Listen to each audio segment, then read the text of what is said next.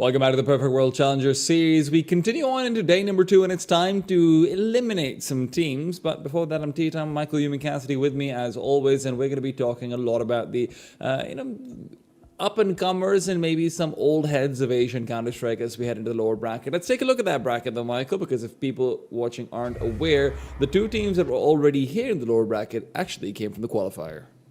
Yeah, the way we've run the format is essentially that 4 teams were invited, and then there was a Chinese close qualifier that these 2 teams have emerged through, and so they occupy that sort of second chance stage for the invited teams. And it's actually I actually kind of like the idea of it, considering there's this possibility for teams to punch up, especially when the invited teams are duking it out in the first round of play. It gives a chance for teams with less experience to get exposure to those with more, and potentially even catch them at a potential weak point.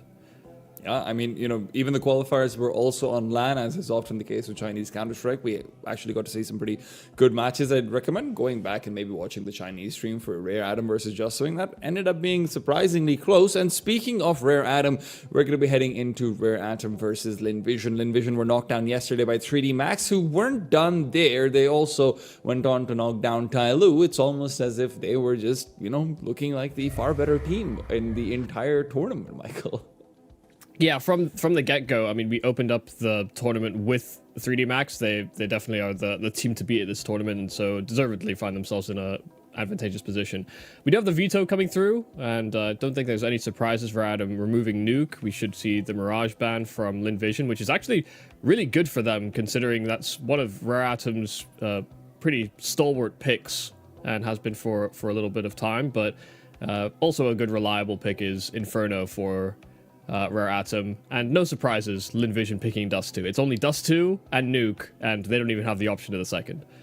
Who would have thunk it, right? Ancient comes through as a decider, a map that Rare Atom is fine on in terms of their individual players, but they haven't really won that much on recently, and you know what, it's maybe understandable. They've been having some troubles even now. And when we talk about the Rare Atom roster and their troubles, they've of course had a relatively new addition, somebody no longer on the team. We have replaced him with Tiger, once upon a time of new happy fame, and he's been doing a pretty good job. The question is it a good enough job to be able to overcome the mountain of Linvision?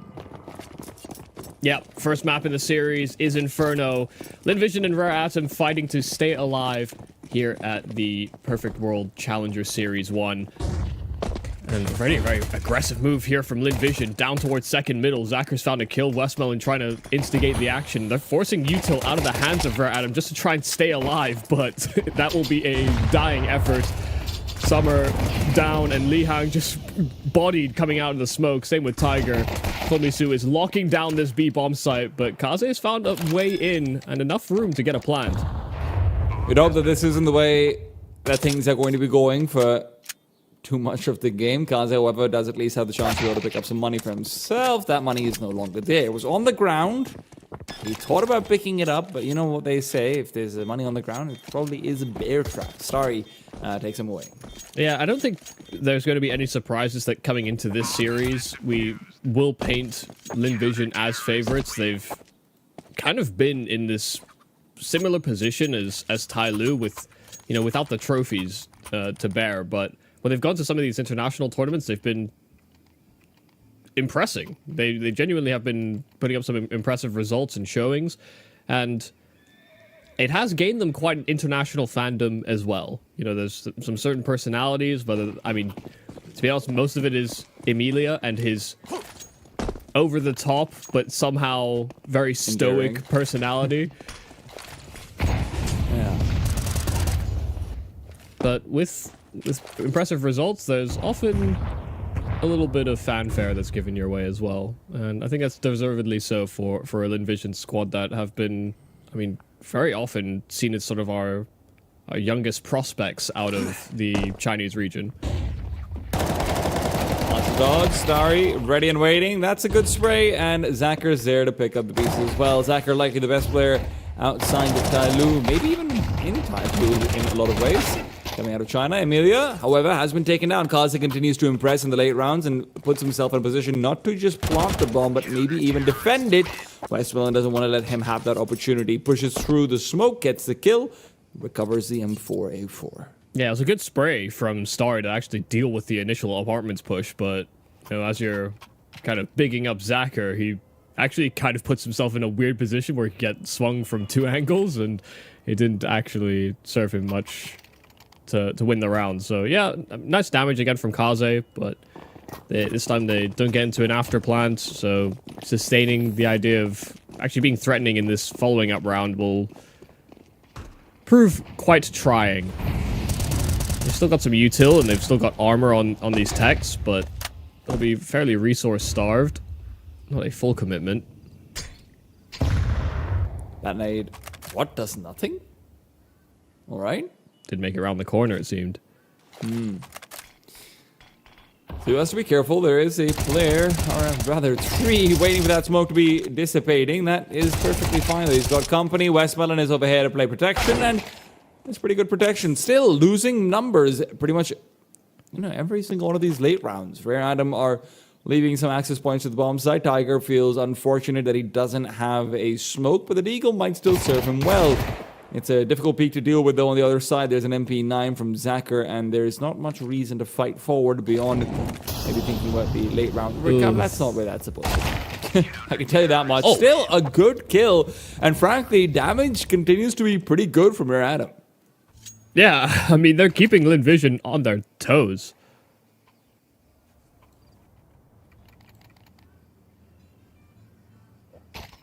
Absolutely. And this damage is going to be significant going into the first gun round, but only if you can convert, right? And that can be a little bit of a query.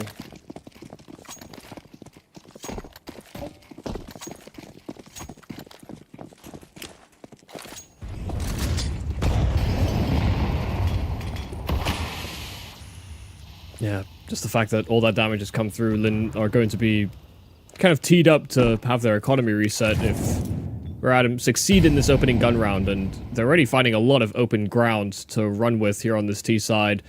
Access to Banana. There was no real contest from Lin Vision, but that's because they'll have plans later on in this round. You can see Westmelon priming some utility from the top of first oranges, and already filtering the Rare Atom side back just as a result of that incendiary. So this late retake of top Banana, I mean, it comes off of one nade set, but it's very successful. Rare Atom don't really put up much of a fight. A little bit of that fear as well comes in, right? This is a very different matchup to what it was a year ago. Like you said, that international success and fanfare also comes with more research on you, but also a lot more respect. And maybe even more so that you don't have players like that, somebody who are always those wild cards against the big dogs of your local scene. Just, they've done it all, seen it all, been there for all of it, but no longer on the team.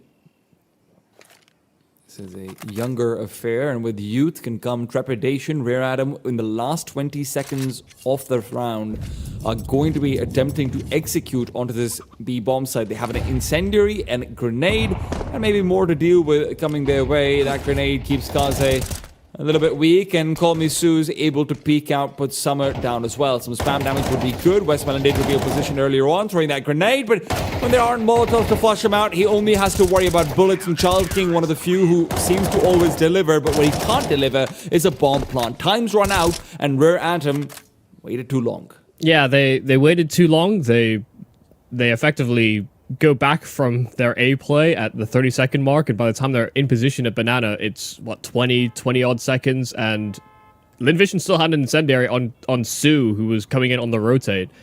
So they had to wait that out, then they get hit by a nade. So when they've finally broken past the first oranges, past the precipice into the site, they've got 12 seconds maybe, and I don't think Tiger realized he had the bomb. Because he pulled it out once it hit 2 seconds, and you need more than that to get that thing down. So, gotta have faith in Tiger, Michael. He pushes buttons real fast. Yeah, well, that just ain't how it works. That just ain't how it works. Imagine you had to plug it in manually. Some players would actually Osu, be the best at that. The Osu players come in and get accused of hacking. You'd have more people using the extra 10 keyboards as well. Well, fortunately, we don't live in that fantasy land. Although it would be funny for a show match. No, I actually, you know, the more I think about it, Kind of lit. yeah. Where Adam are going to be left with less utility than they'd like around this time. Smokes aplenty, which is nice. A nade set that does dissuade them before it's even thrown. Maybe a rotation was planned from them regardless. They do avoid taking any damage, so small consolations, even if the real challenge is going to be retaking brackets if that's going to be their intention. Yeah, it's been one of those Infernos where we're not seeing a lot of action in the opening 10-15 seconds. And I know it's only been 2 gun rounds, but I have a feeling this will persist for a lot of this game. It's a nice pick from Lihang. Late challenge towards the bottom of Banana, puts Westmelon down. But they still retain top Banana control, and they're actually cheating a rotate over to this A site, which Rare Atom are slowly crawling into.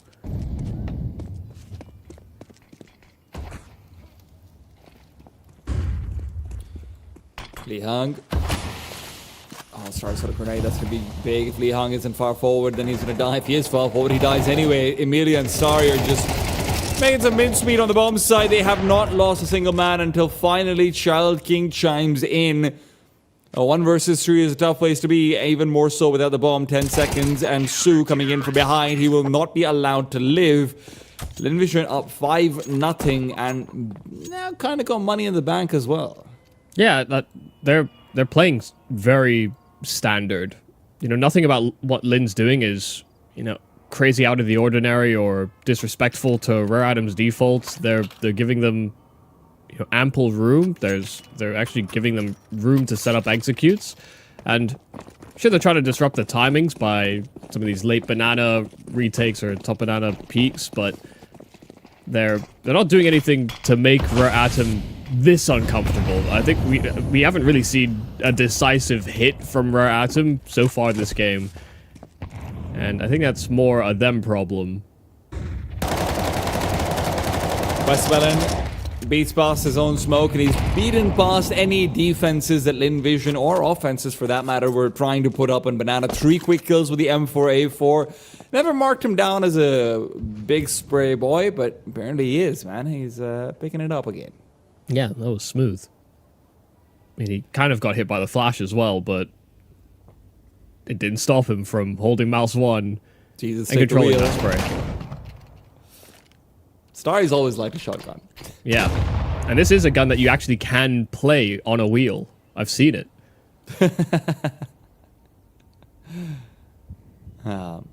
These are very interesting teams when you look out towards their rosters and put out a contrast, right? Escase will be saying goodbye more likely than not. Linvision come through with 3 players who were kind of on the outskirts of the Chinese scene, making up their core. Of course, stepping up massively ever since the pandemic days. But then Rare Atom on the other side are 2 legends, and then basically the 3 best Chinese players that you could find on an HLTV scoreboard outside of the top teams. It's Tiger and Lihang coming out from New Happy. Obviously, Child King is a man we've praised to death and beyond. But it feels like Linvision, their scouting is what's made them a more complete team. Emilia and Call Me Su coming through have just leveled these guys up with effective support plan. Zacher is enabled to resume open duty since ever so long ago. He's just been better and better. 1-for-1 trade, though, as Lihang pushing through the smoke will be able to find Westmelon and force a rotation from Zacher as well. Yeah, it's a good punish peak there from Lihang. Another time that he's actually caught Westmelon at the top of Banana, but this time they're far closer to the action. There just needs to be a bit of bite here from Rare Atom. Where's that killer instinct? Need to see it. Zacher's holding a close angle. He actually won't be flashed off with an incendiary in front of him as well. The flash does come through. More util being used. It does keep him alive. And now with that Molotovs, he should still have a few good angles. Playing around the pillar is a bold call, but it's a bold man. 2 big shots being hit, and he still got back up behind. Komisu still hidden away. The problem is he couldn't play off of Zacker's position. Secret and Pillar don't work the best together, and Emilia now will be left to try and find a kill through the smoke. Kaze, with his recovered off from Zacher, will be able to hold down the bomb site. And Starry, that XM, he might be able to use it on wheels, Michael, but right now he's just driving away from the bomb site. Yeah, not exactly the gun you want for for this type of situation. Might be great for the apartments, but a retake? Whole different story. He will be able to pick up an extra gun at the very least and move away from the shotgun. Or will he? But he should. But he might get a free extra kill. Terrorists win. Pick up the gun. Yep. Okay. The shame there is that Zacher is playing in a great spot, but Su needs to fight with him. He actually needs to try and take a duel, and the problem is that he did try and swing on the second peak, but he just simply waits too long at the back of Dark. When they're 2v1 like that with you on the bomb site, they're always going to try and coordinate a hard double swing clear just to guarantee you die. So I think Su needed to take his timing a little earlier, but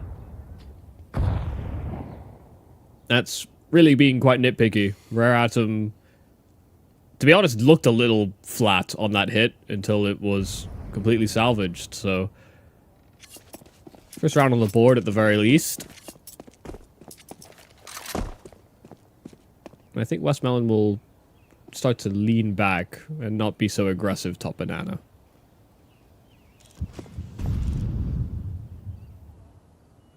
Its forward apartments play is going to likely catch Rare Atom out. It is the man you wanted in this situation, but unfortunately he is faced up with Zacher. There's not going to be a boiler peak coming through over here either from Rare Atom. They are going to take their sweet time with this one, or is it going to be a crunch plan? Question is, can Emilia distract for long enough? Zacher smokes a soft, leaves Starry behind, and he's hoping that he will go by undetected. Indeed, he does. Emilia, with a self-flash, picks up a quick kill, while Zacher does the same. And this T-side offense is now really hinging on Child King. Summer's not high enough HP to be able to contribute more than a warm body to throw at them. No! It's some hot hands instead. 2 versus 2. Post-spawn positions resumed. A smoke down to help out. Resetting and taking those 2v1s, but Westmelon uses the smoke to his own advantage instead. And now Summer's locked in the back of the bomb site with nothing to do. Invision will resume winning ways. Yeah, everyone contributing. It's a full team ace. The Invision squad, I mean, the setup inside the apartments actually looked very, very solid. And even with them sort of missing the timing, they hear all this util sailing out to the A play.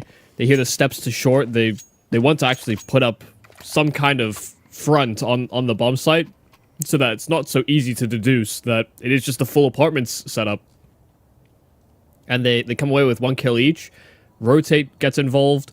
You know, Linvision were operating off of a fair amount of information, but positionally they were actually not in the greatest spot to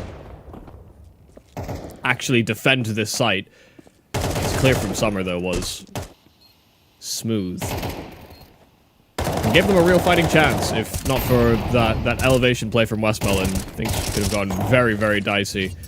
Because Child King was the healthier of the 2 members there for Rare Atom. I don't know if those names will go where they're supposed to. Westmelon is still incredibly healthy, but Summer with another jump up play. Elevation seems to be favoring him over here, Michael. It's just the damage is too good from Westmelon. I mean, gets a full kill, dinks up Summer, and you know, they kind of can't run with the punches. They've also asked for 3 players to come to me. Well, yeah, this is the most aggressive, loud approach that Rare Atom have thrown so far into Banana. You can see why they would be convinced. I do wonder if this is going to be a full retake Banana attempt. It doesn't look like it. Rotations back to start to come in, and Rare Atom have waited long enough for this to once again be a really good potential play going into the B-bomb side. It's only Zacher. I say only, but He's a hard man to deal with, especially when your only smoke is going to be going back towards CT, and Incendiary goes deep as Zacher is hoping to force him forward, and he will be able to find that first kill. More where that came from as flashes continue to sail out and assist. A smoke behind him to provide cover and retreating pathway that he will now use. It's now left up to Sue. Emilia holding the flashbang, waiting for the bomb to start being planted, but maybe it's Starry to provide the boost instead. Instigation can come in more than one way. The smoke will finish up, and with a bomb in the hands of Tiger, Child King and Tiger will both fall. It is Summer to be the last in the ground, but he is still destined for the grave. Rare Atom locked onto one.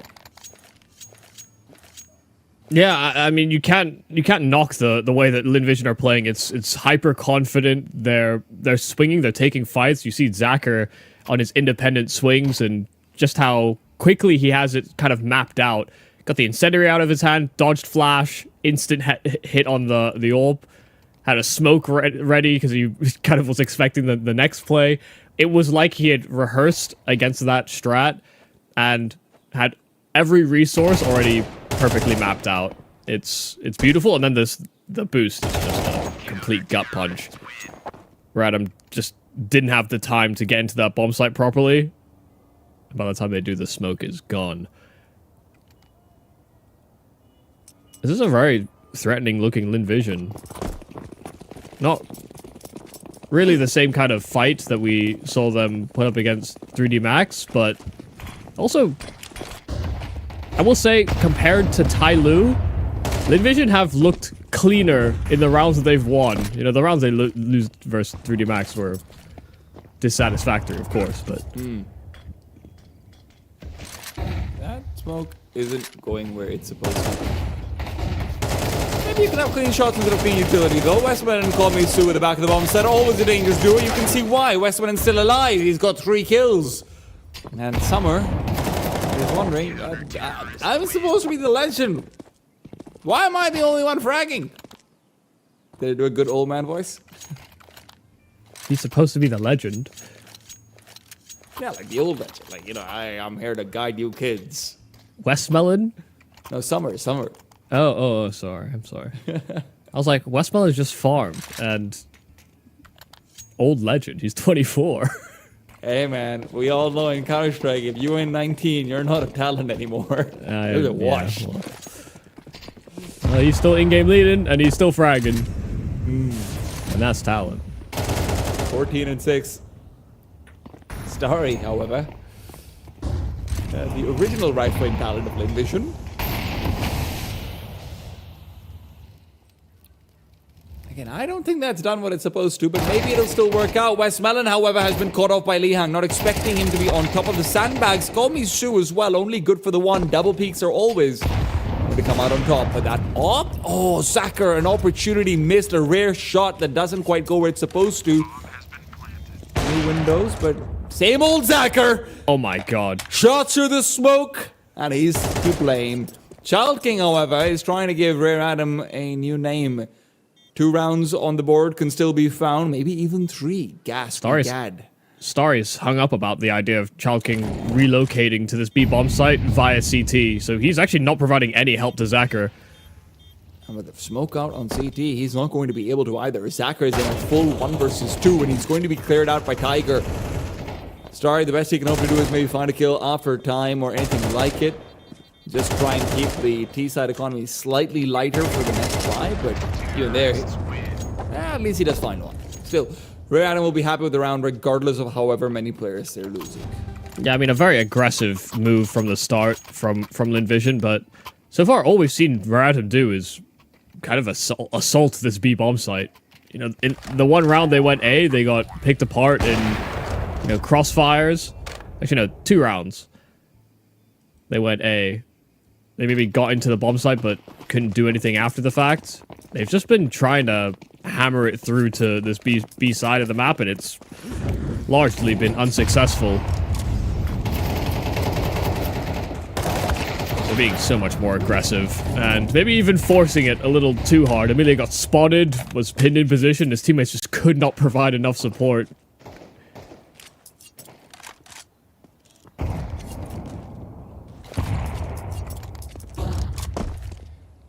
It's a rare first kill for Rare Adam.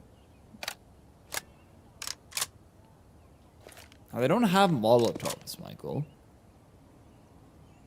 Breaking onto any bomb site with reinforcements might still prove difficult. What's good for them, though, is that Rear Adam have been able to force out the stack onto A. They've left the B bomb side a little bit drier on the Lin Vision side. Only call me Sue there with the smoke. I don't know if he's got more utility either behind him. He should, but I'm going to wait to have him actually pick it up. They're really committed to the idea of an A player from Lin Vision. I mean, look at where Sue is even playing from.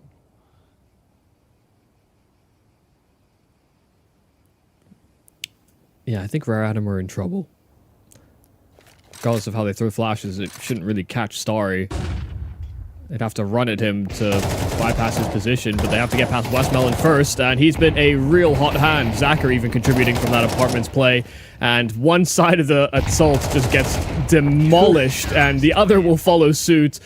Lin Vision, a great crossfire, playing position, and a 10-2 shutout on this CT side. That might be the best crossfire execution I've ever seen. No one could get flashed. Zachar is completely trained in onto the shot out towards apartment. He's not worried about like a long push or anything like that. Even when they're a man down, they are fully zoned in onto one side of that site because they know it's not going to be a faster scale through long. At least that's the gamble that they're making. That's just fantastic to see, man. Yeah, especially, I mean, Starry basically lets it, allows it so that Westmelon can play that position. And, you know, even if it's not a perfect crossfire, like Starry's spot is strong. It's not, you know, a very often pre-aimed angle. It's still very susceptible to getting hard entried, but you just saw how divided Rare Atom were. They really wanted the apartment's play to take first contact and create space for short. And when they all die, then there is no space for short. There might not be space for Rear Adam left in the tournament either with how Lin Vision are playing up 10-2. I think that Rear Adam's map pick is something they're already regretting.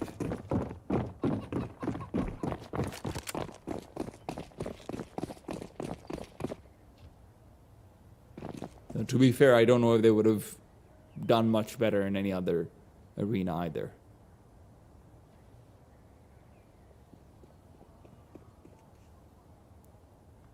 Man, I know 3D Max is like just really good at Inferno, but after this, I do kind of want to see Lin Vision versus 3D Max on Inferno.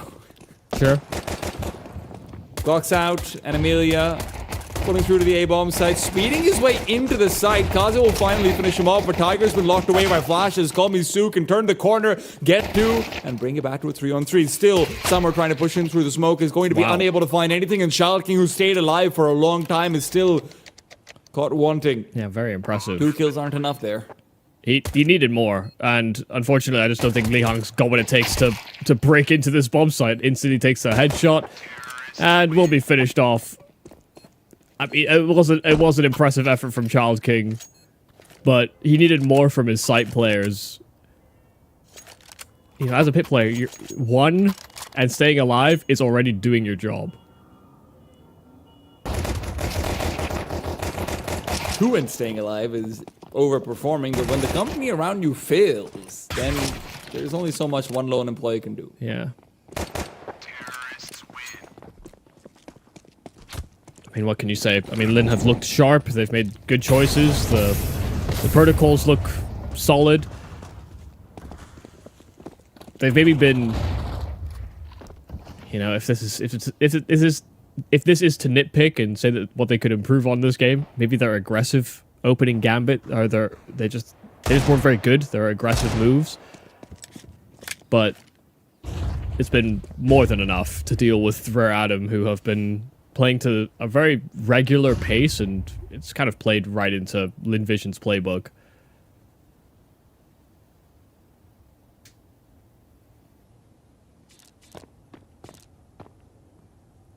It's the eye of the tiger, and it is zoomed in. I don't know if he's particularly thrilled by this fight, though. It's jiggle and jiggle action, and unfortunately for Tiger, he does get a tag, but it's not the kill. Maybe it's still enough to be able to follow through, and it's not. Su and Starry break onto the bomb site, leave Kaze alone. Kaze doesn't want to be alone, and Amelia will reunite him with his teammates. Rare Atom are now down 2-12 on their own map pick. Yeah, that's promising, huh? Already knew you were coming in as kind of an underdog. You're barely even a cat. It's what's strange I is that... prefer cats, but you don't bring cats to a dogfight, Mike. Yeah. But it's so evident that we're in this sort of transition, old guard versus new guard swap over, when, you know, you have players like Kaze, like Child King, like Summer, that are getting trounced by this generation that were behind them for so long. Yeah. You know, Westmelon, his whole career has been with Lin Vision. From the age of, what, 17, I think? 17? I think is correct. But he was brought in as like a star player. And then Lurker. And then... He's also 17 and 7, so clearly they did something right. Yeah, and then in-game leader afterwards. You know, A real franchise player. yeah, studied under X-Pro, and then took his job, and did it better.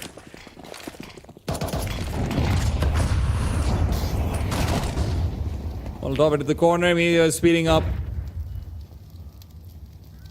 Maybe he can be the next franchise player. Certainly has the personality for it, and right now he's picking up the kills as well.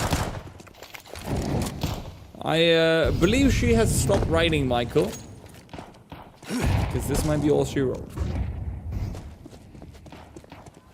Hanging out from Child King will finish off Amelia at the very least. Well, she stopped singing a long time ago. Writing comes next, then I don't think there are any surprises this game. You're really killing off all her passions, huh, Michael? Yeah, well, I'm not the one that's telling her to stop. She's just not. Invision have absolutely dominated Rare Atom, and Tiger, who came into this matchup thinking, hey, I did pretty well the last time we faced up against them. Well, maybe not the last time, but the time before that. That wasn't too long ago, right, guys? This is LAN, baby. This is Lin Vision. It's 13-2. There wasn't even a chance for the team in purple to show up with more than red on their shirts. Yeah, we absolutely knew that Radom were going to come in as underdogs just in terms of recent form, expectations of the squad. With the rise of teams like the Mongols or Tai Lu, Lin Vision have kind of been on that precipice as well, just not in the same positions. They haven't been able to get to those same deep playoffs. They haven't had the same exposure, the opportunities, but they're getting there. And, you know, I think this is just an evidence to display the gap that's kind of been created, this crater between Lin Vision and a team like Rare Atom. And, you know, this was something I maybe tried alluding to as well. It's just interesting to see a team that is built around scouting and discovery, especially when you contrast it to even like a Tai Lu that has a lot of that as well. And then Rare Atom, who are picking up all of these players who've individually been really successful for the past few years on their teams, right? That probably were the quote-unquote Chinese talents that you'd normally look to. Lin and Tai Lu, however, they build around structures and what they need, and maybe creating a player rather than finding him in a lot of cases, and the outcome is just leagues apart. Rare Atom still definitely has talent. You can even see that in a couple of duels, maybe not so much in this match. This was whitewash, but talent isn't enough when you're going up against teams of this caliber in the modern day of CS. And Lin Vision, now that they've also been primed and prepared internationally, now that they no longer have to treat Rare Atom like giants and they see them as equal men, all men are not created equal on the server, I'll tell you that. I would say it's, I think, further evidence as well. The idea that most of the players that are successful and, you know, put up numbers and find their own frag, so to speak, on this Lin Vision squad are actually all the old core members. You know, even if Starry tried to go to Tai Lu for a little bit, they're still very familiar with his game. The one that's been the sort of quote-unquote weak link actually has been Call Me Sue, but I think he's brought some intangibles in terms of like how they structure their communication or how they start to think about rounds, given the insight he seems to often bring about, you know, other in-game leaders from North America. There's a different perspective that he seems to bring to the table, and, you know, Sue and Westmoreland did a fairly good job this game, but I think that also is large in part due to the fact that Veradum just kept on hitting B, and that the exec that they were running and the way that they were trying to take those fights, just it never felt like it really came together for Veradum. No surprise over here, MVP for that map comes out to be Westmoreland. He does the thinking, he does the fragging, and right now he might not even have done that much thinking in this one. He just looked like he was having a great time. 123 ADR across, 15 rounds. It's great stuff, and it might be continuing for Veradum. That's not very good news. They'll have a few minutes to discuss and assess as we move on towards Envision's map pick. It'll be Dust 2, and if they keep fragging like this, I'm worried. You should be as well, but who knows? Let's find out whether Adam can put up more for show after a quick break. The new breakthrough, an innovative phone with 1xBet app. With 1xBet app, you can register and start betting in just one click. Intuitive interface and thousands of sports events every day. User-friendly app. Big wins, fast payouts. The human body was built to move. Not trapped at a desk in one singular posture for 12 hours a day. It's time your chair evolved. This is Secret Lab Titan Evo. Ergonomically engineered for you, gamers, hybrid workers, artists, backing your every move.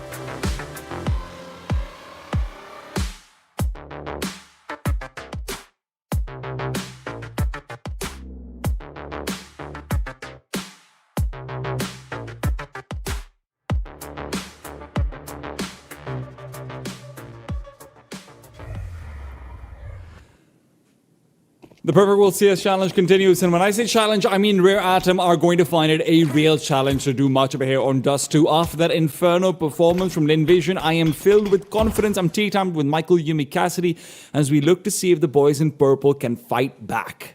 Yeah, and we're going to need to see some significant fight. They looked lackluster, lacking a little bit of bite, killer instinct, anything you could really describe to help to serve to win you rounds.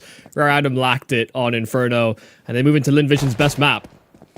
Kaze, though, starts off strong. It's a quick shot with the P2K. Starry down and out, and he's got a good idea of what more could be coming his way. Now, Starry can often be the lurking presence, so with him eliminated, they're going to clear out short just in case and play this in a 5 versus 4 if it gets to the bomb site. Westmelon spotted out that jump spot. Scalps revealed. Oh, wow. Kaze already used his flash. I'm surprised at that. I thought he would try and use that to help set up and create opportunities. Instead, they're still kind of flying a little blind. The contact play out from Lin past that smoke. It's Westmelon that fumbles on the kill. It's Kaze that comes away with it, and Tiger and Kaze are locking things down here on this A-bomb site. Some lovely shooting on that P2K. Kaze has done more than enough to secure this round. It's only Zacher left, P250 in hand, and inside of that pit, he will get ran down, surrounded, and with very little opportunities to pop heads. Yeah, they'll jump at him, and Charles King will finish the job. Nice shutdown, and great shooting from Kaze. Yeah, he uses the flashbang to scale back into the bomb site. Instead, they're not completely ready to allow the full retake to happen over there. Linvision, though, you've got to say, Westmoreland had a full opportunity to be able to fight back, and even though he had a great performance in the previous map, this round's probably a little bit on his shoulders at the very least. Still, it's early days, and the Force Buy will immediately come out. It's Tex and Deegs. Just what you want to see, I suppose. Yeah, I don't know if... I agree, you know, Westmoreland should have gotten this kill, but Linvision were just very hesitant about properly scaling into the site once they finally took contact, once Rare Atom knew what was happening. They were still sort of jiggle fighting angles instead of trying to take space properly. So, you know, quite a few things going wrong, maybe not all on the same page. They weren't expecting for Star to die at the very start of the round as well, you know, so there are a couple things that went wrong. It's all Kaze's fault, which I want to see him be a problem. Absolutely. To Linvision, to clarify, to Linvision. Yes, yeah, to Linvision, yes. That's how Monkey Spot this. I can show you a problem, all right. It's been left completely empty by both teams. Rare Atom don't want to let there be any stragglers on their side. They want reinforcements everywhere, and Tiger's hoping to double up between angles.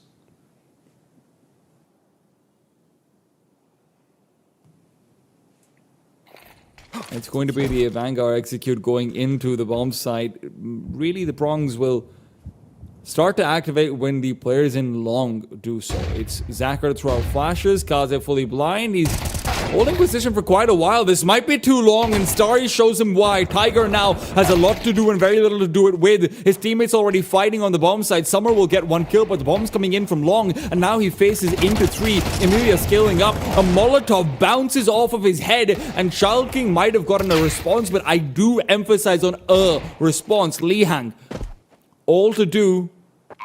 First jump being missed, but maybe he can use the sound cue in his favor. Starts to push in through the smoke, and Starry will be refreshing that very smoke before he peeks out. Watching, playing cover. He's not going to get the kill. Lihang's running out of bullets, though, so maybe Emilia has a fair chance to fight. His HP is terrible.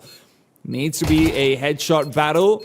And, well, Lihang wins that one out. Nicely done as he recovers Rare Atom's round, but boy, does it get close. Yeah, it probably shouldn't have gotten as close as it did. The only real reason it starts to teeter out is that Lihang's able to get isolated fights before that bomb goes down. The Linvision squad found themselves in a 3v1 for a moment, only for Lihang to pick it apart. So, I mean, a key clutch for Lihang to pull together a full 1v3. But this almost breaks down purely because of Kaze and his choice of position. So they're going to be really happy that Lihang salvaged this. Komi Su also sort of that first domino in that 3v1. Didn't need to fight, but wanted to. Did someone drop an this up for a second? Or did he just not buy in the previous round? Like, how does he have $3,500? That's a good question. I might not be financially literate, Michael, but that math's... I That's can't not do a it. bot. Summer starts off strong, but Starry's Deagle has been on point. And that last kill on Akaze was what started off the cascade of the previous round. It's a domino that still hasn't completely fallen, but maybe Linvision can still tip the scales.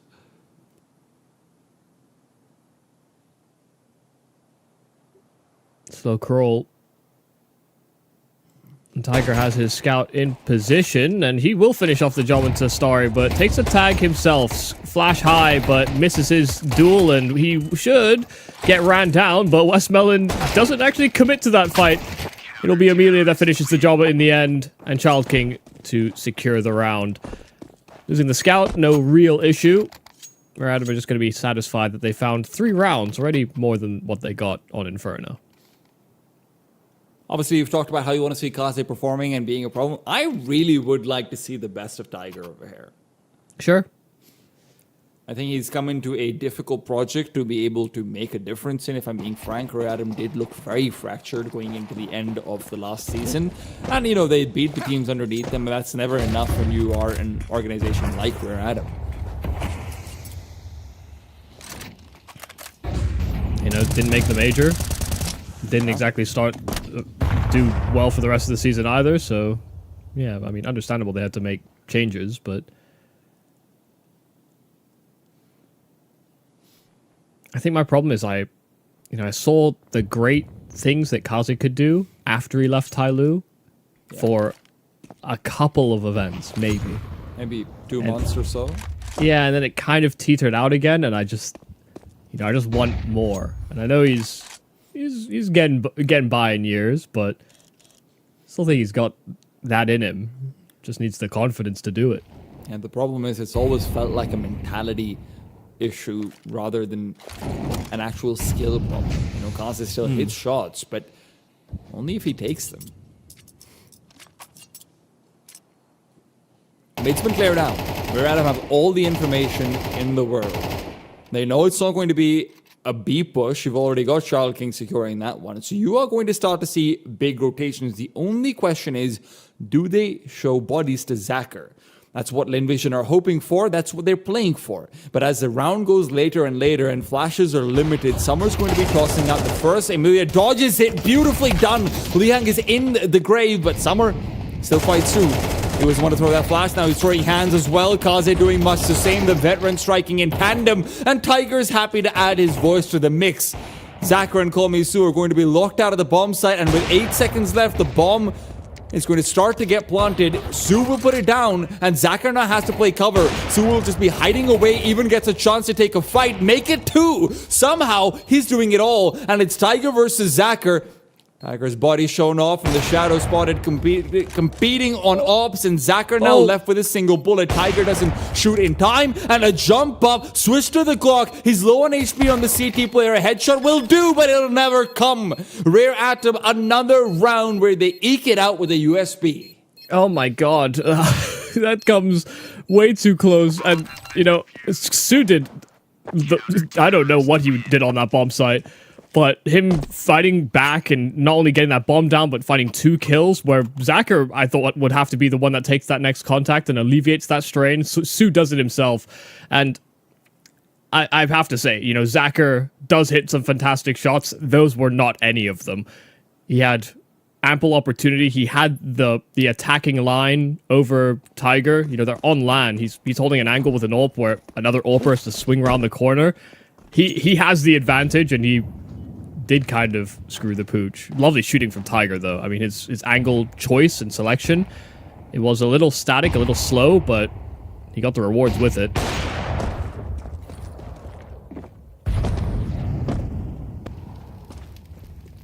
Another chance there for Tiger. This time more on an attacking line. Well, he'll make up for the last run in some ways. Opening kills are nice, though. They're a lot nicer when they don't get traded with 2 more. Liang and Summer deliver. Yeah, dealing with that B-lurker and this presence on short. Summer has a flash lined up, and more kills to find, only for Summer to go way too wide in an attempt to chase down Starry, who's full blind. Liang's at least going to have a fast rotation, but can Kaze keep this bomb site until he comes? Well, Chalking's the one who actually deals damage and finds the kills, but Westmelon is doing literally everything in this round. It's his first time getting a frag in this entire game. It felt like he was going slightly dry, but he's ready to step up when need be. Liang, that fast flank, that fast rotation, can now come into play, though. Goodbye, Westmelon, all down to Zacher, and this is not a 1v1. He's losing. Aggressive off angle, and he comes out on top. Yeah, they thought he would be coming up from spawn or maybe approaching from long. They weren't expecting him to traverse the edge of that smoke, so positionally, Lin were completely off the mark, and yet still come away with the round. That's 3 1v1s we've had in the opening 5 rounds. And finally one goes the way of Lin Vision.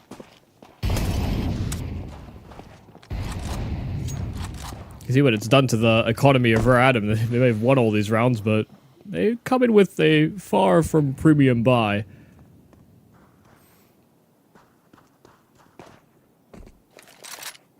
Wonder if it's going to inspire them to be a little aggressive with those SMGs. You would think they'd want to make a move over here. Because MP9s are great, but especially if you're taking fights from long to that A site or vice versa, or if you're trying to fight back into the bomb site, some of these long-range duels you end up in, it's far from ideal.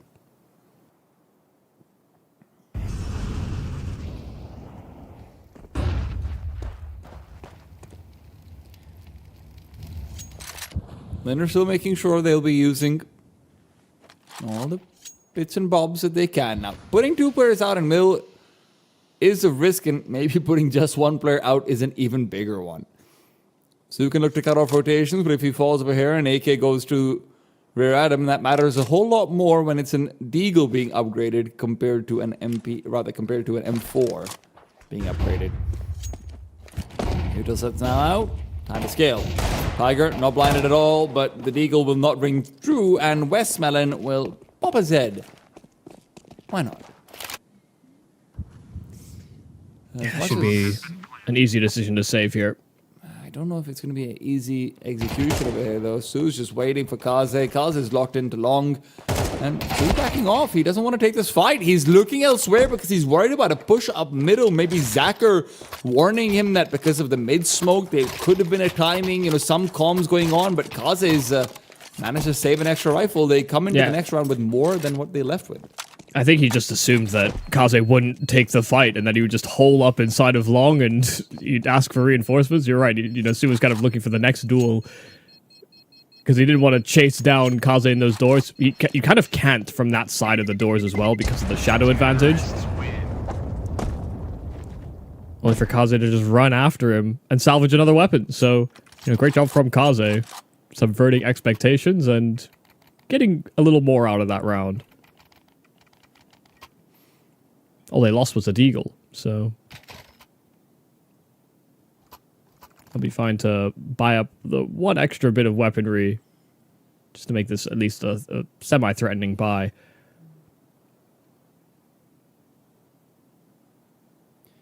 Tag time I used earlier, Adam, one of the names that we haven't been able to discuss too much on the side of the purples has been Child King. Obviously, did feel like the one sort of top-class player that was still in Rare Adam in that previous season was very often left somewhat unsupported. But even conversation around him has teetered off just ever so slightly. Maybe it's with the excitement of the Rare Adam roster, maybe, tapering just a little bit.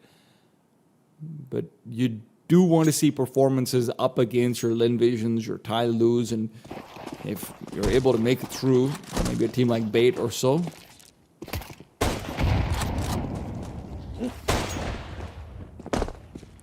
Yeah, I think the problem with Child King is that when it comes to these international ventures, and it comes to playing teams maybe just outside of the Chinese region, it can be very feast or famine. You know, when he's playing other Chinese teams, he's usually feasting. But the inconsistency makes it a little bit harder. You know, his stats, when people look at them, it's largely occupied by other Chinese teams, and it's not the top ones. I think it's, yeah, some of what you said and the lowering stock of Rare Atom, but I think there's also been a trend that people have been noticing. Or if they weren't aware of it, now they should be. You're going to have a lot of players on the same bomb side over here. Rare Atom are going to start to rotate, and Linvision could circumnavigate back to middle to look for a duel here. Yes, they could do that, but they're not. Hey, They're I actually just pulling the respect this plug. call. This is fantastic. All you have to defend the B bomb site is Summer, and Amelia's No. even going to be flanking in from behind, but that smoke timing is real good. They're going to have to disrespect it, and Child King has a chance to take down Amelia as he ascends forward. Child King's too passive though, so Amelia will be able to regroup with the rest of his team, clear out upper tunnels, and that makes it easier to go through the smoke. There's 17 seconds on the clock. Summer with the MP9 picks up one, needs to get at least one more, and he might have opportunities for three. Two's enough though. Rotations can come over. Rotations are now on the ground. Kaze put down, and Amelia's not done yet. 3 kills. It could have all been cut short by Child King, but he still had an opportunity. Can't stop the bomb from being Wow. planted. It's all Amelia. That mid lurk does it. All on his own. I'll be completely frank with you. I did not share your same optimism for that call from Linvision. I genuinely dislike it. You don't have map control that side of the map. You have no idea what's going on over B. And then they're met by this smoke. Someone gets this double. They shoot their way out of this bad situation, because if they end up in a 2v1 on that bomb site where they're planting and the CT's close, it's a 1v2 for Rare Atom while those digits are being punched in. But Linvision are just fragging through their rounds, and they'll do it again straight into this B bomb site. It's clear Westmelon has taken that entry and has created space, and he's not looking for just one. He doubles up. Child King, come on, baby. I know you've got This it would in be you. magic. He's pulled away, and Amelia's the only one who's been selected for Hogwarts, or whatever the Chinese equivalent would be, to be fair. I don't know. They do believe in a lot of foreign exchange students, though, to be fair. So, hey, maybe it would be Hogwarts. I think it's still called Hogwarts. Yeah, I think No, there's like different schools for different countries. There's like Beauxbatons for France. There's like that weird Eastern European one that has always had really cool uniforms with like the massive fur cloaks. How am I supposed to know that? They have to make like some kind of TV series for this or something. Hey, what do you know? Well, wow. Summer. Okay. Maybe he should have been in Child King's position. That's a couple of kills and a rifle. It's an extra $100 into the back pocket of Rare Atom. That's everybody across the board, so 500 total.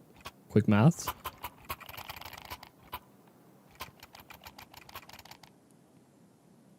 But Rare Atom, they have started well. Linvision seem inspired to finish well. See what the plan is now for Atom to try and get past this little streak that Lin have built for themselves. And it might be largely based around Tiger on this AWP.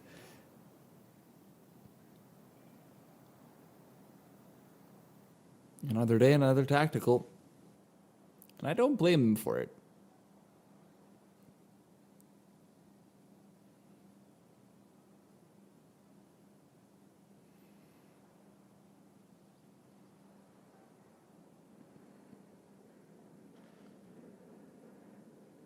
That's kind of the other thing we haven't discussed, is that, you know, with them bringing in Tiger, Kaze is just AWPing less.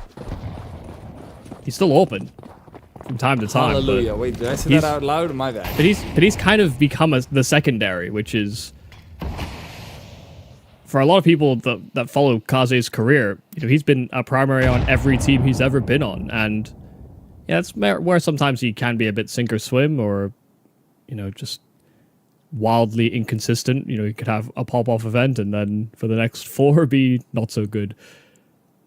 So I think they're trying to find a balance where Kaze actually can still be strong in certain maps and certain moments, but Tiger should be the one that instigates.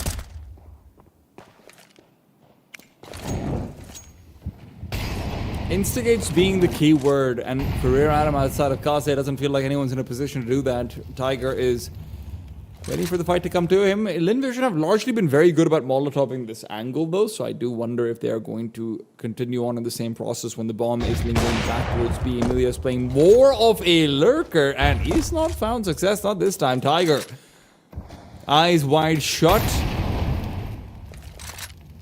And easy first kill, 38 seconds on the clock. CTs are very well positioned.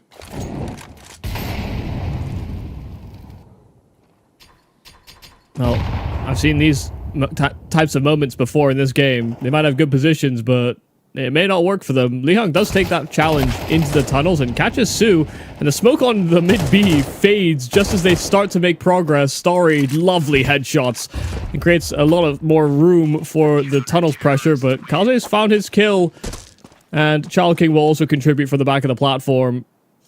So even with Star's best efforts, Linvision get totally trounced on this mid B attempt.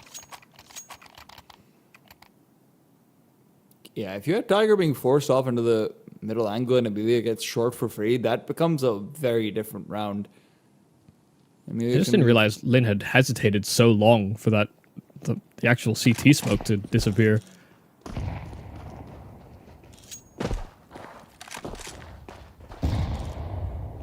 Because that's crazy. Tiger hoping to get another crazy shot. Unfortunately for him, he is punished. Zacher puts him in his place. Immediately accelerates forward. He knows that there isn't an op on the other side, so he feels much more comfortable just maintaining mid. He has to put away the scope eventually. He has the bomb in his back. And he will do so now. Yeah. Wait, what's happening now? Way up. Emilia, however, is putting away CTs. He's had a hell of a performance in these last few rounds. This is going to be relegated to just a single kill, and Westmoreland now pursues forward. You know, Lee Hang's going to be the B-side player. He's going to be left completely alone. Child King's already dead, so you don't have that second man nearby. They want to isolate this fight, and they will do so, but not before Lee Hang finds himself at least the one kill. Starry plays distraction. He's been distracted. Taken out of the server. Lee Hang has a chance for a full 3, but now running out of bullets, and that's exactly what comes back to haunt him. Mid-side of the map, Zacher collects. And Summer's accelerating. Westmoreland's low. This could be 2 consecutive 1v1s. It's a backside plant. Westmoreland advantage in positioning is going to catch Summer off guard, but the incendiary will still force him out into the open. What is that? Is that a flashbang from him? Yes, it is. Summer taken down. Yeah, they got a flash out, so Summer blind as a bat when he descended those boxes. Fantastic work there from Westmoreland, but also Zacher. You know, locked down all those rotates, and if he wasn't able to do that, then Westmoreland actually would have likely planted in a position that was exposed to those tunnels. But once he knew that Zacher had all of his B slope covered, CT, the only real angle he had to worry about was the tunnels. Nade might not be enough to keep Summer alive over here. Komisu's already put a shot in his brain. Kaze, sweet spot to smoke, but they are aware of where he should be. Westmoreland gets the better of him as well, but you know what? Sometimes you need a slightly more fair fight. Komisu will put down Westmoreland. Zacher's just besting Tiger, man. That's 2 rounds in a row where Tiger is holding the angle and Zacher just swung into him and outdueled him without flashes.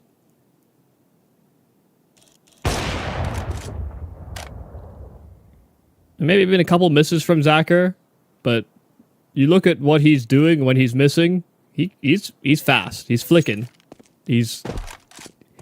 I can't say this man does not react quickly. Accuracy, different story, but most of the time, he's pretty on the ball.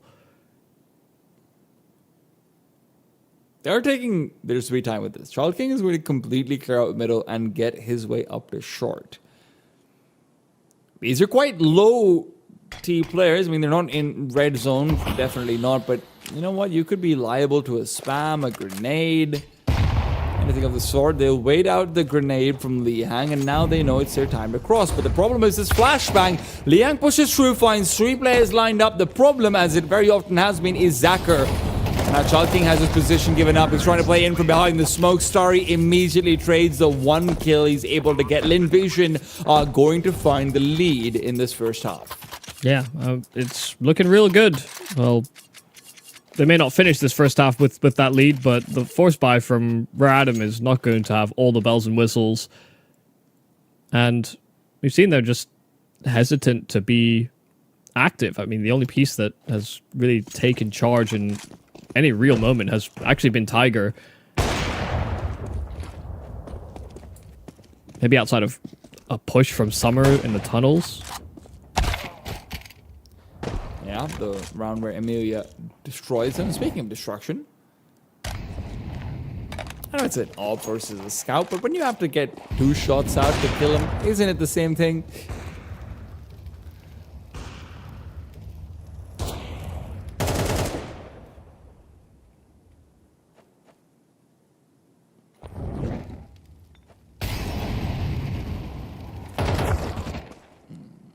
It's meticulous there is in short, not so much for middle. Westmelon with 1. Charles King careful. So one attempt fade. Li Hang's demise means he's the only player to defend B.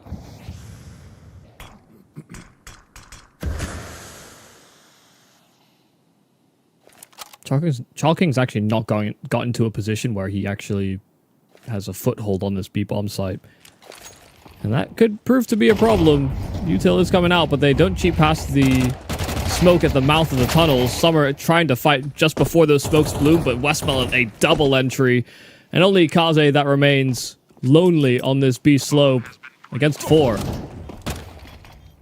Contender onto the bomb side. Westmelon's already got the smoke down and doesn't even want to see a lick of flame. Starry playing behind double boxes. Both Starry and Westmelon are low. They're not going to be making contact. It's Komisu to put Kaze to bed. There were chances there for Rare Adam. You could have seen maybe a step up from Child King in middle, maybe just get that kill onto Westmelon, but all of these maybes are immaterial. Rare Adam find themselves in a very convincing start to the map, less convincing end of the half. Yeah, I can't say that Rare Adam were doing anything particularly wrong. There were a couple of fumbles in positions and maybe how they should have played a couple of spots, but large in part, they were playing fairly standard setups.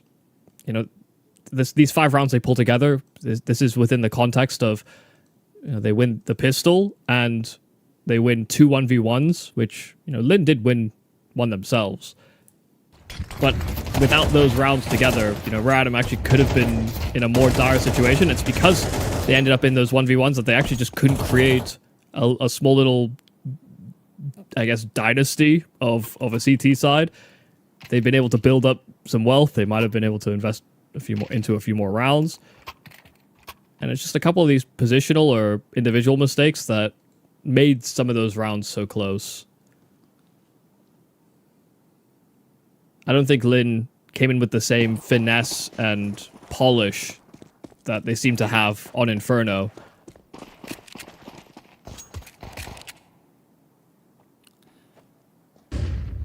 They might not need it, though. Sometimes a hammer does a better job than a screwdriver, but Kaze and Li Hang are the ones bringing the hammer down. This beer is feeling concussed, and Lin Vision are going to lose both pistol rounds in this map. Bomb has been planted. The beer's concussed? The beer, like the Lin Why Vision would beer. why would the beer be concussed? He had the hammer brought down on him. I feel like this is pretty self-explanatory. Lin Vision's a bear. It's their logo. Bear. Yeah. I thought you were talking about a refreshing drink. No. That ain't me, Michael. I was like, that does that even have consciousness? If anything, it has negative consciousness. Yeah, it's affecting me. Not right now, but at times. Rare Adam, nice pistol. Slow, meticulous, clear, and Lin Vision wanted to be proactive. I think that's obviously what I was a little critical of Rare Adam for, I guess, throughout a lot of this org's existence, actually, is sometimes inactivity. And, you know, Lin tried to be maybe... But they try to be active and they get punished for it. Where Adam were playing to a slow pace, a slow tune. And they hit their shots. So it's nice to see. Should give them a leg up coming into the second half. An opportunity to take the lead. You know, this... If they equalize here, then we'll have very little to offer up in the following round.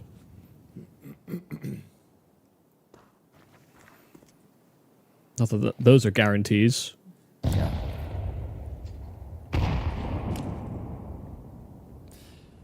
Su's being flashed forward, but he also has 4 HP. He's done it!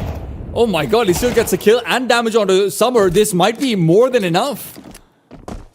Unfortunately, Zacher can't really follow up with the same heroics. That's a total bailout. Kill in middle, or at least Starry can get a trade. He's worried about Liang's peak, rightfully so. Trying to bait that out, and eventually when it works, he's just not looking that way. Bomb has been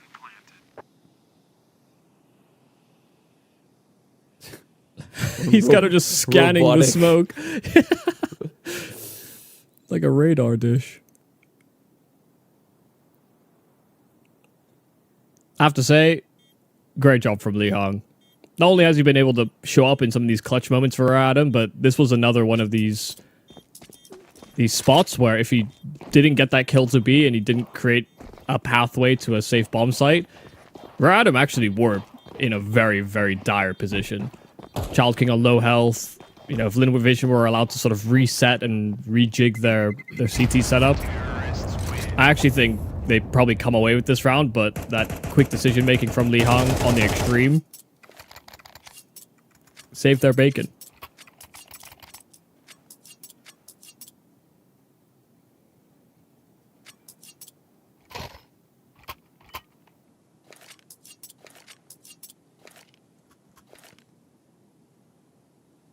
This is where it will be very disastrous if somehow Emilia comes away with like a Galil 4K.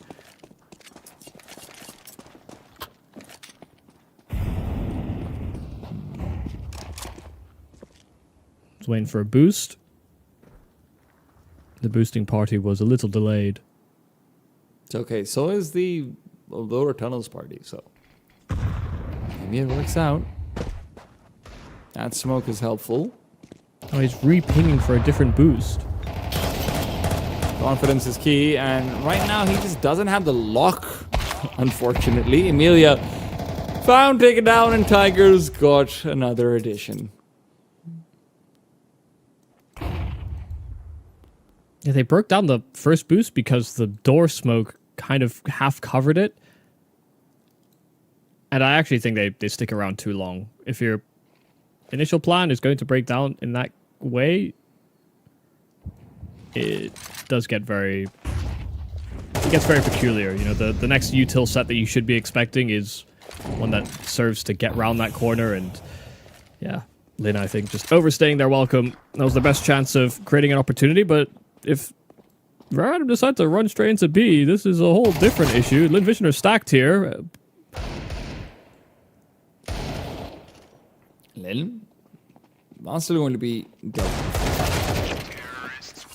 It's going to be Adam to take the lead once again, and this is where we start to see the buy rounds coming out from Lin Vision. There's really potential behavior for Adam to run away with Dust 2 should they just win this one round.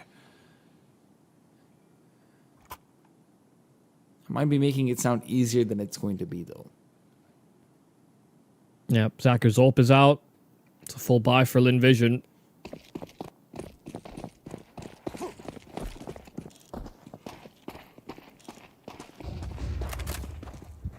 Wow, very aggressive line here for Westmelon. They're going to clear things out towards B immediately, but this pace from Rare Adam out towards Long actually could catch them if they decide to continue with it.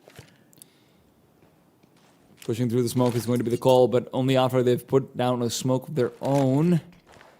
They'll start to go forward. Flashbang ready for Zacher. It'll go maybe a little bit too deep. Child King shouldn't be blinded by this. He's already moved past it, but the rest of his team has now been divorced from him. If they push forward, it's only Child King to defend, and that turns out to be more than enough. refresh on the smoke, and Amelia's Incendiary is going to be key in delaying them long enough for Zacker's AWP to be more relevant.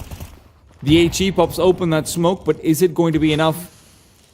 Zacher still holds down the line, holds the cross. The cross has happened, but he still gets the adjustment. Westmelon right next to him for that second kill. And Lin Vision in this gun round are not going to let anything stop them from finding success. Starry, the only casualty, and this round cannot be salvaged. Li Hyung's position makes it almost impossible for him to do so. Yeah, bomb locked on the site itself. He does have util to actually funnel out a player inside of the site if he so desires. Zacher taking a wide-faced angle on his low health. But Molotov goes down to spawn, just hoping to siphon rotates. The nade lands on Westmelon's head, but should be a collection from Westmelon. Yeah, they'll coordinate a double swing, recover that AWP, and there will be no problems here for Lin Vision. This was a little weird. I think both teams just didn't trust their nade sets. They didn't trust the timings that they could hit. This hesitation from Rare Adam was a little surprising because Lin Vision actually had, counter utility primed and ready to go, and it led to an early disadvantage where I think it was Sue that was playing around the edge of the smoke, but they weren't sure about whether the T's were close or whether they were crossing. So the flash was in the wrong place. Neither team seemed to have a full grasp of what was happening in that moment. And Lin Vision able to outlast all of the smokes for the cross by the time Rare Adam decided to make their move.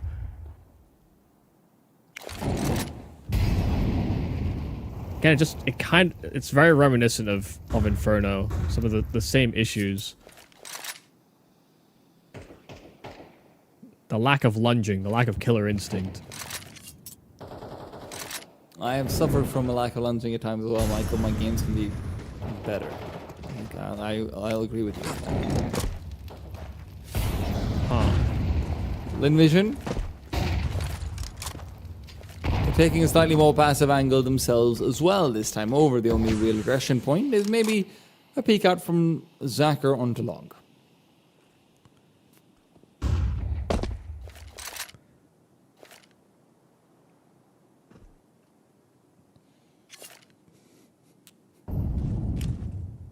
Well, they've chewed off a lot of time on this clock. And there's not been any contact made across the map. There really aren't many attempts being made either by the T side. They're just waiting for Lin Vision to make a move.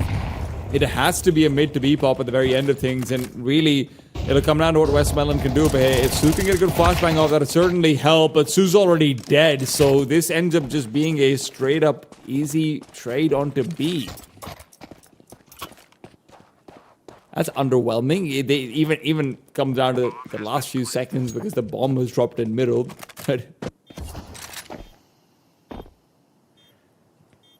yeah, I was expecting a little more. But good collection here from Rare Adam.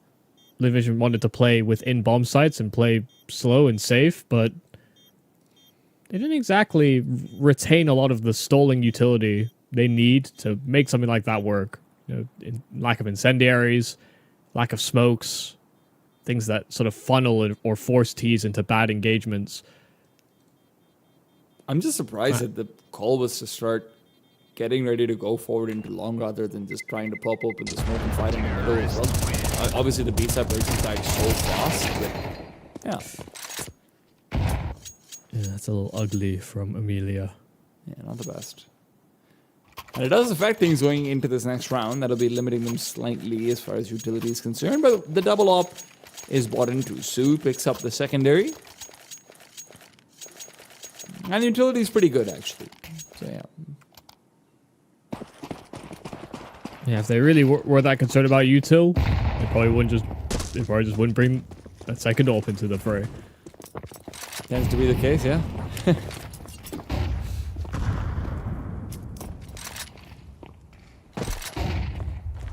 Once again, mid's been left completely open. No presence onto short either from Lin Vision. This is a very committed player, to say the least, and Rare Atom might be able to take advantage of that commitment from Invision over here. It's a much faster attempt from them. Straight into the bomb site they're going to go. HE from Starry isn't going to be able to do too much, especially when Zacker's missing shots. The secondary HE again sails right past, and Starry has been missing every shot this game. Now is no different. An argument for the save could be made. That argument is becoming stronger and stronger with every kill that Rare Atom get, but now it's sunk cost fallacy. And Linvision commit far too much in that attempted retake. Yeah, it's just a flurry of misses there from Linvision. Lovely pop, and one that changed the pace quite considerably. Think about how many rounds so far on this T-side Rare Atom have ground things out or been very hesitant or tried to go for a late round execute. So far, that's been the majority. And so for them to take this starting timing on, that 40 seconds past buy time, I think it catches Linvision completely off guard. Players are not in position. They're sort of moving into their right spots. The nades are late. But the ultimate failings of Zacher and Starry to get their one kills that look almost guaranteed. Yeah. I mean, Starry's just had a very poor game all across this map, but it does feel like it's being reflected in a pretty big way. Rare Atom are on the precipice of breaking into Ancient with the way things are going, and I'll be honest, after that Inferno performance, I didn't think they'd have a chance. Good kill from Tiger. Zacher will come through and play a replacement. Tiger might be expecting it, but he has to be careful. He does have the bomb.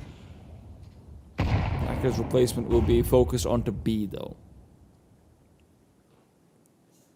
Yeah, I think they understand that AWP has been recovered. But will they expect some presence in lower? Starry is hoping to distract from short. I'm hoping he gets a kill as well. It would be nice to pick up some form, but when Child King and Lee Hang are on the other side, it'll be difficult. Westwellen still performs, not just once, but twice. It is disaster striking. Zacher certainly seems to think so. Westwellen uses that smoke, but it's not quite deep enough. The Molotov is still blooming behind it. He'll die to the flames, leaving Zacher alone. A 1 versus 2, and he's made the right call. Moves into position. Kaz has been shut down. Immediate rotation. He's not expecting Tiger to be coming in behind. He knows Tiger was last seen in Suicide. Couldn't have been right behind Kaze. So Zacher rotates in through short. He might be able to find this. No scope on scope action, and he's not ready for Tiger to be up the Xbox. Linvision get also very close to robbery. But Rare Atom will still catch them out in the end. Tiger, a great triple to put them on 11. Yeah, punished the initial peek down middle and just kept on taking that deep angle while Rare Atom were very slow and hesitant about the way that they were approaching things on these fights to mid. They knew that AWP existed, but yeah, that's a shame for Zacher. Had the perfect read on the situation, got his kill to long, relocation short. Had he just simply checked, gave a cursory glance to that Xbox, it's a free kill. But he thought he was ahead of the timing, and that was simply not the case. Still the first tactical timeout used by Linvision. This is the first time they've started to really clock in that, hey guys, we're losing. And something needs to change. Gotta say that last round is also especially unfortunate with things like Westwell not smoking the Molotov properly after he gets his double kill and whatnot as well. Yeah, that's his own fault though. Absolutely. Misfortune can be of your own making. And Westwell wants to create fortune that maybe is going to go a little bit better. Strong off angle, but only if it's actually challenged. I was about to spark a whole debate about misfortune and choices. They don't have time for that. Zacher, aggressive alongside Westmount towards these lower tunnels. They double Molotov it, and they are right on point. They made the right decision. Linvision are far from comfortable. Supers is forward. Gives them a slightly cushier chair on this hard rock bench. You're going to see Sue start to recede back. They've left Zacher alone on the B-bomb site. They think that there are going to be enough forces on A, but with the amount of utility they have, if Rear Adam go into short, there is no way that Linvision can hold on to the site. Rear Adam have no information though. For all they know, this could be a double stack in short because they know that the op would have been slow to rotate after it's chimed in from mid. Where Adam also just don't know if there's still Sue inside the upper tunnels, so I think both sides are flying a little blind and, you know, effectively shadow boxing.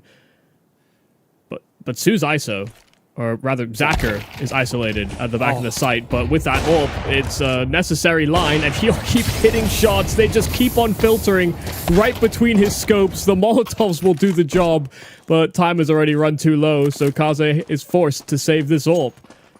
What can Flames do to a man who is already on fire? Zacher does it all. I mean, that first kill is critical. The fact that he's able to get the kill onto the player who's about to molly him out of position.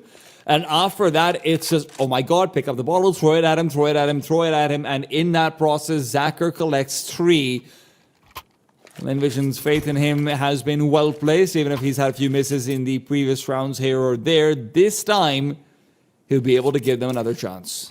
Yeah, I mean, wonderful shooting from Zacher. Again, just so quick. Just as he bobs his head up every time, it's just an instant shot, and he's right on point. Molly to give Kaze a better shot out towards long, but the flash will sail too deep. Emilia still trying to jiggle out the angle. Secondary flashbang is what actually forces the shot from Kaze. I feel like those flashes were in the wrong order there for Linvision, and I thought they were going to get punished for it. You know, a shallower one to force the AWP away, and then a deeper one if there's anyone at the dumpster, but Linvision retain, or rather regain, that long control regardless.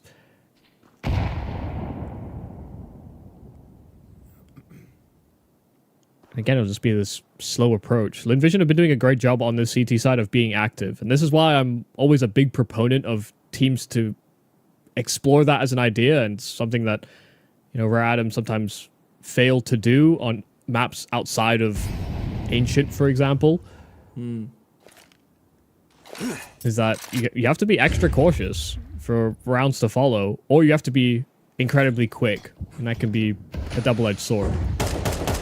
Elbow spotted. Westmoreland needs to be out tucking himself away, and now it's going to be really isolated fights for both him and Call Me Sue. They cannot support each other at all. Lin should be looking for the save over here. Zacher's kill, it's not enough. They have to know this. How does that even happen? This is Linvision's most drilled, most officials map. They pick it every damn series. How was Westmelon exposed his elbow like that? He doesn't have an angle. He doesn't have a good angle. He didn't seem to spot whoever he thought he was going to spot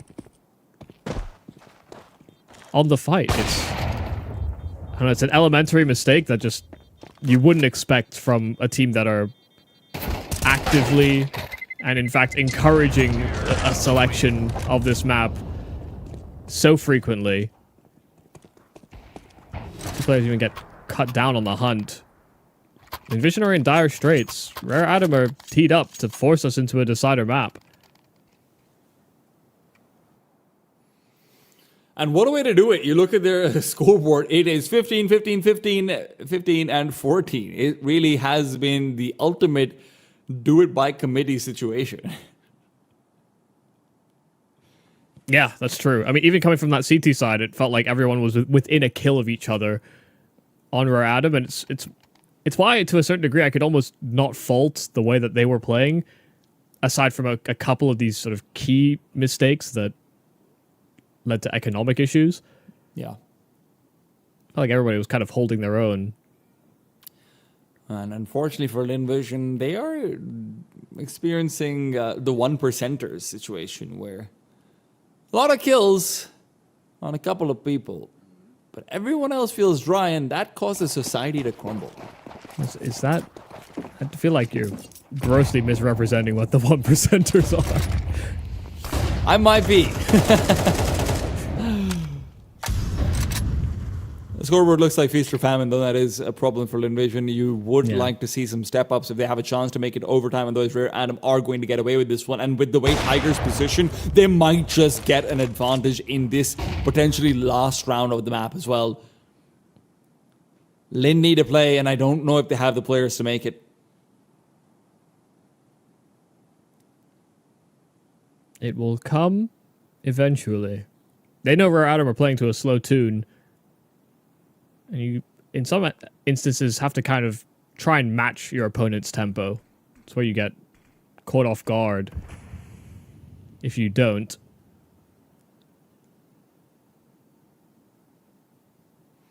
There could also be a fear of failure here for Rare Atom. They know that this is Linvision's best map.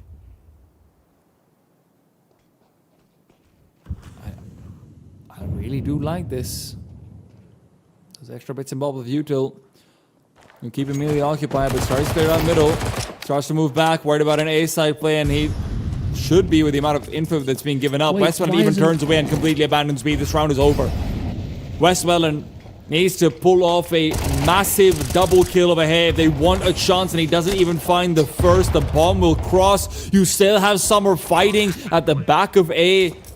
And Lin now have to go in for a 3 versus 4 retake. Utility at the very least is on their side, but that's not to say Rare Atom don't have a Molotov that could still ruin their day. That Molotov is used back in the lower tunnels though.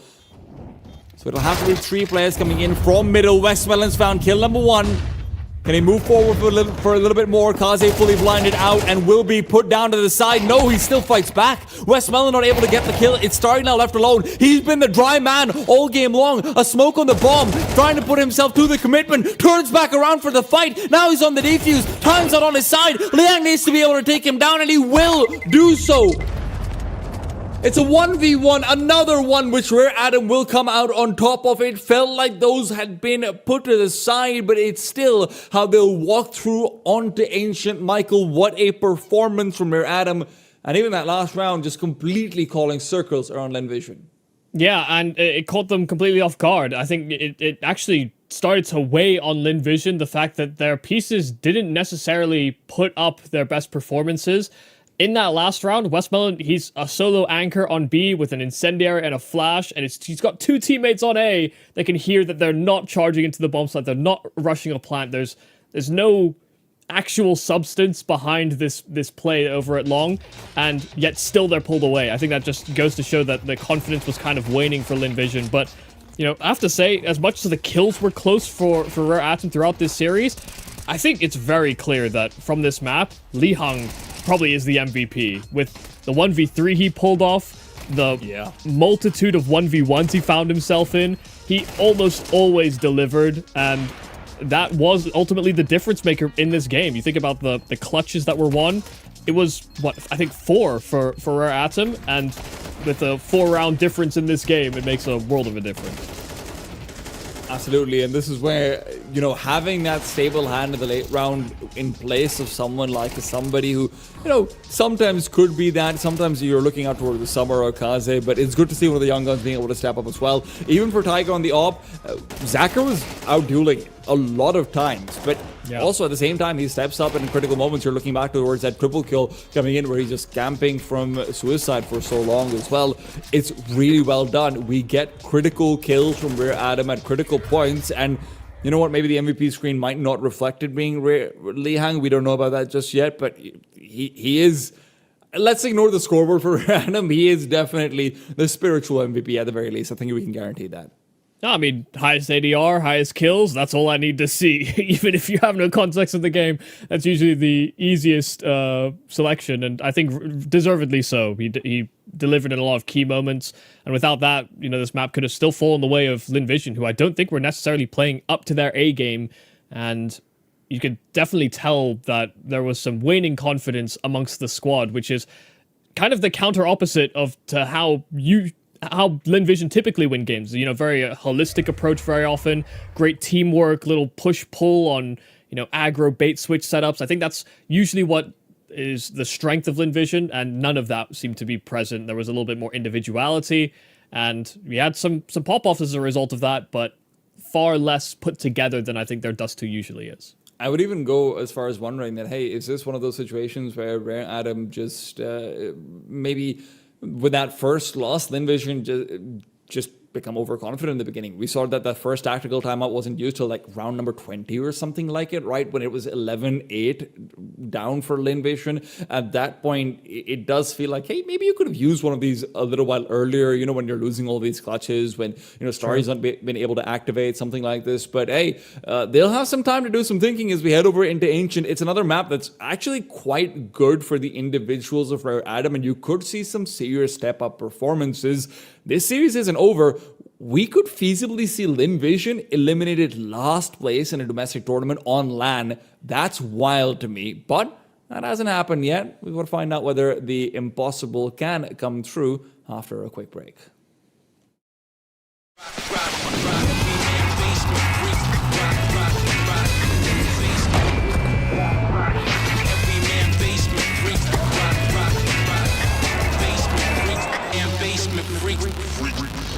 The human body was built to move.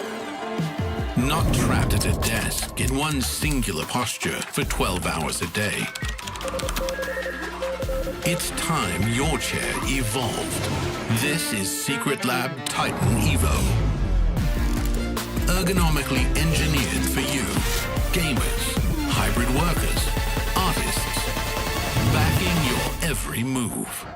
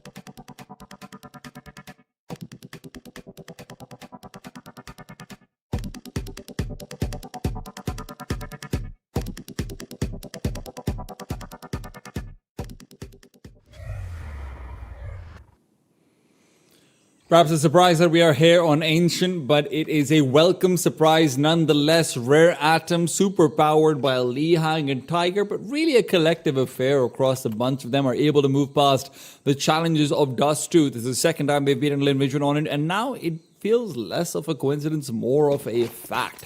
Can they do it on Ancient, though? That's a big question. Yeah, it will be a tough question to answer because I start the series 13-2, but also last time Lin Vision played Radom on this map, they also 13-2'd them. So there's already been one 13-2 in the series. It can't happen again. Lin trying to be aggressive already at the start of this pistol. Radom sussed out inside of A main, and so they'll change their approach to start this T side. This is fighting for survival here in the Perfect World Challenger Series. The idea that Lin Vision could depart us would be quite a sad one, but could open the door of opportunity for Rare Atom to show us what they've got. Rare Atom, of course, this is their first match in the actual tournament. Before this, they had to come through the qualifier. The qualifier only gives you a slot in the lower brackets, so you're not getting those second lives that maybe some of these big boys have received. That's not going to stop them from taking away Lin Vision's only remaining life if they're able to. You're going to have to keep an eye out for Lihang to be able to put up similar performances. Tiger and most of all Child King will need to step up. Zacher, though, on the other side of things, always an influential figure, good for a kill, not more than that. Emilia's trying to give him some cover fire, but the problem is Westmoreland's already been brought down low by Lihang. Komisu fights back, but he's knocking bodies and booties with his teammate in the temple. Starry still fights back, though, is only going to find the one. He had a dry map on Dust 2, and right now with Emilia being clustered in between two players, there's certainly a chance, but not one taken. Yeah, really good choice. Lihang not committing to that plant, just kept on tapping it, forced the duel for Starry, who gets a little impatient, and actually I think was worried that Emilia would lose his duel inside of spawn, but Starry had a phenomenal position to sever the planter from actually getting that bomb down. But once again, Lihang's just making a lot of really good choices this game. Or rather, this series. Yeah. Showed off quite a lot on Dust 2, and comes in with another key moment here for Rare Atom. So who's blind, man? Who's real blind? Problem is, Summer is as well. Yeah, that was And I don't weird. mean through flashbangs. That was very weird. I don't know why Summer didn't think to clear that corner, but even if I'm he still didn't alive, know, no one's there, baby. yeah, even if he didn't know, his teammates did. They saw where that smoke came from, and they just thought, "Wait, he's next to you, Summer." This was a force buy here for Lin Vision, but it's made to look like Lin Vision probably would have benefited from not investing at all.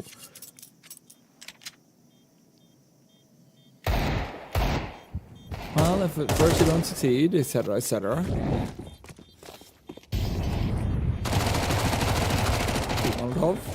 And the hunt's going pretty well over here as well, actually, for Rare Atom. These Mac 10s are finding feasts. That's fantastic. That's best case scenario, especially if you can recover Lihang's AK, which they will. Could have been worse. Could have been better. Well, Lin would have wanted to try again in the following round, but they don't get that opportunity because of that hunt. And so Rare Atom should be teed up for a third round.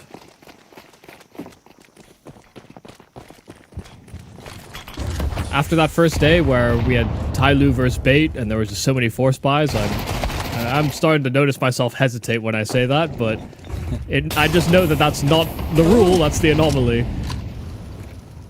For those that didn't watch, there were a lot of force buy wins. A lot of low buy wins.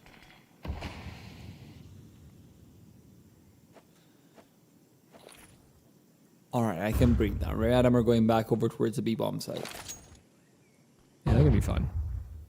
They Molotov themselves, and they were like, "Hey, you know what? This bomb site's giving us bad vibes." Mike, am I wrong? Or are the textures a little bit different in basically every map? Is this just the perfect world version of Counter-Strike? Because I have slightly different textures? Yeah, I'm not entirely sure, to be honest. I've noticed it. You know, some of them are a little darker or less lit, or... Yeah. There have been some discrepancies, it's true. There have been some adjustments made to the maps as well. You know, Dust 2 I don't think was affected, so that's the one that's really quite perplexing. But Ancient has been changed quite significantly recently to have whiter walls and, you know, greater sort of contrast so that player visibility is better, actually. And Yeah, makes that's sense. a good improvement. The darkness of lower tunnels is what really catches me off. Yeah, the Dust 2 one Dust is 2. strange. Still, it's not something either one of these teams will be too concerned about. Terrorists win.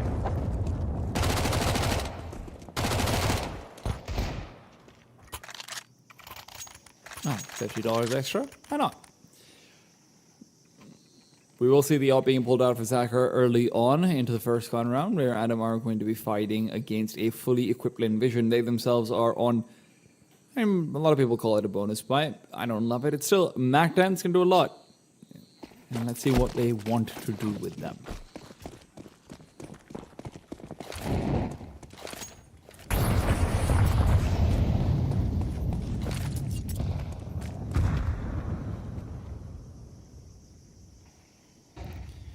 Zachar is going to be left basically to anchor A with the way things are going. Amelia can't really rotate away from Donut. He needs to be able to keep an eye out on any potential mid lurks over here as well. That's the only way these three players in the B-bomb side still feel safe to stack the way they have. So it does feel like eventually the only man who can maybe make action happen is Westmelon. And even he's scared. Coming out of cave is hard. You definitely see one of the positives of retaining those SMGs and being a team that encourages these bonus buys is that Lin Vision are playing safe inside of the site, and so they'll have to try and defend it on the zigzag. First kill and second seem to go quite well. Starry holding the spray, and that smoke just blocking them from access into the bomb site. Westmelon still occupying the back of B, and nothing that Rare Adam can do to get past that smoke. Bomb is dropped the other side of it. Oh man, that doesn't even feel like it was close to Lee Hang, but he's so low that he just dives from a breath of air.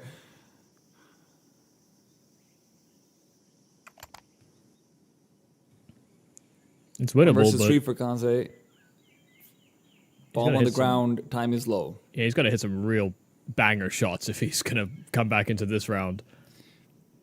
And Lin aren't giving him the opportunity. Well, he's also just, I don't know that he's believed that he could do it, so he's just not going to.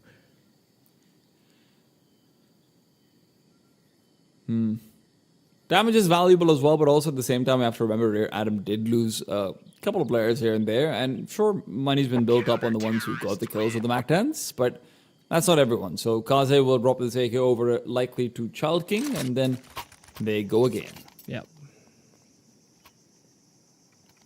Yeah, that's one of the positives of having all these SMGs and, you know, lower buy weapons is that actually taking, you know, aggressive lane control or mid fights can feel like you're giving them too much of a chance to win it. You know, even if you take those duels, you're not guaranteed to win them on that CT side.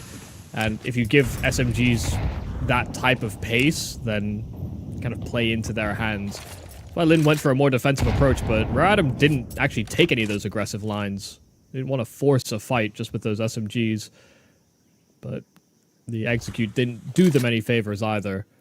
Yeah, great hold from Starry, I have to say. He just commits to the spray completely. A4 paying off there.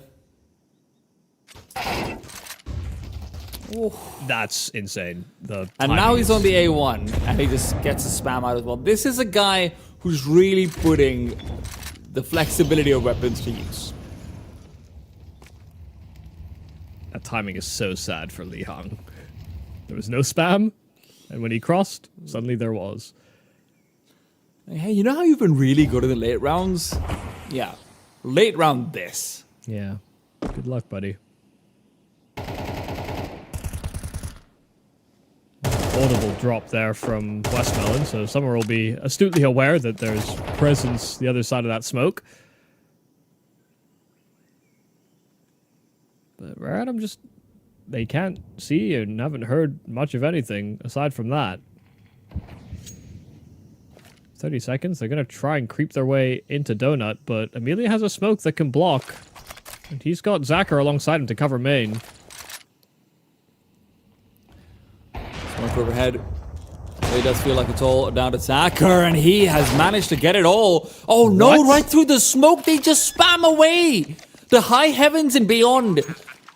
Invision are going to be trying to accelerate their way back in. Starry's utility might be key, but he needs to deploy that incendiary. If he can lock Liang out and force a duel with Westmelon, Westmelon at least is going to be able to push this into a 3 versus 2. Maybe he can do that even without the utility being used. It's somewhere to be put down. Liang to also be sidelined. Call Me Sue steals Westmelon's second kill, and Child King's left alone. Starry just overruns him. That is unfair on the entries, but Linvision keep a cool head and get the retake. Yeah, I felt like Linvision were always set up to win this round. Just the way that they had these resources in the late round, the fact that Rare Adam were taking such a long time to break into a bomb site and they hadn't forced enough out of Linvision's hands, they had every advantage. You know, whether that was Emilia and Zacher on the 8 bomb site or just the fast flanking opportunity that was available from main. There were few ways that Rare Adam pulled through on that, given some of the damage and just the circumstances of their afterplant. Really good moves from Linvision kind of across the board. One to actually play with that extra reservation, but also to make these fast reactions once they knew what was happening.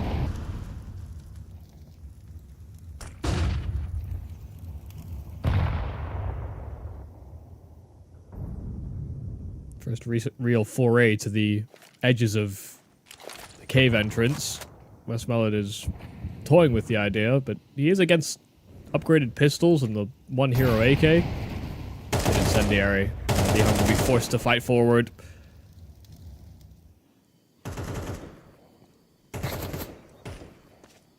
Damn, they're doing the thing where they know Rare Adam are on a low buy, and they've decided to push. This is ill-advised on a lot of maps, but Ancient, actually, it's not so bad. Yeah, Ancient's still one of those maps where it feels like executes are... I think executes are probably the most viable in Ancient compared to any other map now that Anubis has been removed from the pool.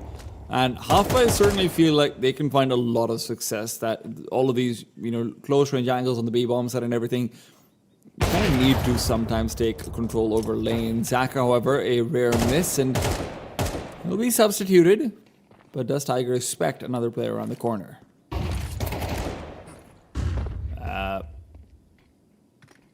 Gotta be careful, Tiger.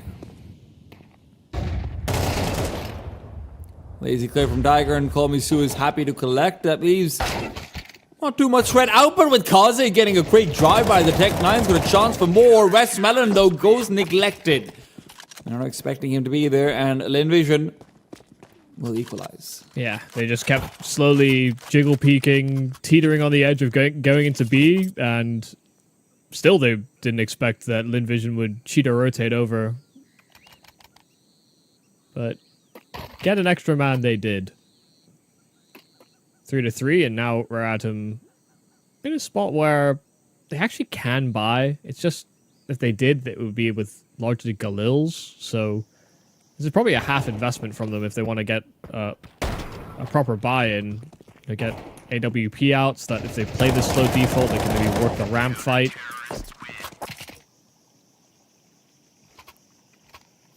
Oh, ooh. They are full behind. I wonder how much of this comes down to the idea that, hey, we have to put a circle on over here.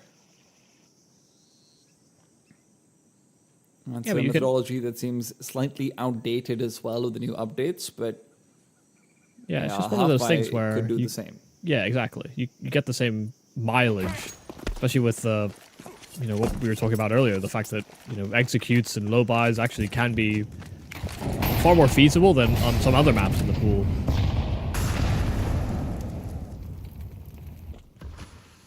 We'll see.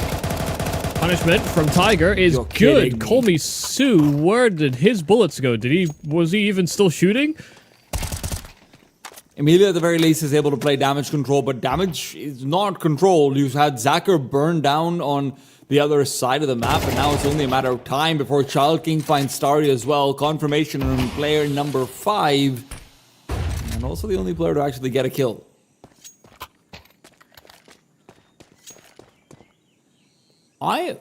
I'm looking forward to seeing if we can get a replay from the perspective of Kolmisu. Yeah, I mean, I hate to put him on blast on a replay if he is just whiffing everything, but to be honest, it actually just looked like his gun wasn't shooting, which is more confusing to me than if he had whiffed. The replay would, if we did have it, would probably just be that he was whiffing. So let's just move along. Yeah. Great double kill from Tiger. Got well ahead of the expectations of Lin Vision, but you know, not to say it necessarily mattered, but did he need a Galil in that instance?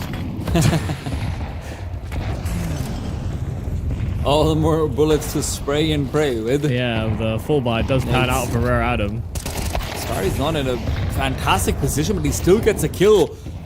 Summer and Liang were caught pulling out weapons as they tried to double peek back out into Starry. Starry gets the better of them in the first 1v1, but Rare Adam are still going to be able to use that distraction to scale up and close into the A-bomb site. You start to see rotations being pulled backwards from them as well. Kolmisu will be making his way over, leaves Zacher as the lone defender of B.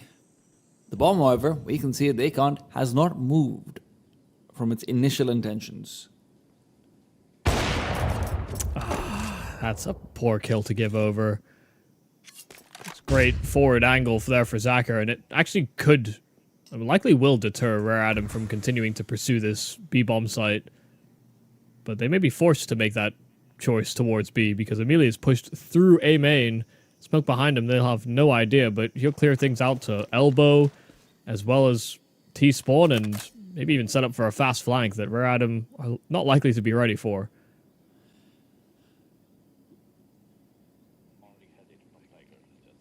It all comes down to whether or not you can get a clean kill onto Zacher, and that feels like it could be the only way you get back into this round. There's no flashes to push him off the angle. There's a smoke that's gone down for Su instead. Flash will not be blinding him, and Zacher won't miss the shot. They don't even take a chance at taking the fight. In the meanwhile, Zacher will miss one, but he's got more than enough space to be able to readjust. He's bought time and space for Amelia to come in from behind. Amelia will have 2 kills for free. Actually, one of them stolen away.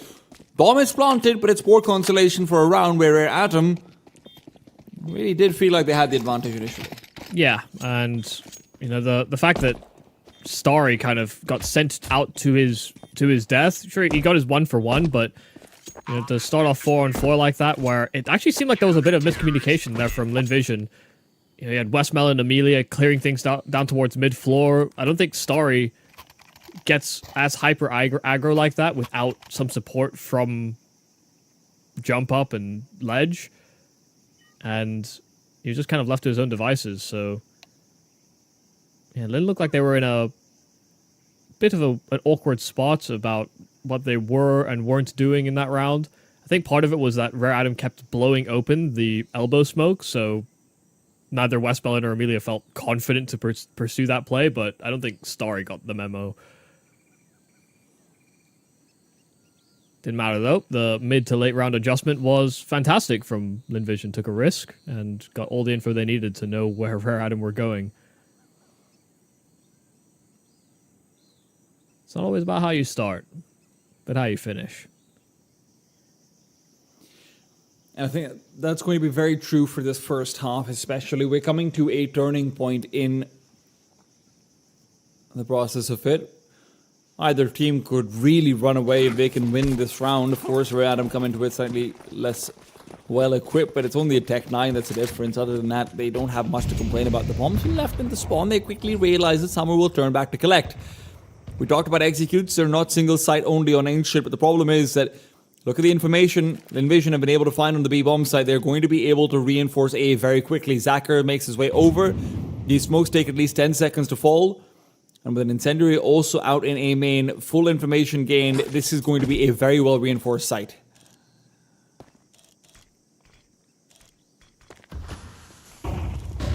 Flashes dodge, Zacher takes the first duel, shots immediately, landed a second as well. He's heating up and you know he's feeling confident when he goes for 3. He'll let the flames take him down. He knows he's got teammates to recover that weapon and finish this round. It is Lin Vision to find 5 incredibly convincingly. Yeah, I mean, the forward anticipation, the positions, And just the shooting from Zacher, so on the money. They needed these flashes, and they needed that Molotov at the back of the big box far earlier than Radom could actually deploy them. They get punished for their absent approach towards that A-side assault. Now they come in with Tech 9s, and they'll hope to speed things up towards this B play. It's not reinforced, but Su hits 2. Instant headshot, but the Flames did the rest. Starry on the rotate covers, and Su locks things down. A fantastic round from Su. 4 in total to bring about a defense on B.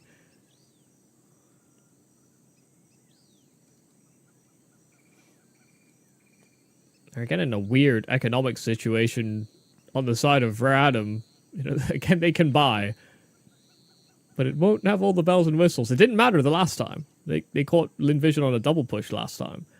But I don't know that Lin will give them a chance like that again. That's one of the few glitches in an otherwise very good game coming out from Su. Of course, 10-4 on him. He's been a very stable piece on the Lin side.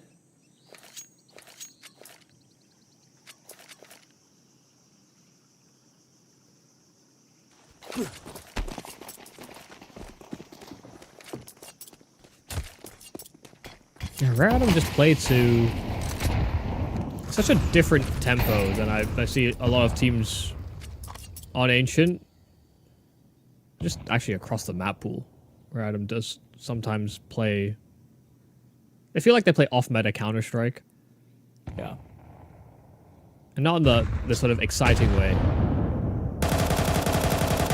It's one of those things where it can work out, obviously, especially if you're, if you have a really defined philosophy. But sometimes it feels like Ray and Adam are playing off meta because up against these equivalent or better teams for them, they're scared to play the meta. Not that they have actively chosen not to. If you compare to how they're playing against lower level teams, it's very different. It's just, there's an active hesitation to them. It's quite a stark contrast. I agree. Zacher wants this so bad. He'll get it, I think, as well. He has a lot of steps inside of middle, so it's not like they don't know that Radom have occupied it. They're being quite loud about their approach.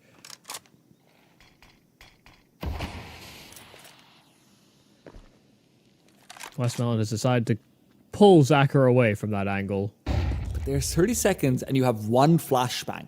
Zacher's in prime position. They have Su taking care of the mid flank. It all comes down to Zacher as the ramp hit will now come forward. Zacher's been forced back by the Molotov. They want to play this late, but no, he's fire facing it. He's walking the flames, but he's not been able to handle the hit. Lehang and Tiger get their openings, and Su, who's been flashed out by the solitary piece that was left behind, is not going to add anything to the conversation. Lin might even save here. They've got the money, though. They should go for it. Yeah, no reason to back down. No reason for Radom to be gifted around unless they want to protect their KDs, but they'd rather gain some extra. Good util. I mean, a smoke down towards that cave entrance. There's two trapped behind it, and players inside of the site that desperately need support. Lehang fighting out in the open by those stairs, and they take deeper and deeper angles. It's Starry that comes away with a multi-kill, but it's only on his teammate that he finds an extra. It's Lehang that once again comes in with some big impact here for Rare Atom. They break through on a far from pristine buy. Honestly, really well put together around it by Rare Atom, especially in response to the smoke coming out into a shallow cave or so. When you molly out the back of the pillar, you can't have anyone from cave coming back to take the peek over there either. They delay that flashbang that they have as well. Zacher missing any opportunity. The double spring is really well placed, and because the smokes are already used from Lin Vision, they don't have to worry about that either. Even though it's late round, Rare Atom were very much in control of the situation. It's great to see. Just a single belt of util, and for that exec to have worked out so well is it's quite staggering, actually. Because Lin have locked down that bomb site against more.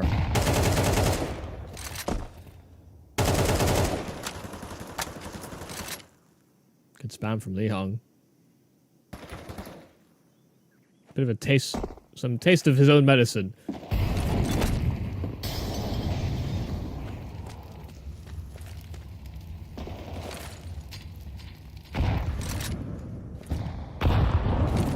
Oh, even another nade on top of Starry. He's not feeling healthy at all. Once again, time seems like Rear Adam have a lot of it. Even if the clock on top might be saying otherwise, they are playing with leisure.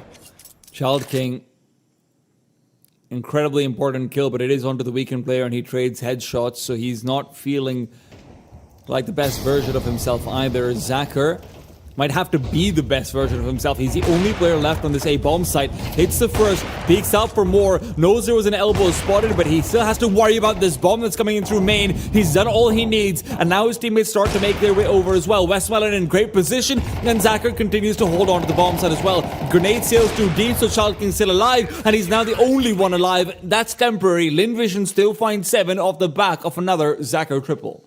Yeah, Zacher triple, Westmelon a team kill, but it doesn't matter. It's in the chaos of the fight. The Rear Adam squad just, I mean, they couldn't deal with Zacher. When they went towards this A-bomb site, he just keeps ping-ponging between these angles, and Rear Adam actually don't know which one he's fighting next. It's great to see Zacher almost operate with that freedom, but you almost hoped, and you almost wish Rear Adam had an AWP of their own, so that when Zacher was making these types of plays, if he did dare re-peek into an angle, he could be more easily punished. But it just wasn't really in the repertoire of Rear Adam.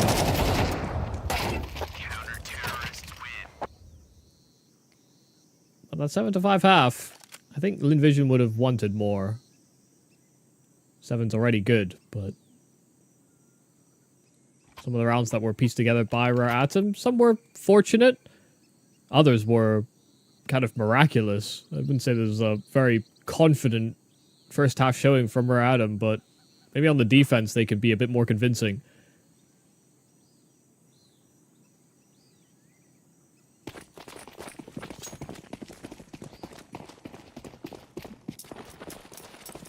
We needed a monstrous performance from Rear Adam, realistically, coming into this series, and the fact they've brought it the distance. They wouldn't want to come so far and be hung out to dry, but on this B play, they are getting decimated. Summer that finds 2 kills past the smoke inside of Cave. It gives them an advantage, but they've lost control of the site proper. Summer's done his job. Now it's time for Kazi to show up as well. It's the double vet status, but it's also, unfortunately, a lot of young guns on the other side. Emilia fires back, and Rear Adam will be on the losing end of the exchange. You've also now got the circle on back to box and in from behind the square, so Summer feels like he's still going to be locked into a fight that he simply cannot win. This round is all Emilia, and although Child King will hit it with a tap, it's still going to be a round that feels impossible without the kit. Rear Adam will concede the pistol round. Yeah, the only kills they got, they didn't see on Rear Adam. Not sure how Summer manages to get away with 2 kills when his teammate gets destroyed. But it doesn't adversely affect the round. Hard to justify the force buy for Rear Adam when there's been very limited success so far in those types of rounds in this game. And Lin Vision are closing distance towards that finish line. With as many gun rounds as possible.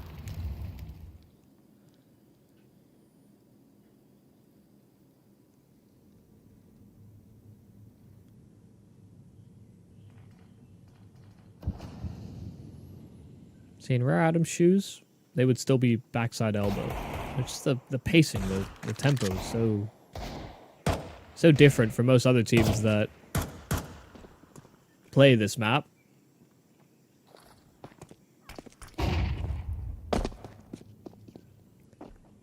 Can you find a miracle, Michael?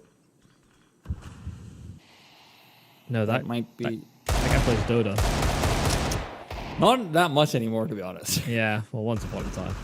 Man, what a player he was. I think a miracle was also one of the Face It people, to be fair, so... Oh, that is also true. Yeah. Well, no, you can't. Rare Adam are going to be in a really difficult position in the next round. You're not going to have the AWP out for Kaze. Or Tiger. I mean, whichever way you want to go. I prefer it on Tiger. You haven't found too many kills over here either, so you don't have consolation of any sort. You've not been able to save anything, but now with the investment of the few deagles, it's only on 2 players, but it's enough to make the next round feel a bit lightweight.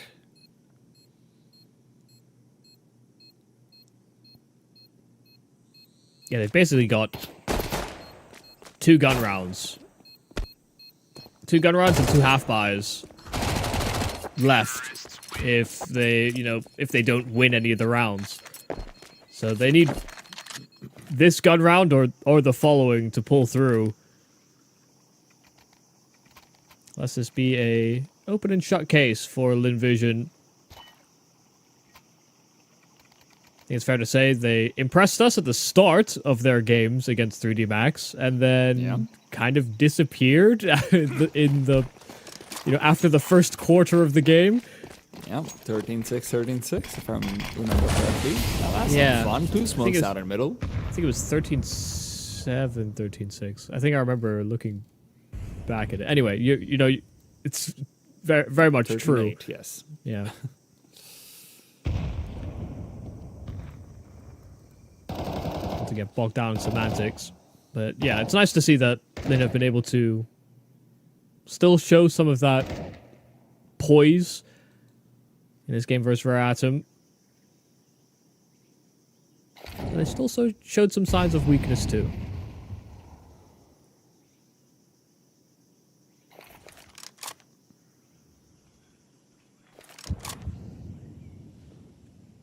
Felt like Westmelon was giving him a stern talking to. stared at him for that Molotov. Child King's been a quiet member, a name very rarely said.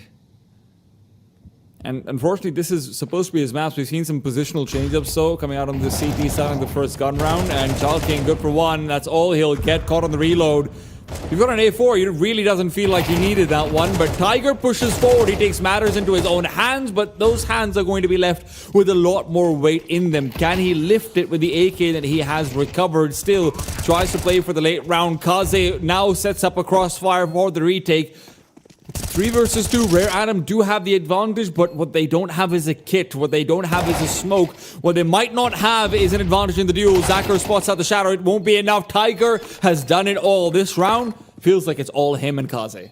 Yeah, I mean, marvelous stuff. Even just the, Child King, had great responsibilities in locking down Donut, but for Tiger to have gone aggressive in that manner and created this open window and not another attack avenue back into that A-bomb site just meant that Linvision had no safe place to stand. They wanted presence inside of main, or they wanted to try and take over access to Temple. These are strong positions to hold once that bomb is down on that T side, but they had access to none of it. They had only Donut by the time Tiger got done with business. So really fantastic stuff. Great understanding of how things could go wrong and what you can do to try and make it right there from Tiger.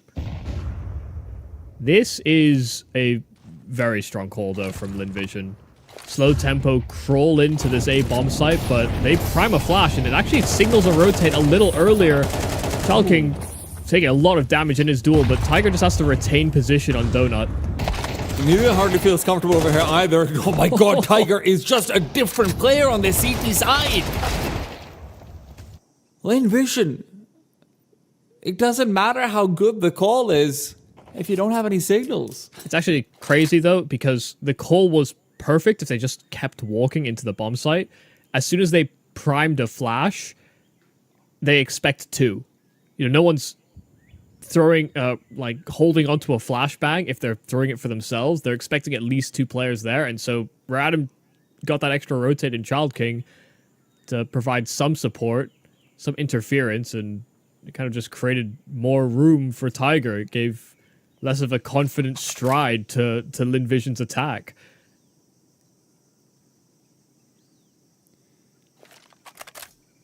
I'm all ready for the CT side comeback from Rear Adam over here, Michael. Yeah, I'm here for it. Their T side might have been slightly propped up by pistol wins and a few good 1v1s, or rather 2v1s coming through.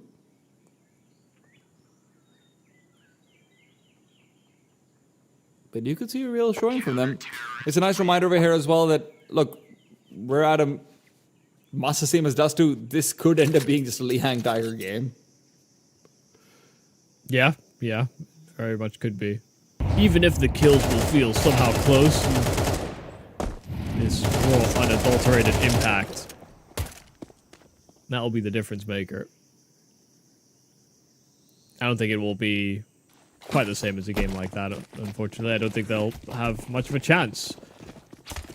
If this is going to be a Lihang Tiger game, they are going to build distance on Ancient.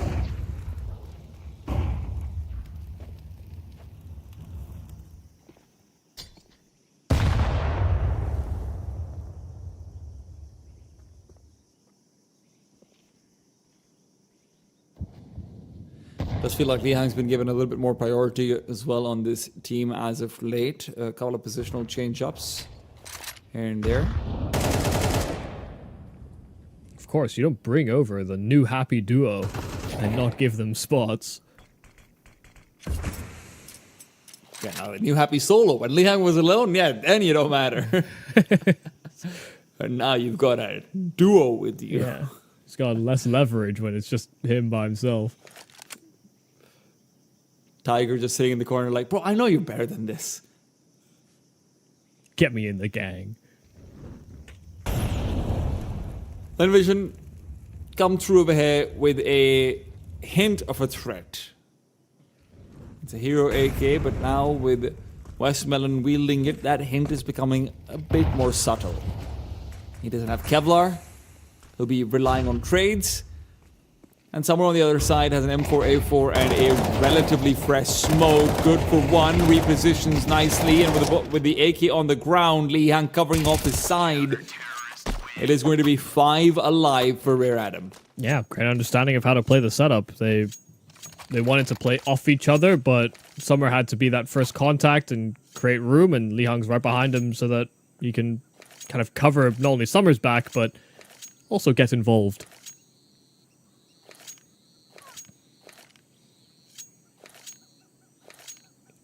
Wasn't much really in the tank there for Lin Vision, just a couple of smokes and an AK, but now they'll come in with this, again, far from premium buy, but buys like this can be successful. Rad improved as much in that first half. If they may be fairly resource light, Lin Vision are actually very assertive by comparison, but they walk a smoke at B. They've gotten mid control fairly uncontested. Sure, there's spam, but that felt like a risk they didn't need to take. Starting to me that are creeping up, but the problem is there is going to be backup over here for Child King. The sound bait is big. Gonna have every advantage. Child King steps up big time. And in many ways, high time as well. Rear Atom are primed and prepped for 9. This has to be a timeout call for Lin Vision. Right now, it feels like the boys in purple are completely outplaying the favorites of this matchup. Yeah, I mean, it's just a beautiful 1-2 play, and it seems simple. It seems maybe even silly that Lin Vision were hyper convinced by it, but to have Child King tucked away and Kaze making audible noise, rotating back away from Red Room and then trying to take the angle back late, that just lowers Lin Vision's guard. If Kaze had made audibles running all the way back into the A-bomb site, I actually think Lin Vision clear it. But because he came back, Lin were prepared to fight Kaze, only to get shot in the back. So it's sometimes simple maneuvers like that that can even catch out pro players.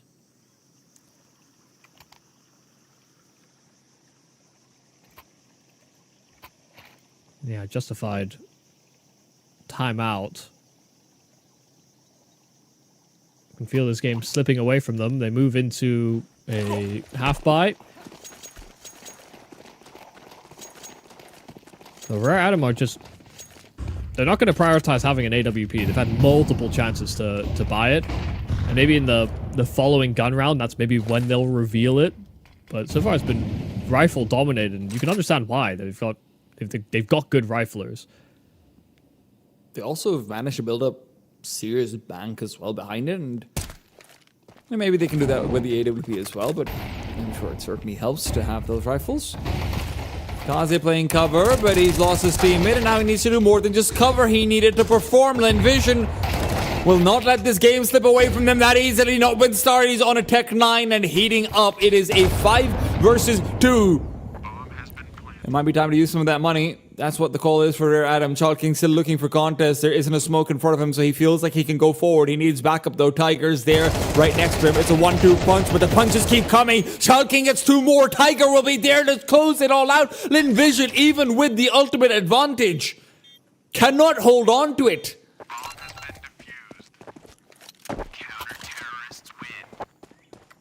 That's a, what, 2v5? 3v5 is, I think, more accurate, but that advantage... Yeah, the advantage fell away from them so quickly. I mean, Lin get the killing cave, they get the kill to long. And all this room, this extra space. And yeah, it's a momentary 2v5. But there's no going back to recover weapons. There's no hail. Let's settle down and play it the way we want to. Yeah, they got exactly what they wanted. They caught Rare Atom a little off guard. They weren't prepared. You know, you see it evidenced by the long player, you know, throwing util out of his hands, gets caught by a flashbang, has to tuck into a corner. Rare Atom were not ready. Even the rotate got cut down quite quickly there for Rare Atom. So Lin get exactly what they want, but they still think they can beat more timings to follow, and that's where they make a mistake. Child King and Tiger grabbing a lead for Rare Atom. Lin have the good fortune of a buy behind that, but now this change up in middle from both teams is going to come with Contest Summer with a self-flash. It doesn't even work, just gets the kill. Emilia puts Shao King in the grave. The smoke is slow to extinguish the Molotov, and I don't even know if it did a very good job of it. Yeah, it only extinguished half of it. I think he ran back into the flames.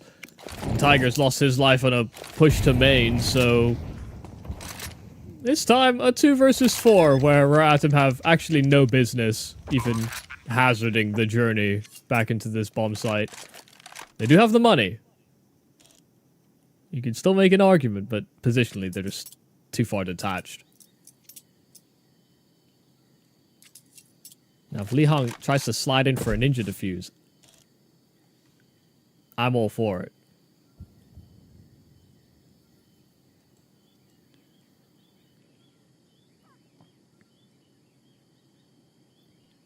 Right, just Komisu is just putting an incendiary onto the bomb just in case. Like, hey, yo, we don't know what's going on here, guys. Let's not lose another round we've already won.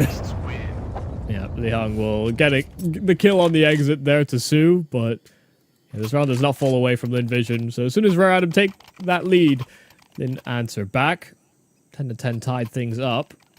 Money is still looking very strong here for Rare Atom, so much so that they double invest into AWPs. Now, I did note, I was saying earlier, they were not prioritizing the AWP. They were sticking with rifles, they were building money, but now going into double AWPs, I only hope for Rare Atom it works, because it would be a shame if their rifling is what got them this far, only for the AWPing to strike. Line as bad as Li Hong. Oh, that flashbang doesn't do what it's supposed to. Li Hong was supposed to be blind. He picks up another one. Oh, now finally featured, and a collateral in there as well. Might not be the kill, but he's done what he needs, and that HE is going to be keeping Zacher well and away.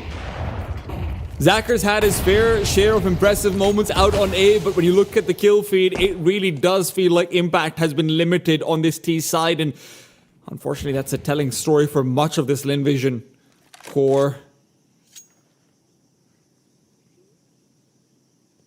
I mean, for Zacher, he's had 1 kill, I think, since the turn of the half.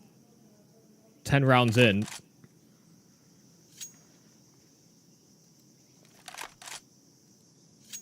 Just also a sign of the times for Linvision. This is a likely full save. The thing is, Zacher just... Okay, Zacher keeps investigating, but it is going to be a save. No problems. For Atom, another success, and this time the double AWPs actually do find some impact. You know, Tiger didn't necessarily find any kills, but he double-legged, I think, both Sue and Zacher as they tried to come out from main.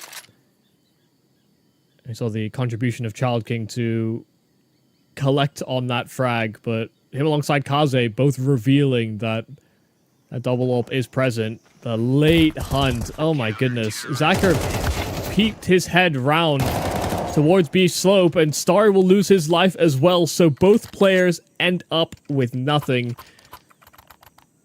I think Zacher actually may have still received some cash, but Starry at least will be flatlined.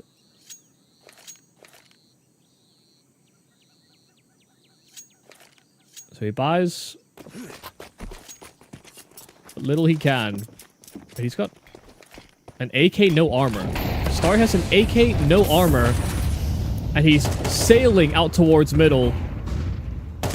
And just this puffing out of the chest, this confidence of Starry does at least secure some space, but his absence of armor, I hope, will not contribute further into the round. This AK has to be lightning quick. Ray Adam keep on playing it safe. Tiger just honed in onto the idea of anyone creeping in through that smoke into Donut. His AWP is going to be primed and prepared. It's one of the few places where not having armor doesn't matter. If Starry can force him to miss a shot, then it's as fair of a fight as he's going to get. I understand that he couldn't the thing is he couldn't afford armor. I know why. You know, he died after time, so it's obviously a rough position to be in, but yeah, he'll have to be... He knows he will have no fair gunfights. I mean, this just feels like... Look at the utility that's already that one smoke down in Red Room. That's going to completely force Linvision to start going into the AWP of Tiger. But this won't be easy. He has many shots to take on Starry. He doesn't need cover rolls for his body because he's not covering up all that skill. It is exploding out of him. Could be the kill that breaks this game apart. Rare Atom. They are one step away from glory. But that step is also difficult to take. Sorry, what a kill. Yeah, I mean, so important. Outline it completely. And he still subverts expectations. I was expecting him to just lose to an M4 spray. But there's money available here for Atom. Li Hong will hazard the journey, try and do some extra damage, but he whiffs everything. Westmelon was already weak in the knees. Li Hong couldn't even provide the gust necessary to knock him down. Just like that, a tying round. And that will feel like a great shame. Radham played the last round perfectly, even the late round hunt, just after the time, only for it to blow up in their face. Linvision with 5 survivors.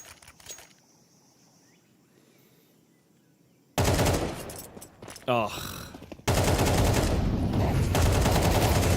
Sometimes you get a reminder of how good Starry has been and can be.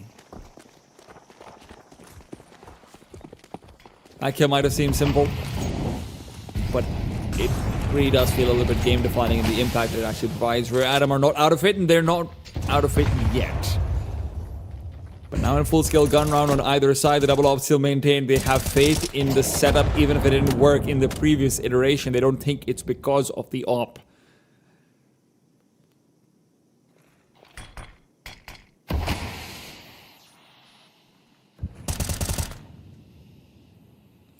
Young has to be careful. He's got an A1. There's 2 players around the corner. He's using a lot of bullets. Yeah, it's very scary if you want to try and push past that smoke. You have to call the bluff that it's not a double cave setup and you're not getting lured into a trap. Small got early from Chalking, and the flashbang does force him away from the angle. He has to play it slightly more passively. And as they are continually concerned about Red Room, Chalking will at least be able to clear out Donut. Spams out the smoke just to make sure there's no one inside it. The incendiary onto Starry pushes him back as well. It's good position for Rare Atom, but it does feel like, as has very often been the case, it's going to be a late round rotate from Inferno. And should they find their way onto the A bomb site, it will be with reinforcements present. Flashbang into Donut. Zacher with the smoke overhead for CT spawn, and Chalking wants to take the fight out to A main. Before that, though, Westman's already struck through. Summer's rotation cut short, and Tiger needs to perform. He's done so well on the AWP before as well. We've had magic rounds from him, but when he peeks out just the slightest, Zacher is ready to put him down. Inferno are on match point. And the well is drying up. There'll still be a buy here for Rare Atom to try and force us into the overtime, but you see the difference it can make, and I noted this from that T side of Rare Atom is their just lack of wanting to invest into that AWP. They never had the... I mean, they had choices for it, but it was far from a priority. You just see how much impact you can get. You know, Zacher actually having a contribution and stopping Tiger from having one of those Zacher moments that we saw time and time out over on that A site. Tiger, who's been doing a fantastic job throughout this game, resigned to an MP9. Well, Kaze's AWP is in position over on B. And right now, this feels like an inevitability. This feels like Rare Atom might even have some mental hurdles to overcome, and it's not as if the task in front of them wasn't difficult enough as it was. They've played like the better team for a lot of the CT side.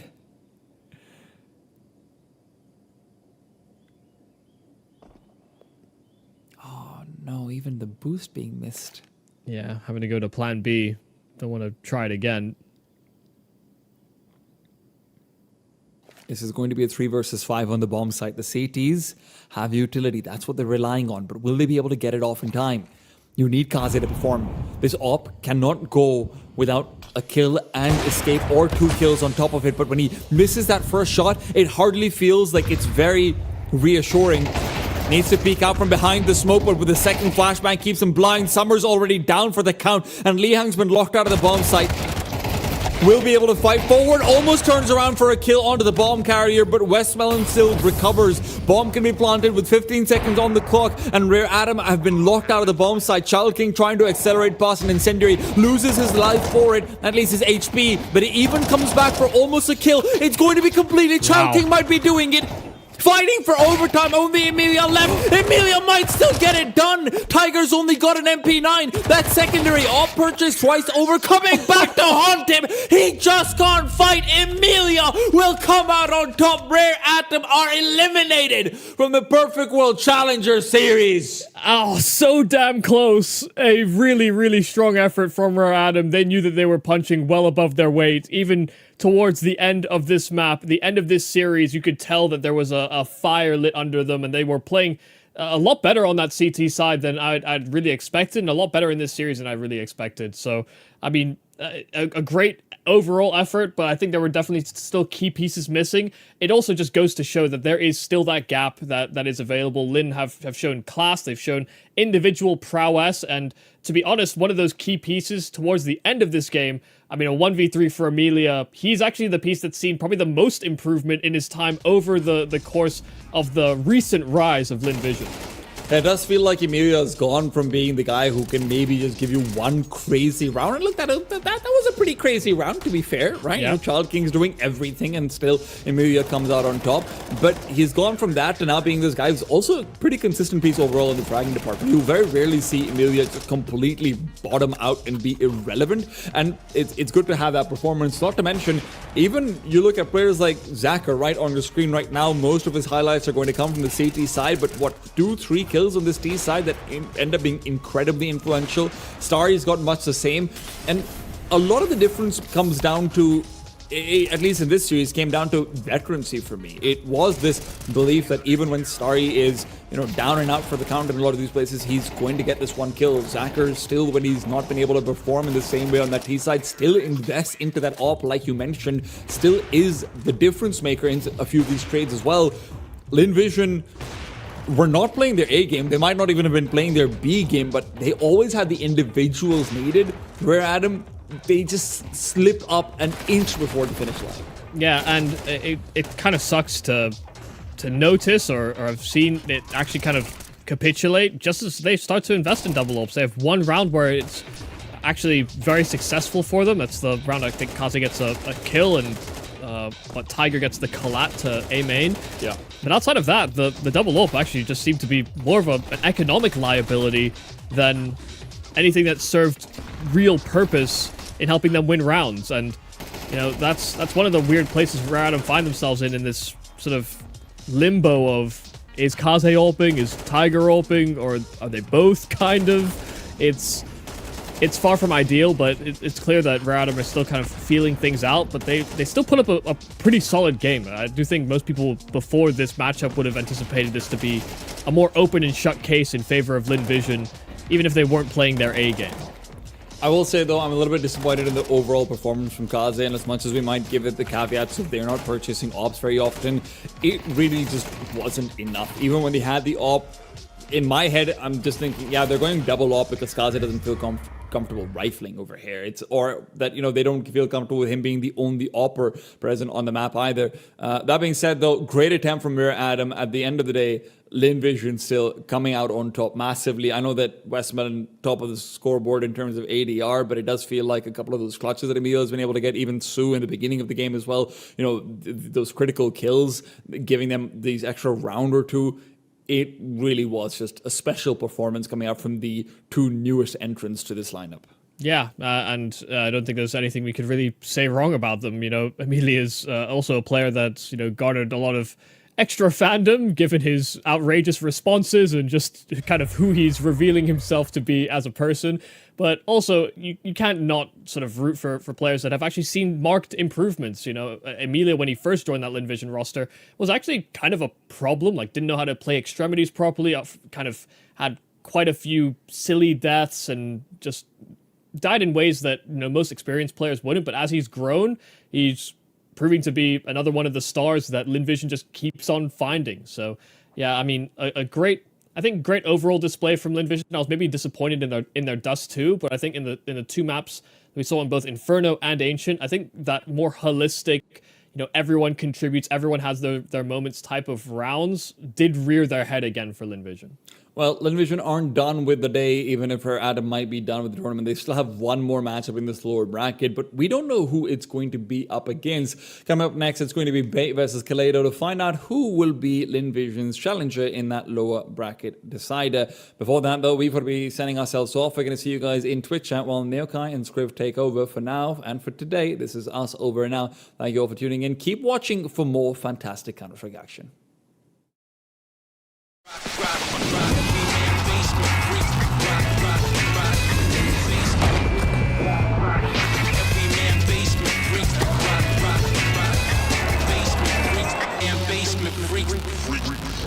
The human body was built to move. Not trapped at a desk in one singular posture for 12 hours a day. It's time your chair evolved. This is Secret Lab Titan Evo. Ergonomically engineered for you. Gamers, hybrid workers, artists. Backing your every move.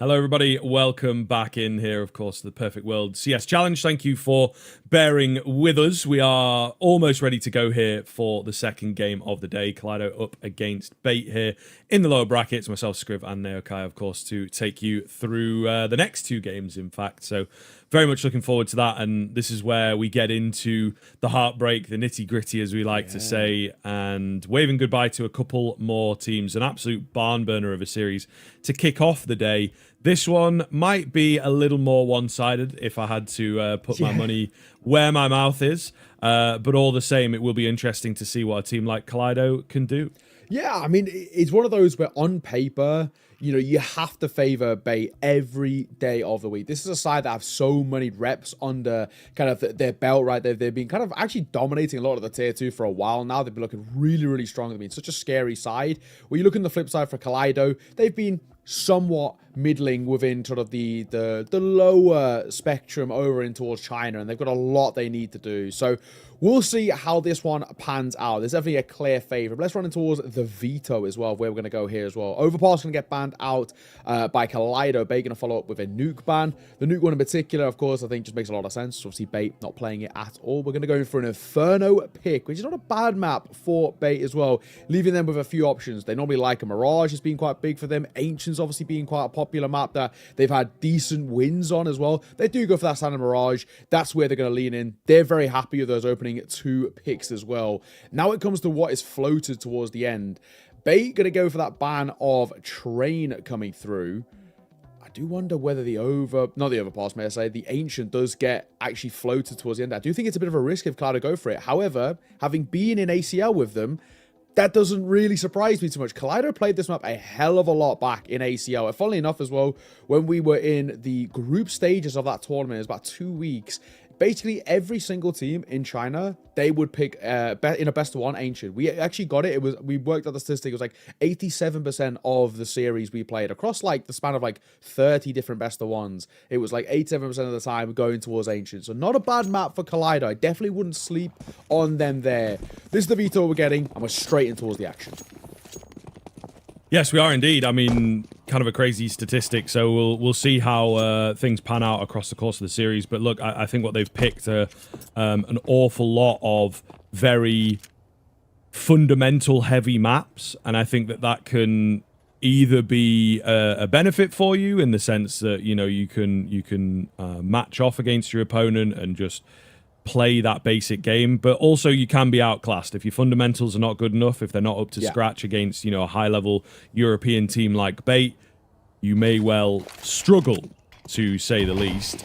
We are going to see a pistol execute coming in here for the T side. The Julie's up close of NPL. Too many targets, can't place the bullets well enough, and with him going down so quickly, they can't defend this site now. Kenzazor drops away, gives them control. Going to try and retrieve these Julies, perhaps. But the round looking pretty good.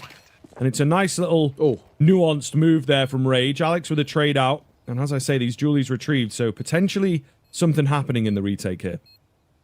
Zor getting up close as well.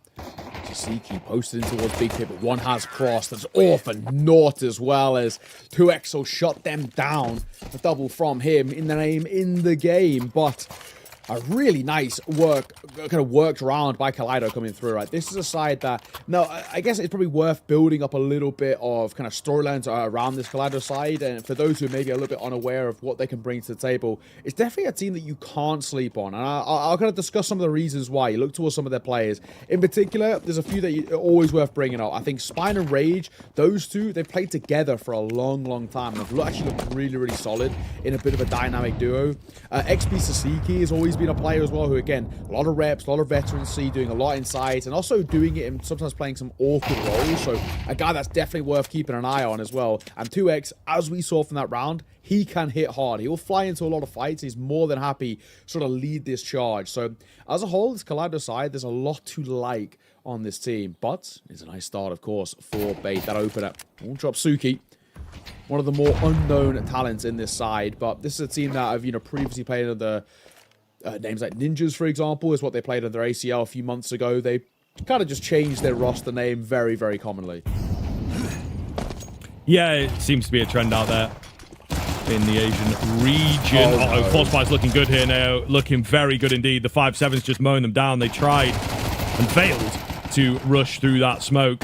Nice find from Spine. He is left incredibly low, so the hope of the round is just not going to happen. He's being flanked out here as well, so yeah, I see him going down momentarily as Kenzazor will find it. Bait with a pretty breezy force by win there. Yeah. The kills just came to them for sure. But yeah, I think to pick up on what you're saying about Kaleido, couple young players in this team, right? Suki and 2X, I think, are starting to make a name for themselves. And in the Chinese scene in particular, I think there's going to be a bit of a breakup. Yeah. Rare Atom struggling compared to maybe where they were at like a year ago. Limvision might be looking for one or two players. So I think a team like Kaleido are sort of quietly behind them in terms of the Chinese conversation. So yeah, definitely keep your eyes on some of these players. Straight into the action for a 1-for-1. Yeah, and, while a lot of people might not know the Kaleido name themselves, you just know some of the previous teams they've been on, and hence why they can hit hard. And look at them now, they are flying into the fight, and we need Headtrick to step up in a big way. He's got a good position, he's looking for more as well, but he gets his head ripped off his shoulders. What a shot by 2X. Hence why I said keep an eye on this guy. He can hit! Oh my god! So can MPL. And look where we're at now. He wants to finish it on his own, but he's caught by Rage. He looks for a second, but the MP9 will get him. What a wild round. It's Bait who walk away with it, but that was so damn close. Yeah, my jaw's still on the floor after that one. That double, my bro, goodness. the smoke? That's Oh my crazy. God. That is crazy. Jeez, yeah, I was sort of prepping, Kaleido showing us some of that ferocity and ability, quite a statement up to that point, and then MPL just brings us all back down to reality. Like from his perspective, like no X-ray or anything like that. It's just crazy, isn't it? Like he has no idea what's going on. The second one especially. Yeah. Unreal. Kind of unreal. It's why you've got to be so careful when it comes towards the Chinese team. They hit hard with the deagle. Stop peeking them. Don't give them these fights. These guys do not miss headshots. Sure, maybe in rifle rounds they can fall a little flat, but I don't know what they're doing in the DM servers, but these guys rip heads. It's another 2 versus 2. Another expensive round. Even if Bait are to walk away from this, they're still going to be walking to a third round with success, but they're going to be limping there. This is crazy so far. This is what I want. Really Quick delivering. Let's just also full throttle, mate. Let's just get the nut CS out the way. I love it. Yeah, makes Inferno interesting, and Finally. that's what we like to see. Yeah, instead of just sitting around defaulting. So pretty good, but Bait have to be careful not to get caught in the mud with Kaleido.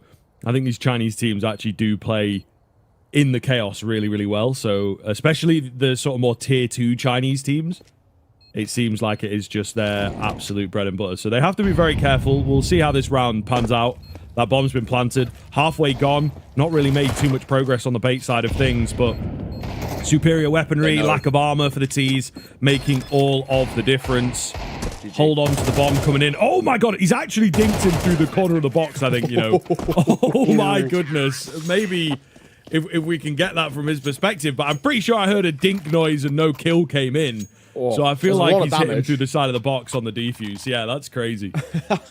These are some wild rounds already. Now, for those of you who are maybe a little bit new to Kaleido and, you know, we've built up the narrative, but you're maybe not convinced, if you've watched any of kind of, you know, previous Asian kind of Counter-Strike tournaments, right, especially kind of in particular from China, these are kind of a core of guys who have played under New Happy, Bromo, Ninja, UR as well. Like, a lot of teams that have been in and around the sort of the top 10, I want to say, for the Asian region as a whole.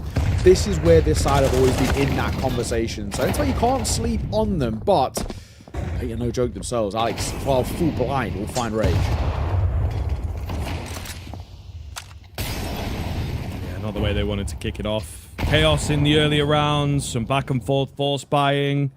But now that we get into a stable rifle round, losing that first player is not a good sign. Banana control pretty firmly locked in for bait. It will start to rotate one back around towards A. So we'll see if Kaleido have got anything up their sleeve. Apartments control for now. Generally an area that you can burst from, that you can work from, but I don't know how I feel about this. The setup looks pretty good to me. They're ready for quite a quick bursty play. And I just think Kaleido really, really hoping for an early kill hit. Head trick on the angle. Should get one here, but spine. That is so quick. Nice work. Bit of damage dealt, sure, but now they can start wrapping their way through, and Kenzie's under a lot of pressure, but Kenzie's going to deliver under it. So well done, as MPL will support for a second of his own, and Bait put up 4, but really, really nice work just to pull back, soak up this pressure on towards that A site, and make sure there's no wrap coming through long. Really, really effective defense coming through from Bay, and a 4-1 lead. This is a really good sign for them. If they can take this Inferno as well, they put themselves at such a leg up in this series. Mirage has been a very good map for the Bait side. It's been a real pocket pick for them to punish good sides, especially sides that want to rely on pure mechanics. And right now, Bait, it's getting close, don't get me wrong, and these rounds are not easy to come by. They're still getting the rounds, and that's all that matters. Yes, absolutely. That previous, though, just kind of, again, showing the level of read that Bait might have.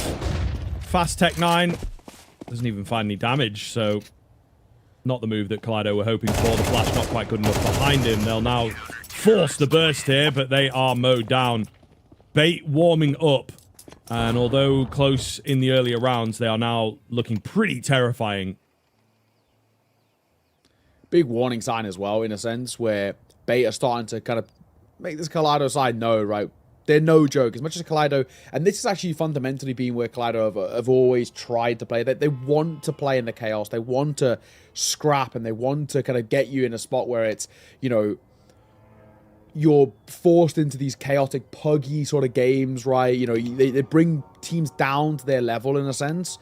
Bait are happy to play at this. This is actually one of the ways in which Bait made a name for themselves as an organization, and some of these players as well. In particular, you look at the ones like the Ascentials, the Alexes, the Kenzazors of the world as well, especially Kenzie on previous teams. It was those sort of styles of play that made them very scary, and hence why he slotted in towards his Bait roster so nicely when he was picked up.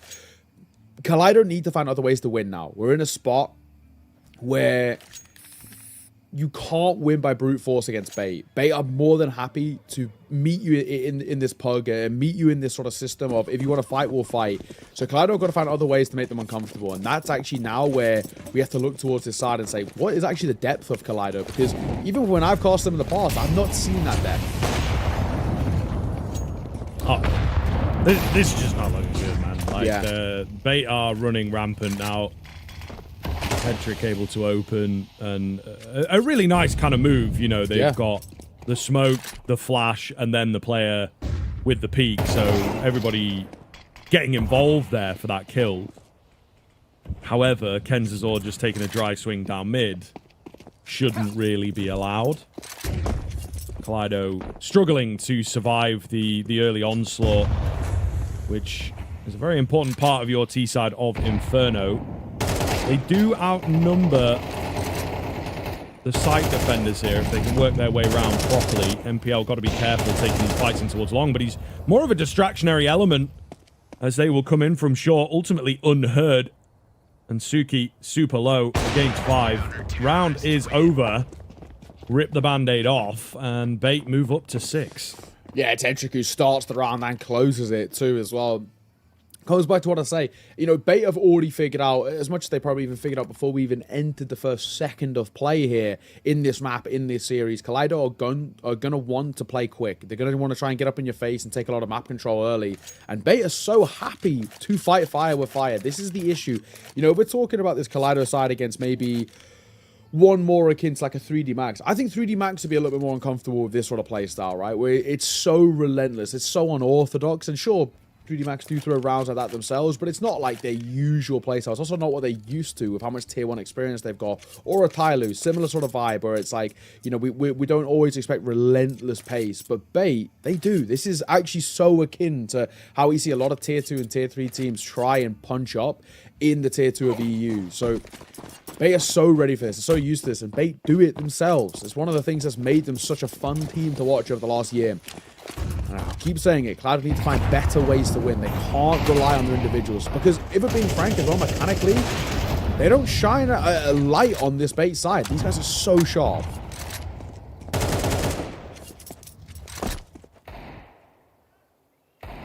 Early damage with the pistols. Oh, okay. NPL on the one tap. Going back Yeah, to what I was when saying. you're confident enough to get away with those. Yeah. Looking for a little bit more here. Big damage down. Flash in there. Happy to stick around as NPL's just mowed them all down. Oh my god. What is going on, man? This, you know, now is just getting ugly. Yeah, it's a mental game on the cards here. This is a rampant display by Bait as well. 7-1. This Bait side lead on their opponent's map pick. Definitely not what Kaleido want. And especially with your backs up against the walls. Elimination on the line as well if you lose this series. This is the lower bracket. Not what they want to be. Into the big 3 of this tournament felt like it was 3D Max Tyloo and then Bait being number 3. Well, Bait want to prove it with a lower bracket gauntlet run, and they want to make the first step of that easy. And, well, so far so good. Everybody stepping up. Kenzie in particular, 10-2. Ascent the Al, 8-3. 2 players who at times actually can go a little quiet for Bait.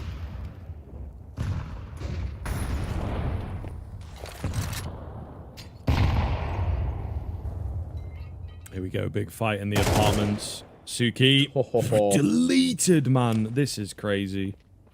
Honestly, Bait. I thought it was going to be tough for Kaleido, but this is on another level at the moment. Just everybody winning ridiculous fights. Yeah. Making it look far too easy. It's brutal. This is, you know, me versus you in the server, mate. It's just, I'm me being Bait, you know. Right now. Come on now. Head trick. Oh, what a shooting gallery. They're just popping up through the smoke, and it's how quickly react. And we know, generally, it's very good. Alex Morales already impresses Tallery as head trick closes. There is quite literally no competition in this game. This has got to be one of the most one-sided games I've caught, actually, genuinely in a while, if not all year. I mean, we cast a lot of Counter-Strike, Scriv, mate, and we see a lot of varieties. There is no contest here. Yeah, pretty much everybody on max money on the CT side is just ridiculous. Like, you know, you can see scorelines like this, but they'll have a couple players that, you know, are a bit close to the line. Like, they can maybe only survive one lost round or something like that. But this is really, really dominant for sure. And they're just sort of doing what they want, really, as well. A bit much from Kenzazor, perhaps, but he's got backup, so it's all good. 2x. Bomb dropped. They know where he's at. Yeah, they've got the bomb. Again, absolutely no chance. And we're not even, as I say that, just ticked over 30 seconds into the round. So crazy. Absolutely crazy. Also, mentals, you can really see just the level between these two, because even right at the end there for 2x, when he's going for that peek on bridge, he doesn't even know MPL can play that angle, which holds the gap. Your shoulder gets spotted before you even round the corner. That's just, I think, the levels between these two sides. It wasn't even a thing. You can actually clear that before you peek around the corner. Didn't even cross his mind. 9-1. We're actually very quickly here. Right, say what? We've been 9 minutes? Is that how long we've been going? So this is something like that. I think it's about 9 minutes. So yeah, I would have said so. Pretty insane how Pretty quick this mental. game is. Already feel like it's at a foregone conclusion. If I have to be completely honest about it, this is only one team in this. Kaleido, they come back in towards the buyers. They have an AWP in play for Rage, but I don't know if that's going to make too big of a difference. They have slowed down the tempo a little bit. They want this round to last longer than 30 seconds, which I can respect, but will it be any sort of a different result? We'll have to see in the penultimate of the half. Looks to be a play-out brackets. They've tried some funkiness at long previously, moving through their own smokes at times. I think perhaps just keeping this one simple. Yeah, Headtrick is really ready for some kind of a push. Double stacked on the barrel short here is a wild move, to say the least. 1-for-1s are good, so they're able to keep the numbers even. A great flash onto Headtrick to take him down. A fair bit of damage done through this smoke. A gap in the moto as well, but it works in favor of Suki, and maybe we are seeing Kaleido answer back here. Right on the line of devastation in this half. They may just recover themselves. It looks good here in this round. Senthial trying and failing to get something through the smoke. Not going to happen for him, so probably just a save here. Yeah, well, as well, I think he's also just trying to make sure that there's as little saved over for Kaleido as well. Sure, for them, economy speaking, they should be fine. A little bit of lost minutes left over, but he wants to make sure that he can, you know, even just getting one more add to the tally, and here they come. There's one, there's two. All right, he's actually pretty happy with that. Two taken before the end, and the AWP isn't saved either. They can't buy that, so there we go. That's why Senthial sticks around. He knows that he can put a real knock on towards the econ, and I mean, you already touched on it a little bit earlier. We were on nearly max econ for the CT side as well, which is already a bit of an indictment on just how good this is going for Bait. Sure, it's nice that Kaleido get a second, but the buyback around it's pretty brutal. You get one premium gun of the AK, then it's a triple Galil and a Mac-10 to round it out. So for Kaleido, something different's got to be found here. They can get up towards 3 at the end of the world. He missed his smoke as well. Kenzie, bit of a rogue error, but thankfully Headtrick and MPL can support him and bolster up. Yeah, the mad aggression in apartments has not really been punished all that well. That might be one of the first times as well that Molotov's been well placed and able to make life very difficult for Kenzazor. I think it's a couple times that he has gotten away with an opening kill or two from there. So just the little things like that, a slight bit of laziness has cost Kaleido, but again, relentless aggression. Peak from mid, peak from the apps itself. So looking very, very good here for Bait. They've bolstered up the A-bomb site with 3 players and just Alex over on B with the secondary AWP here. But it looks good for me. Sasiki is incredibly low. I think this should be a confirmed round if Bait keep playing the way they have. And Spine's in a spot where he's one tappable to the M4 too, so 2 vulnerable spots, and oh, a half asleep Alex and an MTB bomb site. They're playing B retake now. This might change things. 3 versus 3, but the retake with an AWP, and MPL is not exactly healthy. This could be potentially a little funky. But we do have an auto of Headtrick spamming his way through. He's got plenty of guns to choose from. The bomb goes down. Oh, bit of an awkward flash. Senthial gonna have to wait a moment before moving in here. Not a lot of offensive utility to try and flush out some of these positions. Maybe a smoke towards Banana is kind of the best that Bait can hope for. So as the bomb further ticks, the retake is going to be intense here. They do get that smoke down.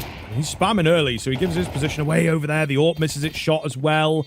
New box goes down. They've got to get on the bomb quick. Yeah, and the hold has to come in. Oh, big find from Headtrick, and he keeps it. He holds it, and he finds number 10 for Bait. Absolutely incredible individual moves from Headtrick. That's mental. That 180 is absolutely ridiculous. you got to probably ask a few questions about Kaleido and the post plan. They've not played off each other at all there, right?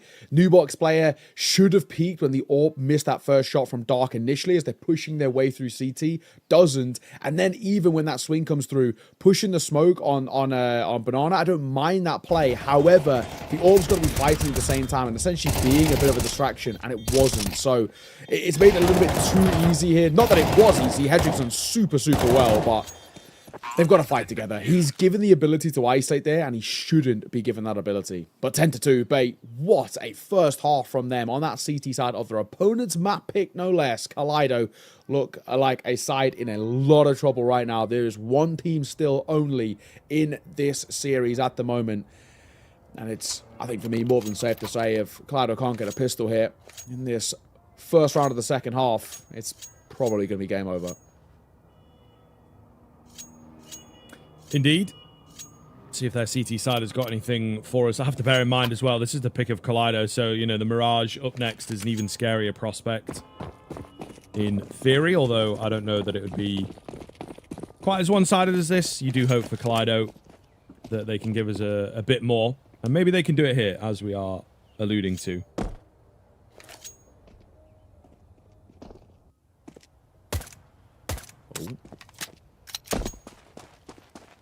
He's taking a at-range fight. It'll come through. Bit of chip damage, nothing major. It's a one stack towards B. If Spine falls, this round could be done already, because they do have decent util. Double smoke, double flash, and a molly. Looks like they're going to commit towards this as well. So Spine, what have he got for us? He might have to just play full retake and wait for the troops to rotate over.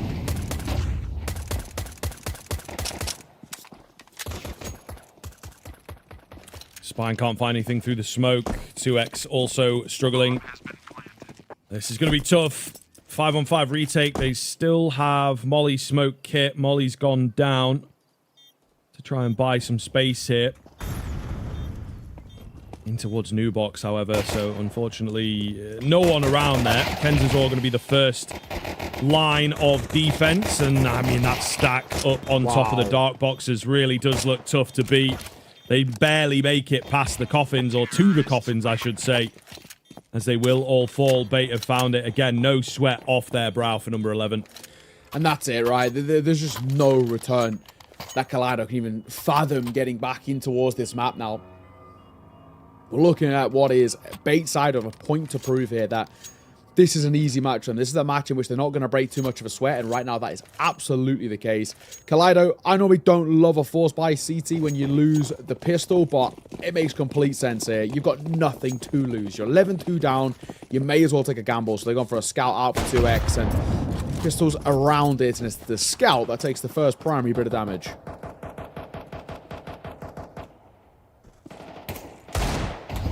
Oh. Saw these deagles pretty nasty at the start of the first half. Yep. Hoping for some big things here. Okay, here we go. Some confidence renewed as they will manage to find a couple of headies in the early stages. Just now got to hold on to the balance of the 5v3. I kind of like this for Kenzie. Just waiting here as an insurance policy. Doesn't have to do anything. See what the A presence starts to find.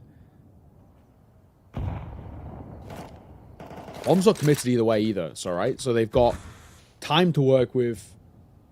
Bomb can be recovered. The only issue is this move by Rage. Oh, what a reactionary shot from him on towards Alex. That's spicy.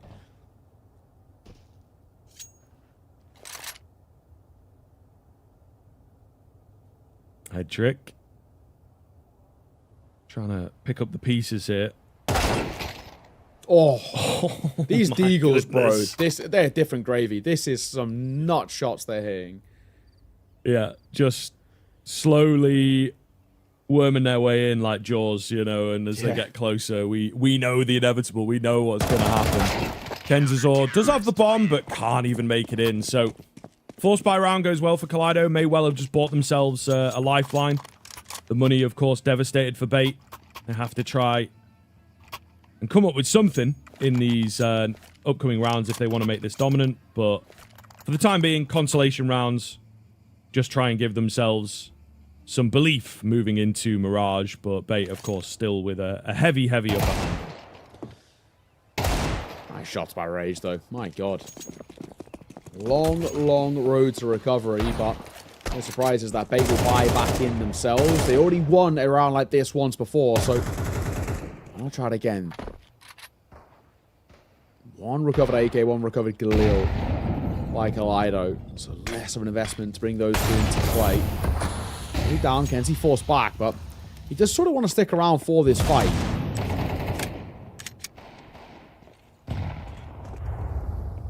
Rage, though, will open up. Kenzazor going to go down. It's actually a double kill for Spike. Nearly 3 on the spam. So looking good as they fend off against, you know, the sort of required force buy.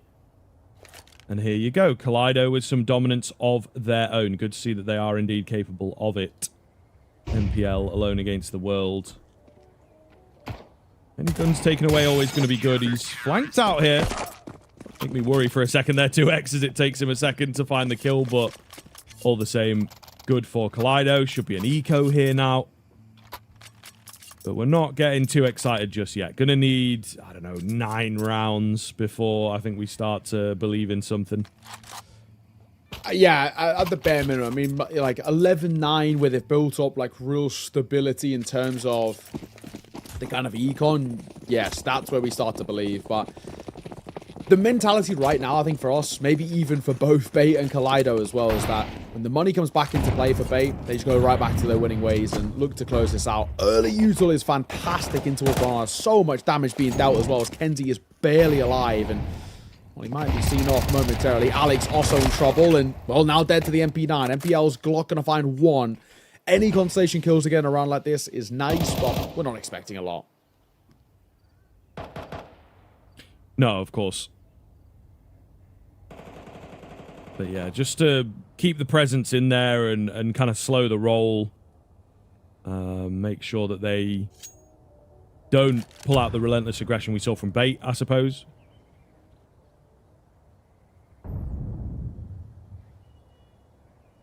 Looking for the apps burst. Not got a flash here, so just going to be one of those end of the round type moves, I would imagine. Try and force a bomb plant, which is definitely doable.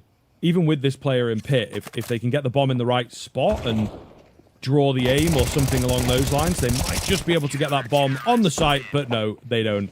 Maybe going a bit soon if they'd given themselves after the smoke. Either way, whatever. It's very nitpicky there. Not really expecting too much from Bait given the round situation, but this is the round that we look at now. Will Kaleido survive and actually contend on the CT side, or yeah, is it just a couple of nice deagle shots to win the force buy and give you a few consolation rounds? Yeah, this is the sort of round that is potentially going from changing from being an embarrassing map number 1 to actually saving face a little bit. You find this, you can at least put up a somewhat okay scoreline, even if it isn't going to make a difference in terms of who wins. You know, we're still pretty heavily lent in favor of Bait, but I'm about to say face just a tad. Suki. She's going to play up close. They don't want to play in apartments, which is the opposite of what Bait were doing. Their setups were so apartment heavy. A double stack very, very commonly. The opposite. For Kaleido right now. They're going to take a bit of top banana control. Nade will break open that smoke. A flash behind it too. And now Sasiki given a bit of free reign here to play around. Oh, nice little break there. Sasiki finding 1, but traded instantaneously. So Bait at the very least keeping things competitive and threatening the setup, threatening the defense. They have a few options available to them, and the B option would be the correct one if they go for it. And I think they might just.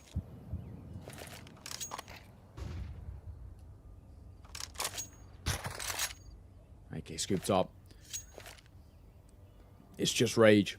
Has a better util. And that smoke in particular is what I'm looking towards. Generally, you would throw it around the 30-second mark, but he might throw it reactionary. No. He's just stay posted. He's going to drop it front sight and nade deep and on, and he wants to play around this. He is in a bit of trouble here, though. It's tough to play around, and missing that shot might actually just mean the round is done. Now with 3 remaining in a man disadvantaged spot, Kaleido, they might even be tempted to save. It feels like your only option for the round itself, but then for the game, yeah, just give it you a have to go. take matters You've into also your own got hands. money as well, right? It's like, you know, is there any benefit? Not really, but they're not winning this. You know what I mean? well. Like, it's just they're not winning at man The disadvantage. Terminator. Yeah, it's not. It's kind of one of those things where it's like, you say save because your chances of winning that round are like single digits, if not even close to 0, but I guess they have money. It's not the end of the world, but man, brutal stuff. Kenzie's so clean. I mean, I was just taking a look through his stats as well for Kenzie. He is 6-1 in opening duels. He has been loving life in the server. 6-1 in opening duels while going 19-9 is pretty ridiculous with 100 ADR as well. And now, actually, with that round, it would have gone above 100. Mental.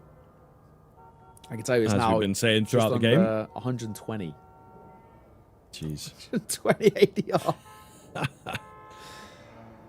Monstrous stats. Absolutely Yeah. monstrous stats. We got a tack pause from Kaleido. Listen, Fellas. fair enough. Hey, the coach has woken up from his nap, and he's back to win 7 rounds in a row with the boys here. No, I think this one starts to be over very, very quickly. We might see a few more rounds. Kaleido's CT side. I don't know whether it has looked better. I think that they just, you know, like I say, a couple of nice shots with the Deagles Yeah. actually snowballs because of the econ situation and whatnot. When it comes to the rifles, so far, Bait have not had any problems. Yeah, it's sort of individual brilliance, I think, that has sort of bailed them out of a couple of rounds. More so than just being actually a bit better. Now or never, though, guys. 12-5. Their map pick as well. Double stack 8. And that's where Bait are looking to head. They might even beat this rotating towards long.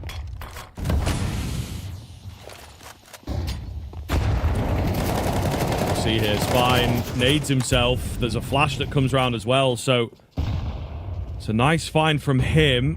Sasiki trying to be the cheeky player here on the edge of this smoke, but he's losing his teammates. I mean, he's just holding and holding, maybe a bit too long. Misses the opportunity, now reveals himself as the bomb is going down.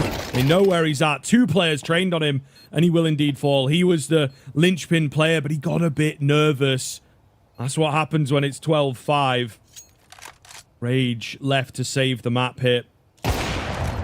With this AWP, nice quick scope on the first, but again, he's about to get faced by 2 players, and he just wasn't ready for the angle.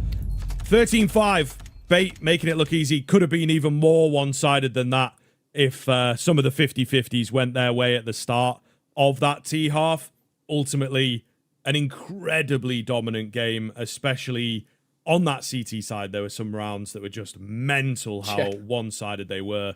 Really, really clean stuff from them, I think, throughout the game there, and it's worrying signs for Kaleido now. What a display, I think, right? A true testament to just how good Bait can play, the level that they're at, and actually just sort of, you know, more or less from the get-go, proving just they are head and shoulders above this Kaleido side. They have so much more depth to them, but again, if you want to play this as a pug, if you want to play this in a real scrappy, chaotic affair, Bait will meet you there every day of the week, and they will fight fire with fire, and they're going to hit harder, and that's what Bait do. I said it before, but this is how Bait made a name for themselves in the Tier 2 of EU. They were punching up against big sides by scrapping against them, forcing them to get down in the dirty and fight, and that's what they did best. So, yeah, sure, if you want to take, you know, and rely on your mechanics against a side like Bait, they will test you on that every day of the week, and they have the players to step up. Kenzie, I think, had an absolutely fantastic map. He looked so good all the way throughout. MPL, no surprises to see him shining as well, but I think Essentia, that first half in particular, really, really clean out from him. He's, you know, very often an unsung hero, I think, for this side, but he really made his name known as well. So super impressed with kind of what he was able to bring to the table. And Bait as a whole, what a start to this series. You know, they've taken their opponent's map pick, and not only have they've taken it, they've dominated it, and they've given themselves so much confidence now heading into Mirage, which, I mean, screw, if we're being frank, it should just be more the same. Yeah, you would think so. Again, round-wise, it might come a little bit closer, but I think Bait will still be in the controlling spot. I think that ultimately is what we have seen displayed. You know, it's that round there where it comes in, round 14, like just some really solid deagle shots, don't get me wrong, and it seems something that, you know, Kaleido have in their back pocket, but too little, too late. You know, if it Yeah. was a closer affair, it makes a difference. But obviously, just not the case. And you can see the split here, Kenzazor, as you mentioned, but everybody wildly positive, apart from Alex, actually, which is maybe a little surprising that I he will even say does he plays go rotate. negative. He plays long rotates, so he was actually never in, like, you know, if like both, like Kenzie, he was anchoring towards A apartments, where we saw MPL anchoring towards Banana. So they're like the first two guys fighting on that CT side. So they're getting all the kills. Poor Alex was rotating in, you know, barren wasteland where nobody ever managed to even get to. No one even could push long if they wanted to. Look at the kill distribution in that first half, man. Like, I think it's quite a nice little stat that we don't usually get. Yeah. And yeah, he's just flying. And I can picture it. That's also him peeking mid, peeking apps in the first, like, 10 seconds of the round, getting those opening kills just so consistently. Yeah. So, yeah, an absolute monster. And now pretty scary for this second map. Yeah, absolutely. We've got Mirage coming up next as well. All signs really do point to bait here. I can't see a world, but Kaleido, let's see, right? 10, 15 minutes, have a little time to have a conversation. Something's new's got to be brought to the table. We'll see. For now, though, we're going to throw this one to a break. We'll see you soon as Bait's map pick of Mirage up next. The new breakthrough and innovative phone with 1xBet app. With 1xBet app, you can register and start betting in just one click. Intuitive interface and thousands of sports events every day. User-friendly app. Big wins, fast payouts. The human body was built to move. Not trapped at a desk in one singular posture for 12 hours a day. It's time your chair evolved. This is Secret Lab Titan Evo. Ergonomically engineered for you, gamers, hybrid workers, artists, backing your every move.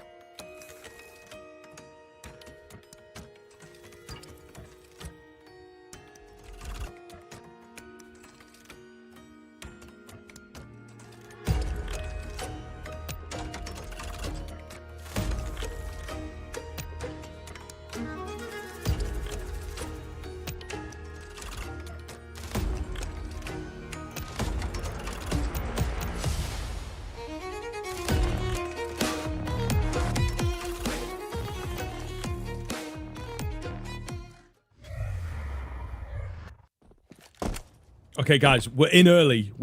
They're keen to get on Mirage here, so we are straight into the action. But just in time to see Spine finding the kills, looking very good indeed on that USP. He's lost his support here on the A bomb site, but maybe has done enough to win out the round. We'll see. A lot coming in from CT. It's a nice open plant for the T side to work with. The Senthial looking good, looking confident. They've recovered it back. And there's the monster of Inferno. Sasiki, however, on the Julies has brought it very, very close, but he's insanely low. And Hedrick is, of course, in the perfect spot to deal with this bomb. And he's just waiting patiently. He doesn't see anyone on his side. Smoke goes down, but yeah, as soon as he sees him, that's all he needs. Oh, Bait with the recovery in the 4-on-3. It's just about that low HP, right? That is where it is. Even a little bit more HP, I think he has a bit more confidence in giving that a go, but he doesn't. So what can you do? It is Bait who start well, and they start as they mean to go on as well. This is a Bait side who now have a bit of a point to prove of, you know, that wasn't just a fluke in map number 1. We can do this across this series because we are better. We have a lot more up our sleeve than this Kaleido side, and we're going to prove exactly why. And nice start. It was actually a good recovery too. You know, when Spine starts so well, you're loving what you see, and they made that round work for them. And Kentisor starts well. He was relentless in the opening duels in map number 1. And he finds yet another. He makes it a second as he catches Sasiki too. So damn confident, Kentisor. When he's playing like this, he's next to untouchable at this sort of level. Rage. Oh Nothing. my god. Kentisor deletes him. Yeah, he is really on a tear. Oh, give it and to looking him. even more comfortable on Mirage. Denied the ace, but still clean enough, still nice enough. And it's signs, isn't it? You know, you look at a really strong performance and you go, right, can the same player replicate that? Can they just lean on the same kind of style? And so far the answer is yes from what we've seen. It's obviously very early, but still it's a pretty good display from Kentisor. So yeah, I think that he could just take over once again. And as I say, Mirage is going to be a more comfortable map for him. Now on the T side, didn't see as much of that out from them either. He can direct the fights a lot better. So yeah, this could be another dominant display. Oh, absolutely. Kentisor, when Kentisor's playing well, he is a joy to watch. He's just relentlessly confident. And when you have this sort of unbridled confidence, I don't really think players know how to sort of face off against him. As Hedrick actually steals away the kill, but it's Kenzie who's getting the space. Senthial will find one of his own as well, but Kenzie keeps holding W. I think the observers are doing a great job of just making sure you stay on Kenzie, because he is the one who's giving you a lot of space. He finally gets core a little bit exposed, but this round's nothing. These 2 rifles of Kaleido, I think you just got to save it. Yeah, it feels like it, but again, surely just so frustrated. Yeah. Trying to take matters into their own hands. The way Inferno went, the way that this one has opened up. Oh, okay. That's right. Nice spam. I don't think there's a kit around, though. He doesn't really have time to go for it, and his exit route has been cut off, so when you make your decision to go for it, you are going to pay the price. Take some guns away, I guess. What is the plan here? Hopefully a half buy would make sense for Kaleido, but Bait just picking up where they left off, man. This is really just already looking like a done deal. I'm not going to lie. Yeah. Super fun to watch at this sort of kind of level, this sort of standard. Super enjoyable. 3-0 start for Bait. So quickly here as well. It's Kenzie again with the opener. Mental stuff from him, but he'll want to take these fights every day. A lot of damage dealt on towards that Deagle. So Rage, I think, makes a smart call of falling away. Sure, the Deagles are really scary for Kaleido, but I don't know, what do you actually do in a spot like this? It's a nice little angle. The smoke to his right-hand side, the box is well in front of him, but then when he moves out like this, he leaves himself very exposed. Now they can start moving in towards B. There's one player here to meet them, and oh, best of luck to 2x. Yeah, I mean, it's not even MPL that gets the kill. He's spammed down from short, so not a chance for him. And listen, this is the thing. Even now, like, those half-buy rounds, those Deagle rounds, not coming close. Bait did have to work for the pistol, but they're always a different beast. Once it's gotten down to, you know, get some rifles, get some automatic weapons out, they've not had to work very hard. So Kaleido, at the very least, going to have to give them that competition in this round. I think you maybe start with baby steps and bring it close. We'll focus on winning rounds when we have that in your sights. For the time being, I think, yeah, there you go. Find an entry and maybe a little bit more. Senfial thought he was coming to him, so didn't capitalize on the trade. Yeah, I think for a Senfial as well, you'd have to make noise when he drops off that plant pod, and he will actually get the kill. No one close enough to punish. So Spine falls without that trade. Back into the 4 versus 4, and a booster will come through with that window smoke. No surprises, they're putting Kenzie up here as well. He actually might find a gap. Suki's got his back turned, and now attention may be drawn away as well of Alex's kill. This could be a little spicy. Sasuke, yeah, trade will come through. Down goes a Senthiel though, so back into a 2 versus 2, but it's low HP, and a 180 fight Kenzasaw. Nice work. 5-0 for Bait. Chaos, we've spoken about this already. Bait are happy to play, and they will actually thrive in it. Yeah, so far, absolutely thriving. So I think that there does need to be a change-up. And this is one of the things we saw, like a attack timeout from Kaleido right at the end of the game, where it felt a bit late. This is a moment, guys, where, you know, you would take a pretty well-placed timeout that's like, right, we've lost a couple of solid buy rounds now. That one actually did come a bit closer than the previous rounds, so I think you take a timeout ahead of your next buy at the very least. They've got a weird little investment here. Uh-oh. From the Chinese side, and it's Rage again with his Deagle. Infamous at this point. Bomb has been dropped pretty solidly for the CTs to work with. Oh, head trick. He had me going for a second. Not going to happen. And there you go. Kaleido matching fire with fire. It was a fast round from Bait. It was a heavily mid-stacked round from Kaleido, so it kind of just all goes wrong for the Bait side, and there you go. Now we'll see the CTs with a round. Yeah, it's just a big overfight. I don't even really blame Bait. They have got just this unbridled confidence right now, so I can't really even take too much away from it. Sure, it happens, it is what it is, but I'm not going to really take too much stock into a round like that. Kaleido are given a lot of chances to fight, and if Bait need to lock in or want to lock in, they can, but for now, while this game is scrappy, they'll continue playing rounds like that. They don't mind losing a few of them. I think it was probably a case of, oh, that's such bad timing of the jump up. Trying to bait out this orb and will actually win the fight. MPL, super well done. Just being a nuisance here. Has spotted one below him as well. He's trying to just find the head. It's a smart call, I think, though, just to drop away. Yeah, I think ultimately he's trying to draw attention, isn't he? But they're not actually biting.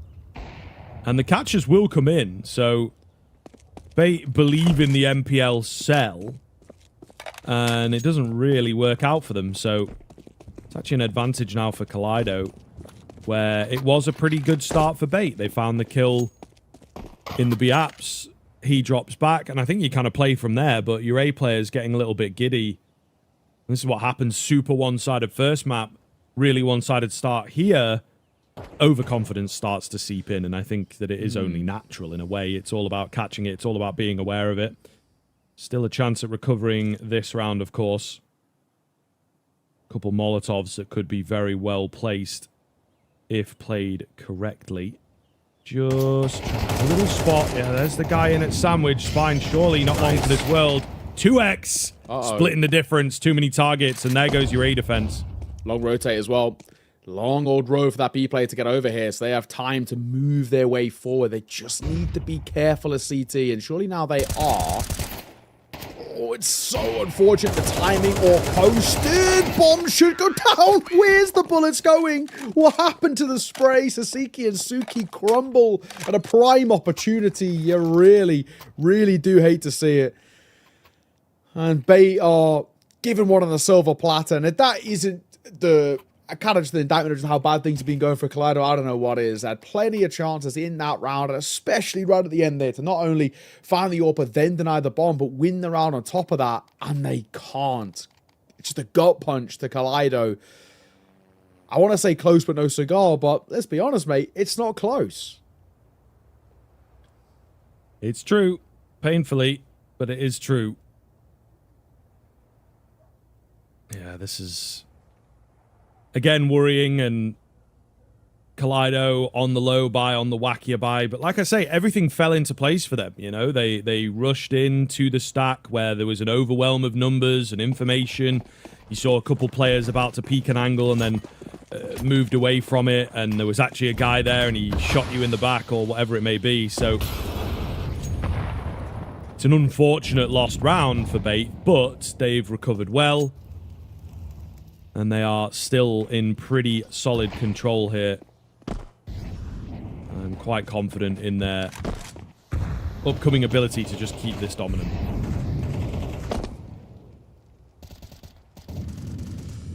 The control taken nice and early. Oh, these taps by Alex are dangerously close. One just whizzed past CP here. A dink that'll come through, and he's seen off by Alex. Another opener towards Bait. It's just such a consistent factor right now. It feels that Bait get this opening kill. Whether they can capitalize upon it is a different thing, but getting it itself is huge. Alex chunked down by the nade, but there's a deep in route in towards window, and this A split is really on the cards.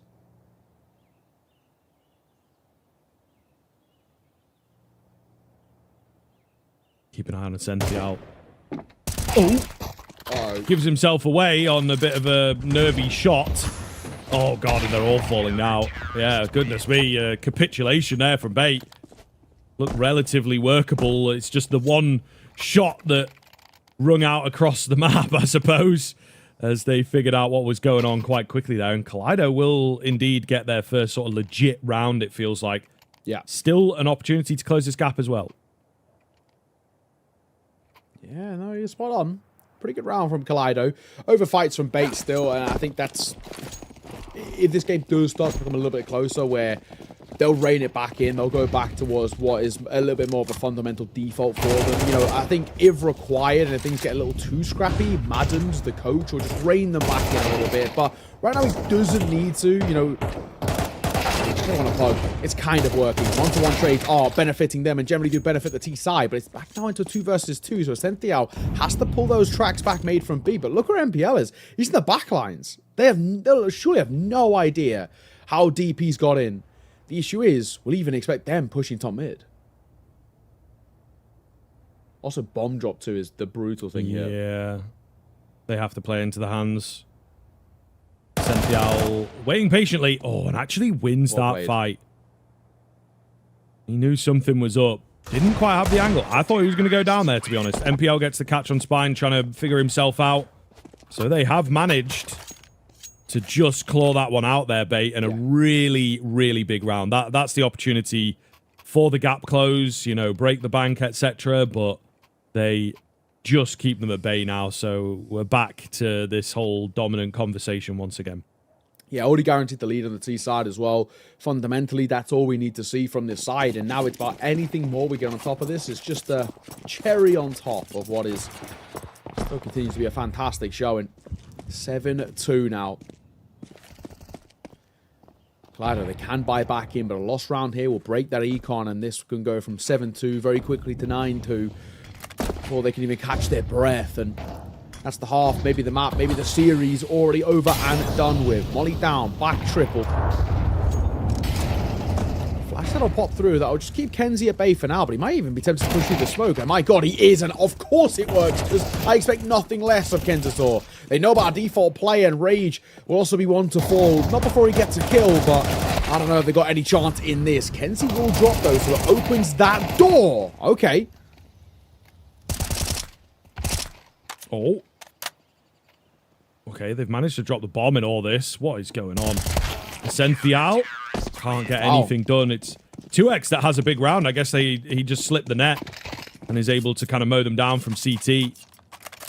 So, Kaleido now going back and forth, blow for blow with Bait. And they are left reeling, not even getting the bomb plant there, the T side. So, yeah, a really difficult situation to now deal with. They managed to make the lower buy work just a couple rounds ago, so we'll definitely keep an attentive eye on this upcoming round. But Kaleido competing a little more, and again, never over until it's over in CS. There's no one on the A side to start the round, so this is... Hello? Where are you going? Why is Spine gone B? Oh my goodness, guys. We do have a jungle guy, but I don't know whether he could really do too much to slow them down. They're not going to believe the luck that they have here. So thankfully to Kaleido, they have really averted disaster there. The burst towards A doesn't necessarily come in, but for a moment there was a window where there was like nobody on A, nobody that could have stopped a quick move. It's like a gamble that somehow pays off, and it definitely shouldn't have. Like, they stumble into a win here. Either way, AK and Galil being the only weapons of choice for Bait in their full investment in. They're going for a slower tempo. Double stack towards A. There's a third player not too far away, but he's just keeping eyes on mid for now. And speaking of, that's where might be a bit of a late play through under coming through. But second time of asking, 35 seconds. They're now making this move. Nade will come through in towards jungle. This angle could be everything in MPL. That is the freest kill he's had all day. However, he gives one back, so karma, I suppose, is a vicious circle. Going to try and get this bomb planted here, but spine in towards CT is putting a stop to that for the time being. 2x comes in to join him. And again, Bait can't quite crack that A bomb site. The CT area seems to be somewhat of a problem in terms of the way that Kaleido are playing it in the recent rounds. So the clawback has come in. 4 rounds is much more workable than what they're used to on the Kaleido side of things, but really potential to bring this down to just a pistol's worth of gap. Yeah, they've kind of figured a few things out. I'll give them credit. This is a Kaleido side that I want to say also, you know, while they may have, I think, figured some things out, I do also think they're being gifted quite a few rounds here. Bait are still staying quite scrappy. And there's a real world that if they just good 7-5, that Madden might enter the fray in the halftime break and just say, all right, let's just rein it back in a little bit. Let's just try and have a bit of a breather. We don't want to force this towards a third for no reason or make this map more drawn out than it needs to be. Opener for the AWP. Rage will find his first. He tags on towards the second as well, and he's given the luxury of getting out. The reposition, but not refined as well. She's looking to try and deny this pressure on towards B. MPL drive by Tech9. Oh, and he gets 3. What is that? Oh, MPL. No right to get away with 2. Never mind the third. And he might be called upon for more. He might just. They've not managed to recover any strong weaponry is maybe my only worry here, and really not considering Spine at all. Oh, Alex with the trade and the spin around. Goodness me. The individuality bailing Bait out of that round. MPL in particular, super quiet half from him, but 2 pretty impactful rounds. That one actually pays off.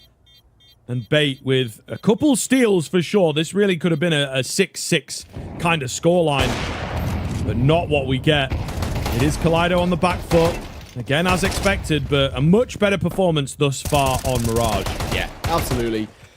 Just showing as well that they can win these sort of slightly more weirder, scrappier rounds. But as I was sort of saying in towards Inferno, and I'll say it again here, Mirage, we still need to find better ways to win rounds. I just don't think they can kind of fully rely on what is ultimately trying to scrap and fight their way through these games. If it is a pug, Bait will win it. So they've got to find ways to make the side feel a bit more uncomfortable. But now they're on the T side, they're the ones setting the tempo, which could actually even work in their favor. Let's see, 8-4. A pistol round here for Bait goes a long, long way to more or less securing up the map in the series. But a pistol round for Kaleido does open that door just a little bit. Not so much for the series. That feels like a bit of a stretch, but we're at least putting pressure on towards this map, that's for sure. Yeah, 100%. I'm very curious to see if Kaleido can ultimately stay alive. Ready for a B hit. Senfial on a deadly angle. They have to be careful how they play this. They will indeed force him away, and now the burst comes in. Head trick playing anti-flash, but they're already out by the time he turns around. Senfial, however, oh my goodness, too quick. One tap stays alive for another, and he is just holding them at bay. There's no way they can plant the bomb. Buying time for his teammates to get in here and help him out. Spine does well to find him and maybe misreading the situation. They'd not necessarily exited market. It's all going to be down to MPL here, and he does not have the same homing ammo that his teammate did. So Kaleido recover it back after an Essential bailout. Yeah, that was a little closer than it kind of should have been at times. I think Kaleido had good positions. The main thing is they make it work. I think that shot hit by Spine is very, very important. Just gives them a bit of breathing room to get that bomb down, right, and put that kind of pressure of the clock on top. But yeah, Essential really gave them an opportunity when they really shouldn't have been. And it maybe is still a bit of a concern that Kaleido are making rounds a lot harder than they quote-unquote need to be. But like I said, that Spine, that first kill from him, really, really important. So Kaleido, pistol round 1, doors creeping open just a little bit. Kaleido can chip away at this deficit. Who knows, man? Of course, we do get a forced buyout for Bait. No surprises. Scout in play. Double MP9, double 5-7. Still a very scary buy. Alex in a pretty good spot here. Looking for the first head. Oh, there's a flash from somewhere that just denies him that first kill. He will manage still to take one. The scout goes high. Trying to get ahead of things. The bomb has hit the deck. So that makes life a little awkward for the T side. And no one as yet has recovered it. So it's a lot of time bought. You know, these smokes are going to start going down and whatnot. Bait unsure of maybe what is going on there for the CT fight. Timing on the bomb. It's a fake. However, they're still happy to take the fights. And it's so well played here. MPL trying to get involved. The bomb is down. And in the hands of the CT side, they don't necessarily have to take these fights, but they will still try and force the issue. 2X, therefore, uses his AK to his advantage at range and with the automatic prowess. I think Bait have potentially overstepped or didn't have the info of the bomb necessarily. Yeah. I think you're right. I think there was maybe just a little bit too much of a want to fight. I mean, even that jump up by head trick, I feel like it's very, very unnecessary there as a whole. But in that last 2 versus 2, I think you've got to play time. They've still got to get the bomb down is the big thing, right? So that's where you can put pressure on. All they had to do was sort of shell up and wait for them to make that mistake of maybe not covering properly in that post plant. Unfortunately for Bait, they tried to fight ahead of it, tried to fight to deny it. That'll cost them. So, either make it a 6th and actually should make it a 7th, if we're being honest. No real buy to work with. A couple of bit of pistols, sure, but it should be fine. The flash is good, and Alex cleared easily. Yeah, looking solid. Bomb will eventually make its way down. What does a response look like from Bait here? They will ultimately let it get planted. I think they're just looking to thin the herd, take some guns away. Trap them in, perhaps. But not really happening. The Deagle shots so far have not impressed, not taken those craniums. So looks like they should just be able to win it out cleanly. Low HP, lucky to be alive type vibe, but yeah, not really happening here. Hold your armor as much as you can, which would seem easier said than done. Result might get a chance at 1 here due to there being Rage right below him. So a freebie. We'll take an AK-47. Thank you very much. But aside from that, a simple round for Kaleido. Now is the real test for Kaleido. If you want a chance in the map, in the series, it comes down to this one here. As a fullback comes back into play as well for Bait. AWP in play for Head Trick. And AK, of course, has just been saved over, being wielded by Kentosaur's having another fantastic map. And this full buy can go right back to where Bait do a lot of their best work. And we said this a little bit earlier. In the scrappy situations and these puggy affairs, if they need to rein it back in, they can. Tac Paul is going to be taken by Kaleido. They're second. But Bait will utilize this to get Madden on towards the mic. And the coach is probably going to say, all right, we've had our fun, right? You know, we dominated map number 1. We completely decimated that first half as well. But let's just go back to us, right? No more silly things here. Let's close this out. Let's win this the way we're expected to. And then if we get the opportunities later down the line in towards our kind of our lower bracket run, then we can start making kind of moves about going back to playing a bit more puggy or a bit more loose if we're given the opportunities. But for now, this side are actually starting to wake up a little bit, starting to hit their shots. Let's not let them back into this because they're getting warmed up now. Yes.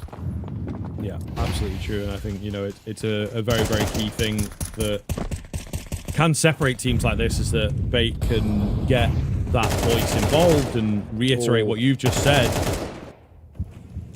Sometimes it doesn't really matter, though. Rage finds an opener. They do try something. Kenzazor trying to get aggressive to tap back into his entry prowess that he was having on the CT side of Inferno. But he's immediately denied. So suddenly, life gets scary until MPL with the double. Bit of support from Head Trick. They still believe in the process. Ascenthial's got a good read on what's going on in the apartments here. Not sure if he's spotted.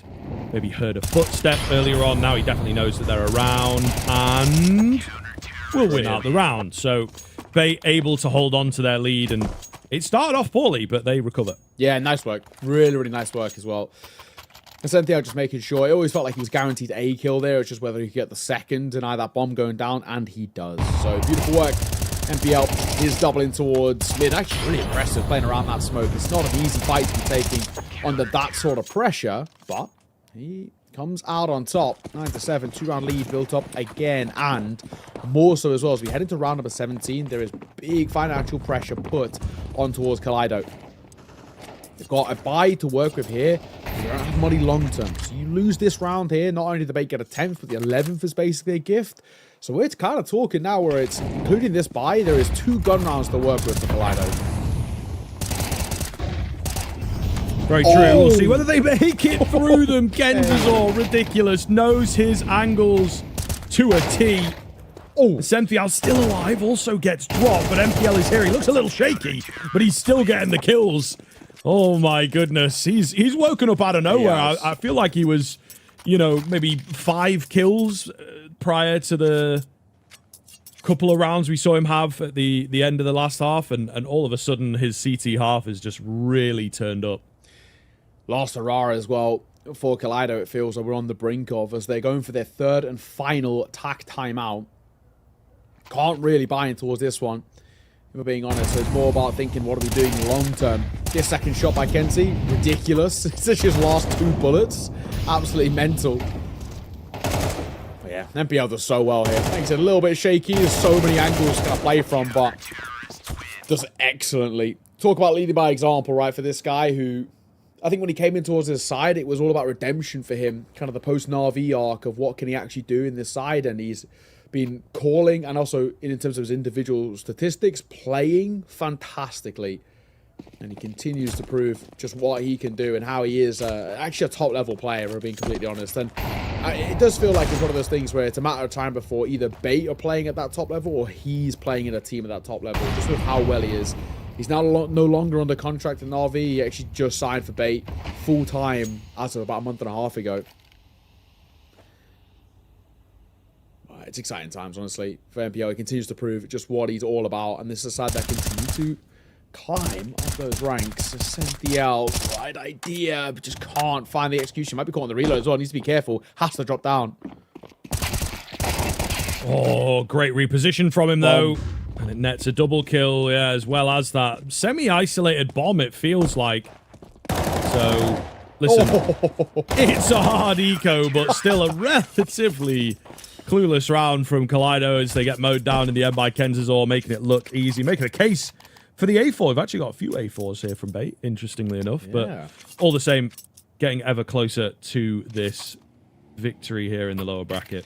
Kenzie's been having a field day today, though. He has really been just flushed with confidence, and you see him round to that. He's holding W all the way upstairs, right? And he just completely swings in, mows down 2, reposition, so crisp. I mean, this feels like such an easy day out of the office as a whole for Bait. There's a couple of rounds here where there's maybe a couple of hiccups along the way for this Bait side, especially specifically in Mirage, but as a whole this series, it'll be chalked up to being a dominant display by Bait.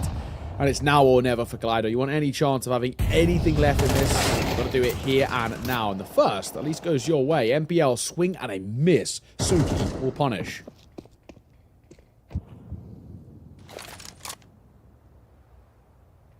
Kaleido then winning game state here if they can play their cards right. But we have seen Bait recover rounds back. Maybe not a situation as dire as this. 2 early openers with like no information trade-off. As bad as it gets. Head Trick starts the campaign. well-timed smoke there over a B as well. So they maybe have to wait, and that allows Kenzazor somewhat of an info grab. And he seems ready for a presence towards middle. There is indeed a Rage around the corner, but will he go that far? Potentially not. Clearing as much as he possibly can. The smoke going to start dissipating, so he doesn't have a lot of time. Oh, and the barrel spotted. So incredibly lucky. They will burst towards B, though, so now got to play things perfectly by that time. Get maybe one more kill. Long-range fight. He does land the damage. The headshots keep landing. Kenzazor, what? He's What a player. so crisp, man. What a player. Kenzazor is absolutely ridiculous. 23 and 15. What a series. He was the MVP in map number 1, and he is without a doubt the MVP here in map number 2. This guy, I mean, like you said, he is so crisp. He's so sharp. Like, one kill at the most you can maybe have the chance of getting away with there, but the fact that he actually gets a second with barely any bullets left in the mag is unbelievably impressive. It's jaw-dropping how well he's playing right now. I mean, if this is a showing of what he can bring to this tournament, a couple of teams got to really take note. If he can bring this confidence across this lower bracket, it's going to be a very, very interesting time. Kenzie, there he is again. Who would have thought? Kenzie gets his 24th as Alex looks to add to the tally and close this round and this map and this series all in Bait's favor. 2 remaining of Suki and 2X, and they have got no chance in hell. It's a 2 versus 5, and Bait, when they want to turn it on, they will, and Headtrick making sure. What a showing. All but over here. Suki spotted. Consolation kill traded easily, and Bait will do it.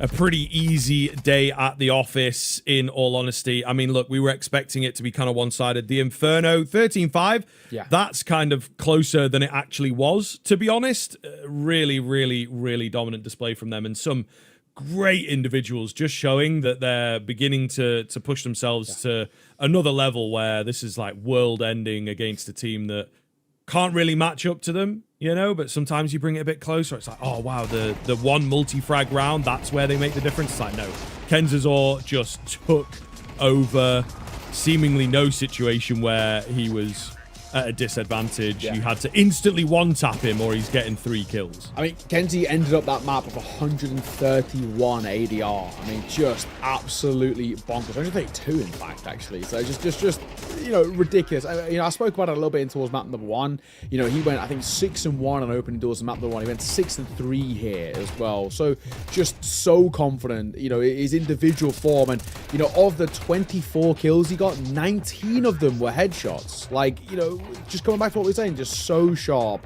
But everybody had their moments, if we're being frank. MPL Shaw was a little bit slow, but he picked it up towards this second half in particular. Of course, he had that one really stark round with a 3K in the Tech 9, but we're talking about a Kaleido side who, unfortunately, there was no matchup ever really where they could have won this, right? They can't break this side down strategically, and they can't beat them mechanically. And unfortunately, that's just how good Bait can be. They've covered all different gaps in the armor and make sure there's just no chance for Kaleido to even be in for a chance of fighting. So a fantastic series, such an indictment of just how good Bait can be as well, and actually a really positive sign for them as well. They've got to make a lower bracket gauntlet run, and well, that's a good way to start it off. That's going to give you a lot of confidence going forward. Yeah, it is very true. Again, you know, we look at the context of the tournament, the context of that game. The game against Tyloo really not as good, you know, and they did struggle in a couple of places. They really struggled to get off the ground and get started. So, yeah, we'll definitely keep our eyes on Bait, but I think in terms of the lower bracket, they should be okay against Lin Vision as well. But yeah, they'll set their sights on Tyloo once again, but it just speaks for itself. I mean, look at those final run of rounds as well. This comes after their timeout where they need to pick things up, and whatever has been said is obviously super effective, at least for Kenzazor himself. So yeah, really, really impressive stuff. And if you can find a performance like that, even against the likes of 3D Max, they could be absolutely devastating. And I think that Bait are always going to be capable. This Ukrainian region, like, just printing players like this. But certainly, I think he's on another level, at least in that series. Yeah, he gets 9 kills across the last 4 rounds, like just relentlessly aggressive. He came into every single round, and even when they didn't work as well, we saw it happen actually in terms of like that was a middling period for Bait where things weren't really clicking and there was a bit of a run by Kaleido. I mean, he's still playing with the confidence of what he's essentially saying to himself, like, I am the best player in the server, like no one's actually close to me. I'm going to show why. Every fight he's taken, like when you think about like heads up fights as well, you know, you're working out, and a lot of players do this, right? Like, is this the right fight? Should I do this dry? Should I do this with Yuto? You know, all these things they've got to take into account. Or if I take this fight, where's the trade going to come from? He doesn't really care, right? You know, because he knows that he's going to win on terms of his pure mechanics, but he's also got the smarts as well to be like, right, once I get this kill, this is where the reaction is going to come from. And we see him react and get the kill off the back of it. It's so impressive. It's so sick to see as well for Kenzie, who does at times go a little bit missing in this Bait side, especially when they play against better opponents.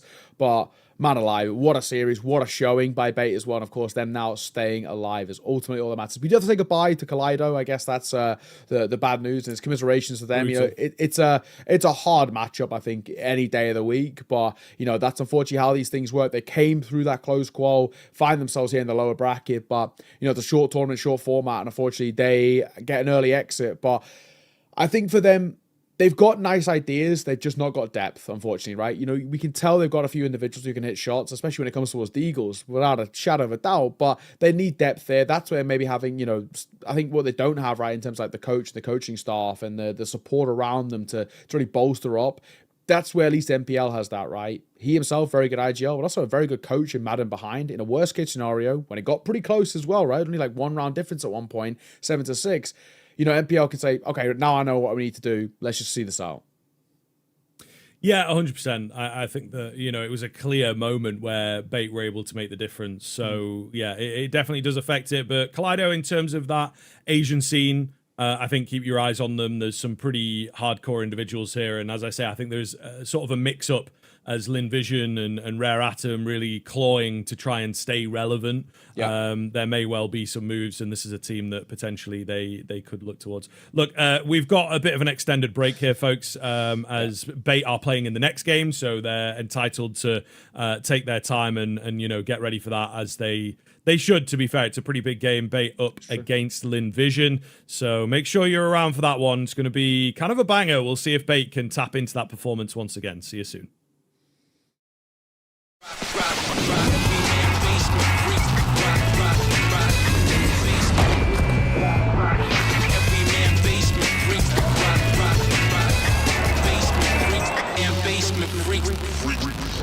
The human body was built to move.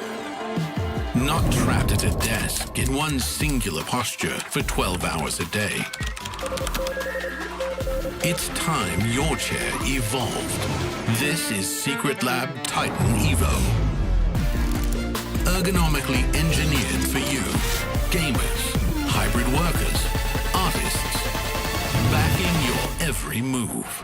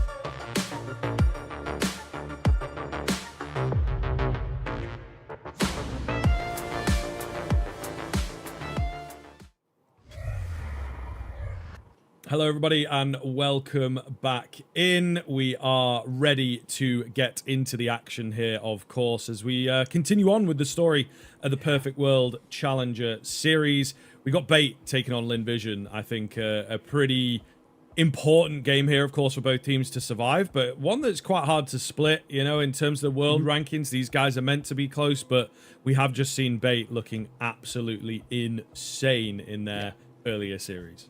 It's a massive confidence booster, I think, as a whole for this Bait side, right? They've given themselves actually quite a nice leg up in towards the series, and there's kind of these two differing schools of thought as well in terms of how you want to approach a day like today. Is it better to be the side that has a gap in between the play where you get a bit of time to rest, recuperate, recover, but also actually prep for what team you're most likely going to play? Or is it better to be a little bit more warmed up, a little bit more kind of on edge, ready to fight in a sense, right? And generally speaking, when I ask this question, it's actually always the second option that seems to come out on top. Being the side that's a little bit more warmed up, a little bit more ready to play seems to be the thing. However, we have had an hour break, so that you got to take that with maybe a pinch of salt, but I think you're right. Bait looked fantastic earlier. Where actually Linvision, they didn't. They really scraped through that series, though. Made to work by Rare Atom, went to a third map, went 13-11 on that third map as well. And if it wasn't for one big clutch as well, it actually looked like they would have lost that third map. So as a whole, this is very much up in the air for me.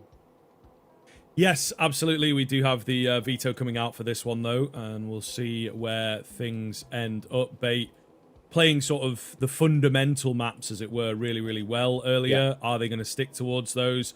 One of the awkward things here, of course, as they come in, is that Mirage permaban. So that removes kind of one of their favorites from the Linvision side of things. So a couple different options, and they do actually, you spoke about this a fair bit, they do actually edge towards that Ancient as the pick.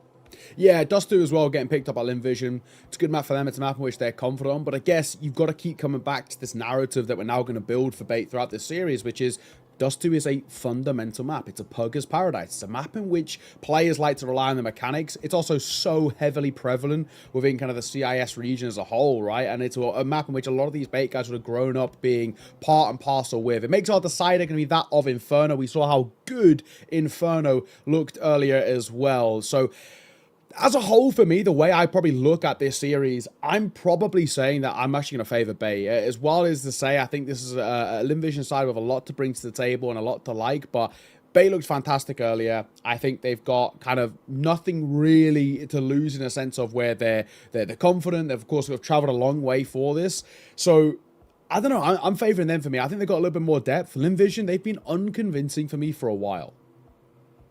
Yeah, I think I'm kind of on you with that, you know, coming into this event, doing a little bit of prep and checking the recent results of the teams.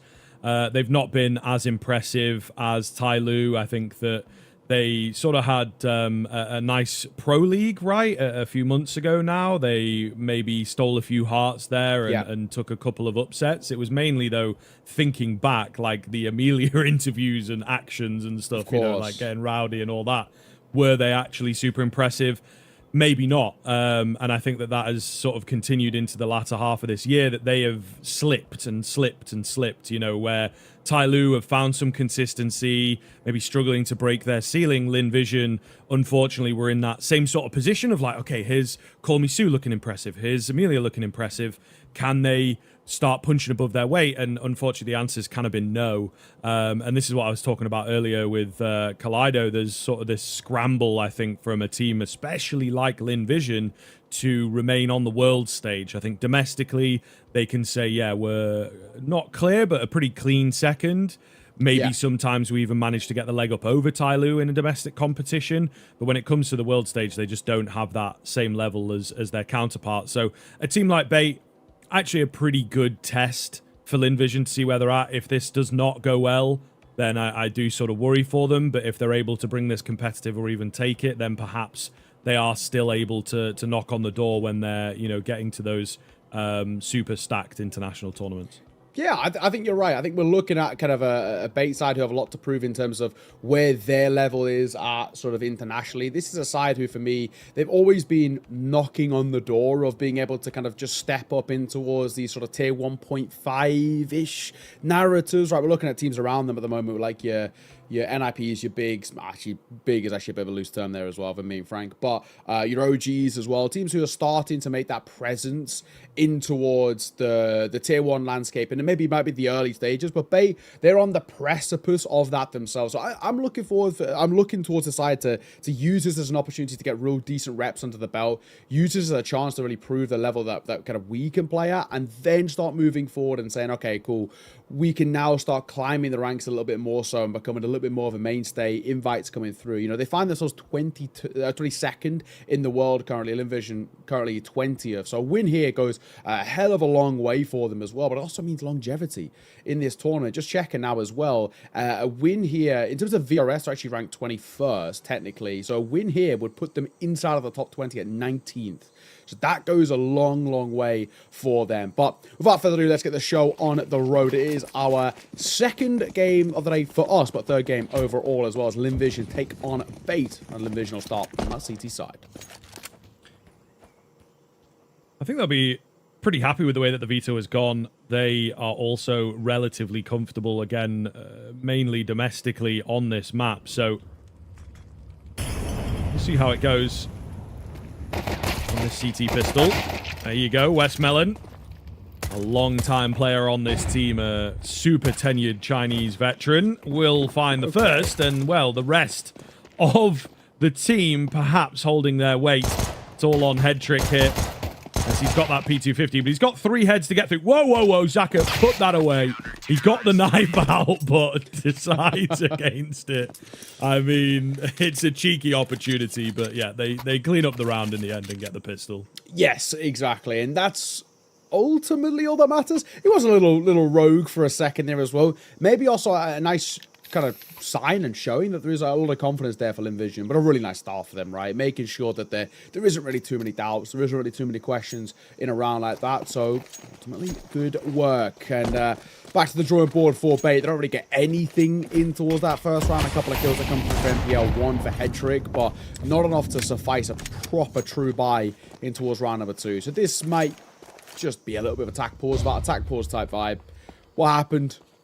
It's fine. Shake it off. Let's move forward. If we can get a bomb plant here, that'll be lovely. That'll go a long way, but we're not really expecting a lot. Invision, this should be simple.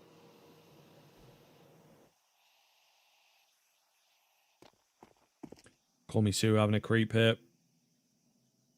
Looking for the info, and I think they start to figure that it's like, right, they're either outside A or outside B, so let's prepare for the one that we are in the best position for. And this could be a money-making opportunity for sure. And indeed, as Call Me Sue spins around, it will be. NPL takes 1. Always good to get the return on the investment, but ultimately the round pans out as expected, and now we'll see Bait on their first buy.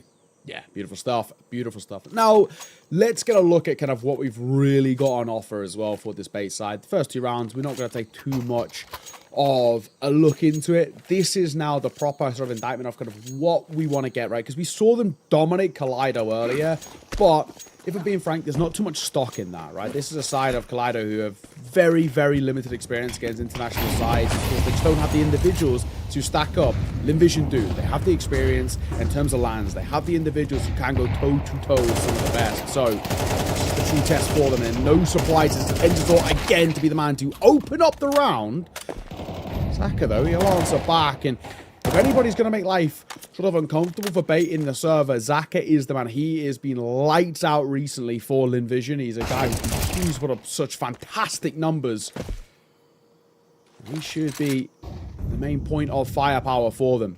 Into a 3 versus 3. Alex is tagged up, but so is Zaka and Westmelon. So this round is sort of still anybody's. Yeah, B-bomb site looks a little weak over here. So they're going to opt to move in that direction. Westmelon, dangerous. But he will keep his head. Just has to be careful on the timing. I don't think he's necessarily expecting them in the cave, but he still, luckily, gets into a good position, gets his gun up at the right time. The flash comes in. Beautifully done. And Westmelon will hold the line. I thought he was kind of dead to rights. It looked like he was so unaware of the cave plate. Invision looking, for the most part, quite comfortable here, which is pretty concerning for Bait. They haven't been able to show this ruthlessness as they did against Kaleido. I do want to see at times maybe Bait just tempt fate with the relentless aggression that we know that they can bring to the table. It's something that does have the chance of catching Lim Vision off guard. Well, probably not to be in this round. Primarily, Tech-9's across the board. Deagle and the Mac-10 to round it out. A little bit of Utah. They're hoping for a pot play to get a bomb down, but getting the bomb down is something that they've not been able to do so far. Lim Vision, like I said, looking pretty comfy thus far. In they come. A-Pop about to be on the cards, and Zaka, I called upon him earlier. What's he got for us? There's the first, and that is quick. Deadly. However, there will be a couple trades back from that M4 in particular. Orb has been retrieved. Ooh, a bit of a guessing game here for MPL. He's left blind as well there, so finished off. Again, in terms of the isolated round, it's not bad, but Lim Vision really starting to string them together now and build that all-important momentum. An immediate tack pause coming in here as Bait need to figure out what is going wrong and absolutely need this round to make things competitive. This is their pick, you know, and a team that we'd expect to be able to compete. It's not got that angle of, like, the map doesn't necessarily matter. Can they just shoot back? They should be capable of a bit more here, and it's been quite dominant. Yeah, and it goes back to a sort of a point that I brought up in towards that previous series. When I've been kind of covering a lot of the Asian scene recently, Ancient's become such a common sort of handshake map, and sure, that is actually the case kind of across the board. We see a lot in terms of EU all the way up in towards the tier 1, but particularly in China, this has been a map that people play a hell of a lot. So Lim Vision are going to have good, even if it's just, you know, scrim reps, a lot of good practice on this map, and that's where the risk comes through for that Bait pick. You know, I spoke about the risk of Dust 2 being picked in because it does allow individuals to shine for Bait, but this is the flip side where for Lim Vision, this map, not going to make them uncomfortable at all. And as you brought up, where Lim Vision, I think, are pretty comfortable with this Veto as a whole. Starry, the opening 2 as well. He is shining bright right now. And Bait are looking so uncomfortable. They cannot get anything going. Yeah, timeout not working. Never a good sign, especially for a high-level team that we compliment the coaching staff. They can't figure it out. It can be a real problem. So the Bait that we saw earlier, not making an appearance quite yet. Flash out middle, nobody there. Maybe some worrying signs as they reveal themselves, but there's really no mid presence at all. Donut smoke coming in. Little peek from Starry, but he doesn't see anything quite yet. Just got to be careful, but they're looking to burst it. The boost may well happen. They actually decide against it, and there's a slow creep into Red Room. Starry seems to have this under lock and key, but could lose his head. Can't stop them necessarily, but the flank is so quick. Okay. Amelia fluffs his lines, misses the shots. Oh, that could be devastating. We'll see. The B holders still look pretty good for me.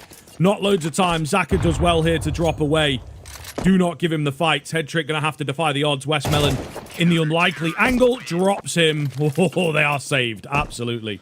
Bit of a sigh of relief, but it's actually really good positional play there from Lim Vision. Zaka and Westmelon go about that excellently. They're playing split up, but it's that Zaka reposition because he knows he's got the time on his side. And actually, you can just play Ring Around the Roses. And Westmelon, no presence had been shown from him for such a long time that they lost track of him. So just standing tall and waiting for the opportunity for a freebie. Brilliant work. Lim Vision, nice. Yes, a little uncomfortable, and credit, that's what Bait can do. They can make rounds sort of start to come back in their favor a little bit because they've got the individuals to do so. In the Vision, it just feels like they've got that strategic depth over Bait thus far. 5-0 for Lim Vision. Light work for them on their opponent's map pick and back into a lesser buy for Bait. It's rinse and repeat right now. It's full buy-in. No success, no bomb plants. Back into a half buy-in. Seems to be changing for the time being. Opener for Westmelon. IGL leading by example, and he's wanting a little bit more. He's blocked by his teammate, but Story will get a kill nonetheless. Yeah, looking good here. Everyone's holding on. Call Me Sue gets another. This is, as we talked about earlier, when the force buys are not really giving us anything, you do worry. So, couple kills here or there in some of the earlier ones, and this one looks set to be flawless. They're not even getting like bomb plants or anything like that, so not all that competitive, which is quite the problem, one would say. Flawless round coming in. Linvision, flawless game coming in thus far. And it's now a question of how long this goes on. Yeah, you're right. Second attack pause. You know, some would say early, but I think it's right here, right? For this base side, you're 6-0 down. You're coming back in towards a gun round. You have to make this stick. So, yeah, I think this is a really, really good time to sort of say, okay, plan A hasn't worked out the gates here. Our style of play that we're trying to make Linvision uncomfortable with is not working. Let's change it up. Let's see what we can throw them. A couple of curveballs, whether that's tempo changes. You know, actually, the way whether that's for bait, slowing things right down, all the way to kind of doing nothing until the final 30. It's a style of play that bait don't bring to the table too often, but it's a style that they have in the locker, somewhere deep in there. And it might be required. But lot to like from Linvision right now. 6-0. And on their opponent's map pick, no real complaints about what we're seeing. You're getting your individuals online.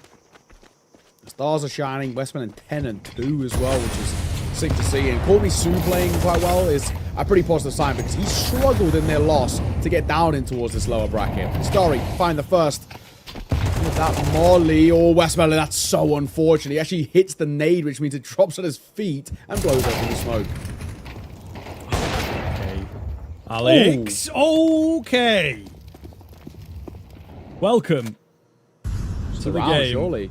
Yeah, he's woken up. Big frags, and they come so fast. I think you are correct that it should just be a save out here.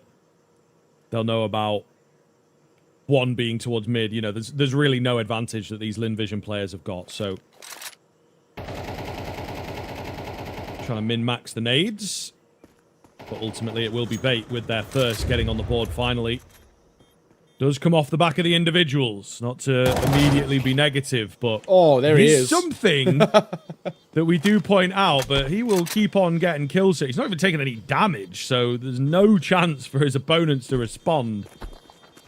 This is a very scary look, bait. Terrorists win. It's their first round, but look, 4 or 5 on the T side. I think they can be satisfied. Maybe not happy, but satisfied with that. Yeah. The question that we really kind of go back to is this replicable? That's how I always put rounds on the first round on the board for Babe. Is that round that's replicable? I would say ultimately not. But it's a good way that we get the individuals online. And now hopefully a confidence booster. Use that as a catalyst to more success for bait. But good to see that Alex hitting shots like that. Seriously crisp, those ones. All of them. Or even down to that third and final. Molly does decent damage. Oh my god, Amelia's up close as well. This is a little funky. This could be a bit strange because they know he's here, tucked into his elbow. It's actually a question of how aggressive does he want to go. Nade right in front of him, but Kenzie turns away because he expects a flash. Still, they've managed to recover things. The trade was there. There's a kill for the AWP that was boosted up. Oh, a desperate attempt towards middle here, though, and they just don't know how well defended it is. A full trap. They abandoned A and went for mid. The nade makes all of the difference. Head trick left alone, and Call Me Sue is the unknown quantity. He has to be weary. Sue's allowed him the plan. Oh, and moves in a little early. You know, if you're going to commit to playing safe and the long game, I think you have to just give it up until your teammate is around. Now, Starry left in a somewhat impossible situation. He's not even near enough to hear footsteps or back-offs. Head trick, knows that he's low, moves on to the Glock. A guessing game, but he will guess correctly and finds a big 1v2. Yeah, massive. I just feel like that first fight, Call Me Sue, we don't need to be taking that. You just play together. You're against an AWPer. He can't really double down. Even in a sense as well, maybe make the low player be the first to swing. But I just think poor discipline there from Call Me Sue. Wanted to be the hero in a spot like that and just so unnecessary. That's where you have to look towards somebody like a Westmelon to say, right, slow down, wait, play together, you know, get the comms going. And at times can be something that I feel like eludes Linvision. It's not a good one to lose, but credit where it's due. Hedrick can only do what's in front of him, and it's a nice 1 versus 2-1. So, we're building up a bit of a foundation, right? There's at least a platform for this bait side to recover this first half, but I want to see them get to probably at least 5, if I'm being honest. Yes. And so far, look, the actual build-up of the round has not been super convincing. They've been bailed out by Big Alex 3K, big clutch in the end. So we're going to have to continue leaning on that, or will they be able to find something a bit more substantial? MPL says, my turn, but Call Me Sue will flatten him. Ooh. And another.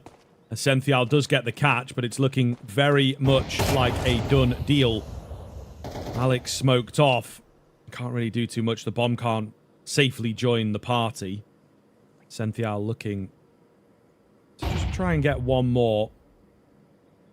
Alex, meanwhile, battles to stay alive. So we'll see. There's a slow flank on the way. Linvision squeezing the life out of Bait bit by bit. But they have to battle back. And they might just have found a way. Cave is open. Yeah, I do feel like this has got to be a known quantity, though. Call Me Sue's playing a purposeful standoffish approach here as well because he's so low. So they've got to know at this sort of stage, now with that smoke coming down as well, there's only really one place they can be.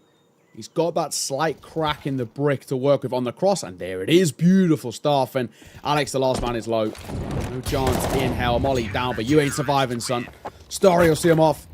And then Vision will guarantee a lead at the turn of the half. That's exactly where we want to be. 7-2. And Linvision back to their winning ways and back to building up the stability in their own regard. And without that bomb plan as well, sure, we can buy in for Bait. It's not going to be the most comfortable of buys, though. You can see now Alex having to go in for a Tech 9. Same for Ascenthial in that sense as well. A little brought through for MPL. So it's a full buy, but it's a loose turn. And you lose this as well. Not only do Linvision find 8, but that 9th is probably there too. That even could be the beginning of the end. Yeah. It's a little dangerous now, isn't it? As you mentioned, needed a few more out from them. And we ultimately didn't get it. So, you know, they just about got the ball rolling. Okay. Amelia, a dangerous peek. He will be punished for the contact move, and Ascenthial punishes the missed up shot from Zaka, who splits the difference. It's a few guns now on the cards for recovery. Starry trying his best to recover things, but not going to happen. All down to Call Me Sue, who's been having a great few rounds on the B-bomb site, but A is a different beast. Bait with a very cheesy move there, but it works out. You know, you try and contact in thinking you're safe, but it all spirals out of control. Yeah, real credit. It's just a nice round. Individuals seriously hitting them, those shots, and the Deagles in particular. They just get up in their face. They make life uncomfortable for Linvision. This is like what I wanted, this relentless aggression. It was what worked for Bait in their earlier series. It's what can work for Bait here. It's not something you can bring in consistently, but I can at least give you a few pocket rounds here and there. Now as Bait bring back in towards the buy, there is a full buy on the flip side. It's not great for Linvision. How has Amelia got away with that? That is ridiculous. And MPL, laboured spray, does finally get the kill, but a quick trade from Call Me Sue. This is a wild round, and numbers heavily are now in favour of Linvision. Looking good. Once again, rifle play from Linvision is quite decisive. Alex and Headtrick, the two most impactful players on this team for me, are left in this seemingly impossible situation. The bomb as well is absolutely miles away, and Amelia, if you look at number 4 on your minimap, will be on the way to that bomb in just a moment. Not really any chance now that he's discovered this. Maybe call for a bit of support, and suddenly it's a different story. Big fight on the way here. Alex knows and has an inkling that the bomb is compromised. Does he realize how compromised, though, is the question?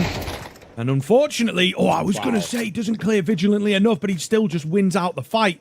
35 seconds left. Starry is the contingency, though, and he's played it perfectly. Does not give his position away. Denies the A-bomb plant. And potentially wins the round. I think you're right. Oh, head trick. Okay. And she wins the round. He already won a 1v2. He's got 15 seconds. He opts for the M4 as well. Bomb going to be picked up. Oh, and Starry swinging a find. That was dicey for a moment. Head trick given a lifeline, but it ripped back away by Starry. And that'll be an 8th on the board for Linvision. They're inching closer and closer to taking this map away. And before we get there, unfortunately, a bit of a tech pause. They've been very quick at fixing these, though, so it shouldn't be too big of an issue. That was close. This shot in particular, he spots the shoulder of Corby Sue and takes a pop shot. It's a beautiful one at that.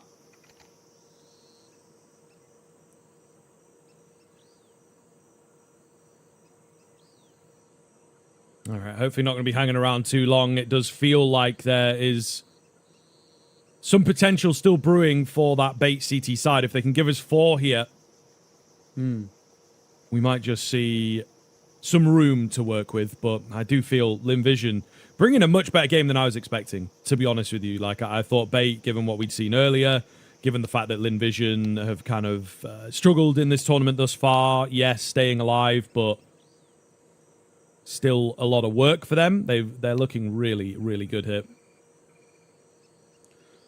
A lot of question marks now as well for this bait side. If they're to end this half at only 3, it's not going to be good enough. I can't see a world back into this. And just the fact that it's their map pick, right? So, following the tech, Linvision will go in towards attack. Moment to breathe for them, but as a whole, I'm liking what I see. No real pressure to be worried about for this side. If they can see this half off as well, 9-3, I don't see a world for bait. They've just not had the individual shine in the same sort of vein. I mean, we look towards that previous series and the one name that was constantly in every single bit of praise, Kenzazor. Look at him now, 2-10 he finds himself. So they've managed to find a way to shut him down and nullify him, and look at the knock-on effect it's having over towards bait.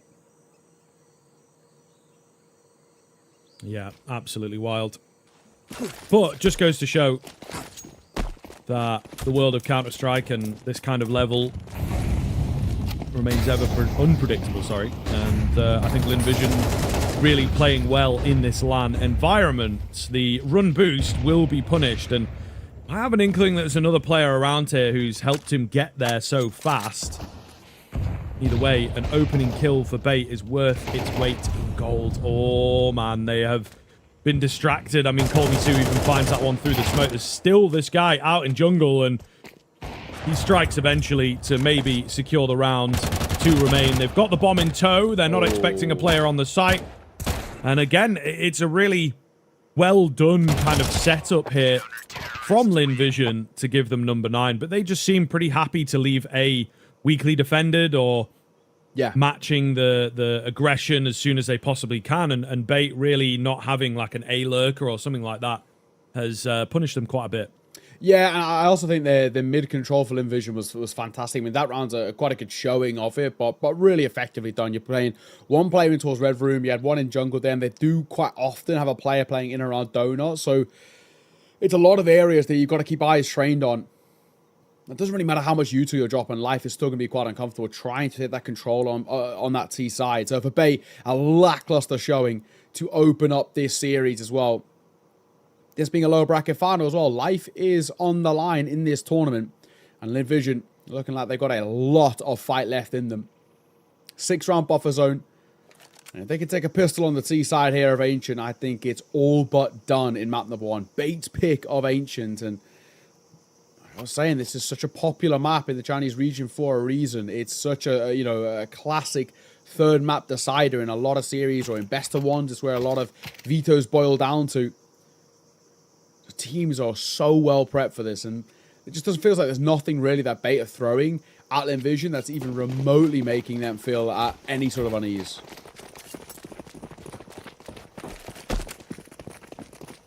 Yeah, it's going to need a really keen turnaround here, and as we talk about a lot, the pistol round is difficult to rely on, let's say. And Linvision just kind of putting all their chips into this to make sure that they win it. So probably one of their better rounds that they have prepared, let's say. And it starts well. Kenzazor does actually get one on the way out, but very low and has to give up the bomb site. We do have those Julies, of course, for the CT side here, but no kit available. So the bomb is played well. It could be difficult to get in. No utility left for that T side. They are trying to overwhelm an area and just gain some information. Zaka, therefore, left out on an island. Ooh. Only gives us 1. But 3 players in Donut without a kit, you know? You just feel like survive, play the bomb, play the distractionary move. The Julie's going to go flying in to attempt to net the kills, but it's not working. No. Oh, man. An NPL suddenly finds himself alone. And he is a dead man. No, he isn't. Westmelon. Oh, no. Why? Why do we have to see that? You know, the round's over. The round's secure. And he just gives us a bit of comic relief, I suppose. But all the same, Linvision looking to close this map out before it even gets going. Put it this way, while Westmelon might be out-calling NPL, he definitely isn't out-shooting him. There's a vast difference in terms of the mechanics between these two. And, you know, credit to him, Westmelon's actually been really, really good this map. But, you know, if I had to kind of bank on who is the slightly sharper player of the two, I put on NPL sort of every day of the week. But who cares, right? Westmelon, he's calling a great game, and Linvision are playing a great game. And this should now be the beginning of the end. It's a little bit funny. Like I said, a bit of comedic aspect in towards this, but goes here now as well. Westmelon, there he is. Drive by with the Mac 10, gonna find a Sential, and I need to come in deep. Generally speaking, Bait might be tempted to save here. It looks like they're already angling for that. I don't even blame them. They've lost the B site. There's no real in-routes to retake this as well. I think it's the right call. The question is, can we save? I think Starry's probably gonna have other ideas. Oh, so sharp. Once more, Kenzie, other ideas. Certainly. Oh, yeah, trying to get his hands on the gun, but they knew what was up. Well found. I mean, Linvision just playing nigh on perfectly. They really are bringing a super solid game here, and it is surprising. Look, I didn't think this was going to be as easy as the game earlier for Bait, right? I think that Kaleido just lack a lot of the core team fundamentals in particular that you might be able to get away with domestically, but a more well-drilled team born of the European Counter-Strike is never going to let you get away with that. I didn't think it'd be like this, though. I thought it would be, you know, a tougher battle, maybe trading of maps and comes down to the final, something like that, but they are checking out quick on this one, and that Linvision does too. It's about the only thing that they've got that, you know, keeps them alive at the bigger tournaments and the VRS and everything, so you do worry about it. I really thought we were sort of guaranteed to go 3 in this series just because of how good Bait looked earlier. But this is really tough to see. How much they've fallen off in such a short amount of time. Westmelon NATO bank round that could do a bit of damage. Actually just catches the lip there. Cynthia will fall nonetheless. They're trying to fight their way through cave, running out of ammo. Oh, NPL's gonna get 2. They should know about Zaka because it was a Galil round the corner. What is happening here? We're over-fighting, over-facing, and Bait might have life still left in them. I think smart call to fall away. Back into a 2 versus 2. This is nightmare fuel and a melee, yeah. Oh my god, 6 points of HP. What a shot. Yeah, I mean, that's all you can really do in this situation as well, 2-on-2, to have that kind of calmness. Bomb has been planted. Really shows his level. Long rotate too. Yeah, this is not looking good. Kenzazoi's already managed to find one, of course. I mean, they're low. Doesn't necessarily need the headshots, just a few well-placed bullets. Not loads of time, but he's going to go and close that gap. Flash comes in, slams him down. It's not what he needs, and Amelia will take him down. A huge 4K coming in. Slightly quieter game compared to his teammates, but the impact is massive. Yeah, that is a mental round from him. So many of those kills as well, found under such pressure and so low. Just so well played. That shot here. Head trick. Head gone, mate. And Kenzie, the same fate, 12-3. What a map number 1 for Linvision. We do have an investment brought into the table by Bait, but do we have a chance? Answer feels like it should be a resounding no. We'll see. Bait now playing for overtime, and this would require something miraculous. Both in the T and the CT side as well, Linvision's mid control has been excellent. Map being taken nice and early. They're holding off on Util until they're actually in a position to fight as well, because they actually want information of who's playing where. Oh, Westmelon reactionary shot catches Kenzie. What a lovely find.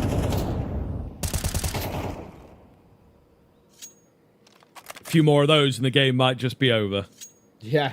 So, Bait quaking, quivering at the behemoth on the other side. The bear, I suppose you could say, of Linvision on the way. Oh, I've seen that flash before. I've seen that flash before. I remember that one from like a year ago at the RMR. Pretty sure it was these guys. That's their little pocket flash. May even have been West Melon. Doesn't work here, unfortunately, Nao. But yeah, I think Austin made like a whole video on that one flash and how cool it was. But no videos this time. It doesn't work out. And Media now left in a 1 versus 3 with 25 seconds. And it's just about saves / exits. I mean, there is the potential of head trick, right? Because in and around Donut, but he doesn't need to move. They're set up. They've got plenty of rounds to spare for Linvision. They're in no rush.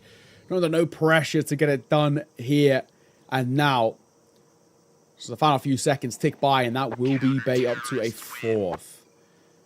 Long, long old road to recovery. But the only way you can approach this now if you are Bait, one step at a time, right? You can't afford to think long term. You can't afford to think about taking this towards overtime. Each and every round is his own series in itself. And then go from there. Hope you can compound a few together. But Linvision, they want to take no chances. Second attack pause will be brought in by them. I kind of love it as well. Just a bit of a wake-up call saying, don't get too overconfident. Don't get too comfortable. Let's close this here and now, right? Let's make sure that we don't give this side any sort of a chance. And even if it's like a small thing, right? Let's not give this side any chance to warm up heading in towards map number 2. Don't give them the chance to get the aim and the mechanics online. Bait look a little checked out. Don't let him check in before we then got our map coming up next, which Bait would have, for definite, would have expected.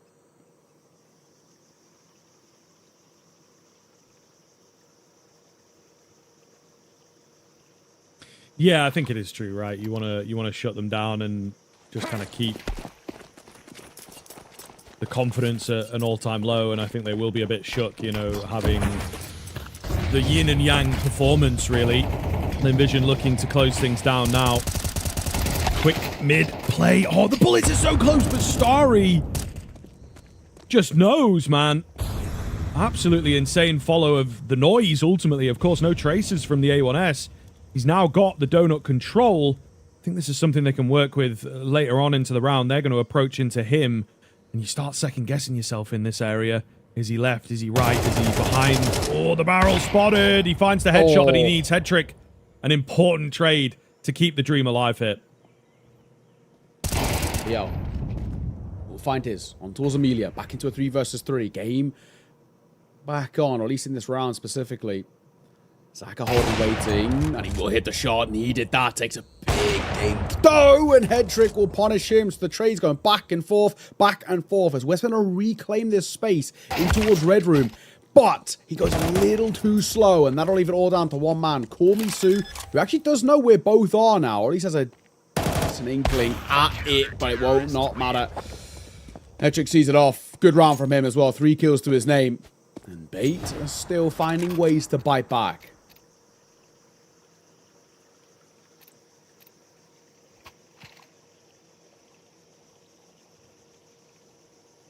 Okay, let's see.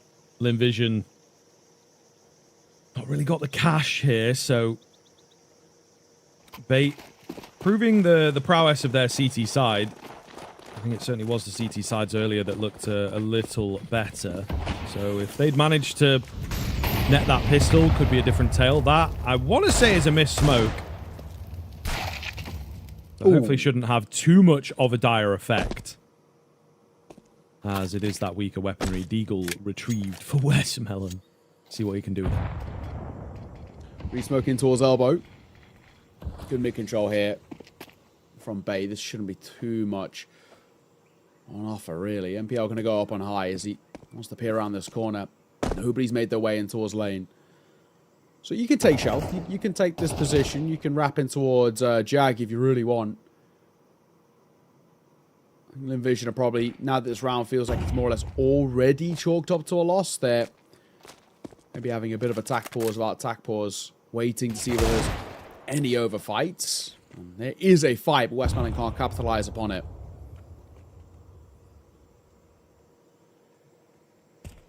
Kentazor looking to hold the line here. He smells a rat. He's pretty content. Ooh, holding this angle. Don't give it away too much. No, the Glock's coming, but he's good. NBL, meanwhile, holding the line over here at B. So, ultimately, the stronger weaponry doing what it does. Flawless round comes in. Still a long road ahead for Bait. Yeah. One round at a time, though. That's what matters. I mean, Vision still have double the rounds of their opponents. I don't think they're going to be under too much pressure just yet. No buyback in. Galil has to come to play for Zaka. That's fine.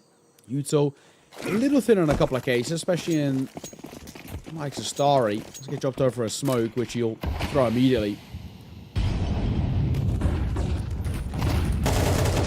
Spam. Really nice spam. Emilia left very, very low indeed.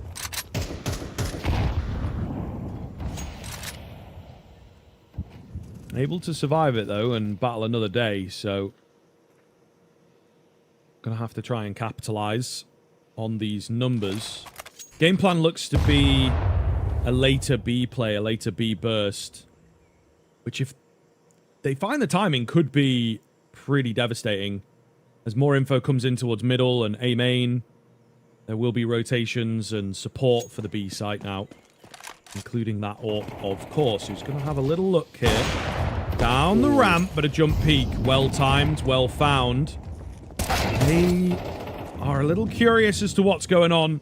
Delayed B push might just pay off. They actually sold a few players into the site itself to activate the mid guys, and it's worked pretty well here. Maybe don't lose too many on B itself, but the bomb's going to go down on A with nobody around. As Westmoreland finds Alex. Numbers now taking an advantage for the Vision side. Bait. Oh my god, swing. Drive-by by Starry. Kenzie caught. And so will Headtrick. Can't clutch this one. 13-6. There was a couple of hiccups maybe towards the tail end there. But all that matters is Bait see themselves in a pretty bad light comparatively to what we caught of them earlier, right? There was a Bait side that were nigh on dominant in their previous series, and then get the script flipped on them. Vision have just played the exact same game that they kind of did against Kaleido, and it's quite damning, actually. You know, if Bait can't win in that sort of fashion, it does really start to ask questions about the depth of this side, but credit where it's due. That Vision side, just nothing short of perfect at times. Yeah, very true. Very, very true. I mean, we did talk about the veto and the fact that they would be kind of happy with the Ancient. You know, look, 3 of their last 5 games or whatever against Rare Atom.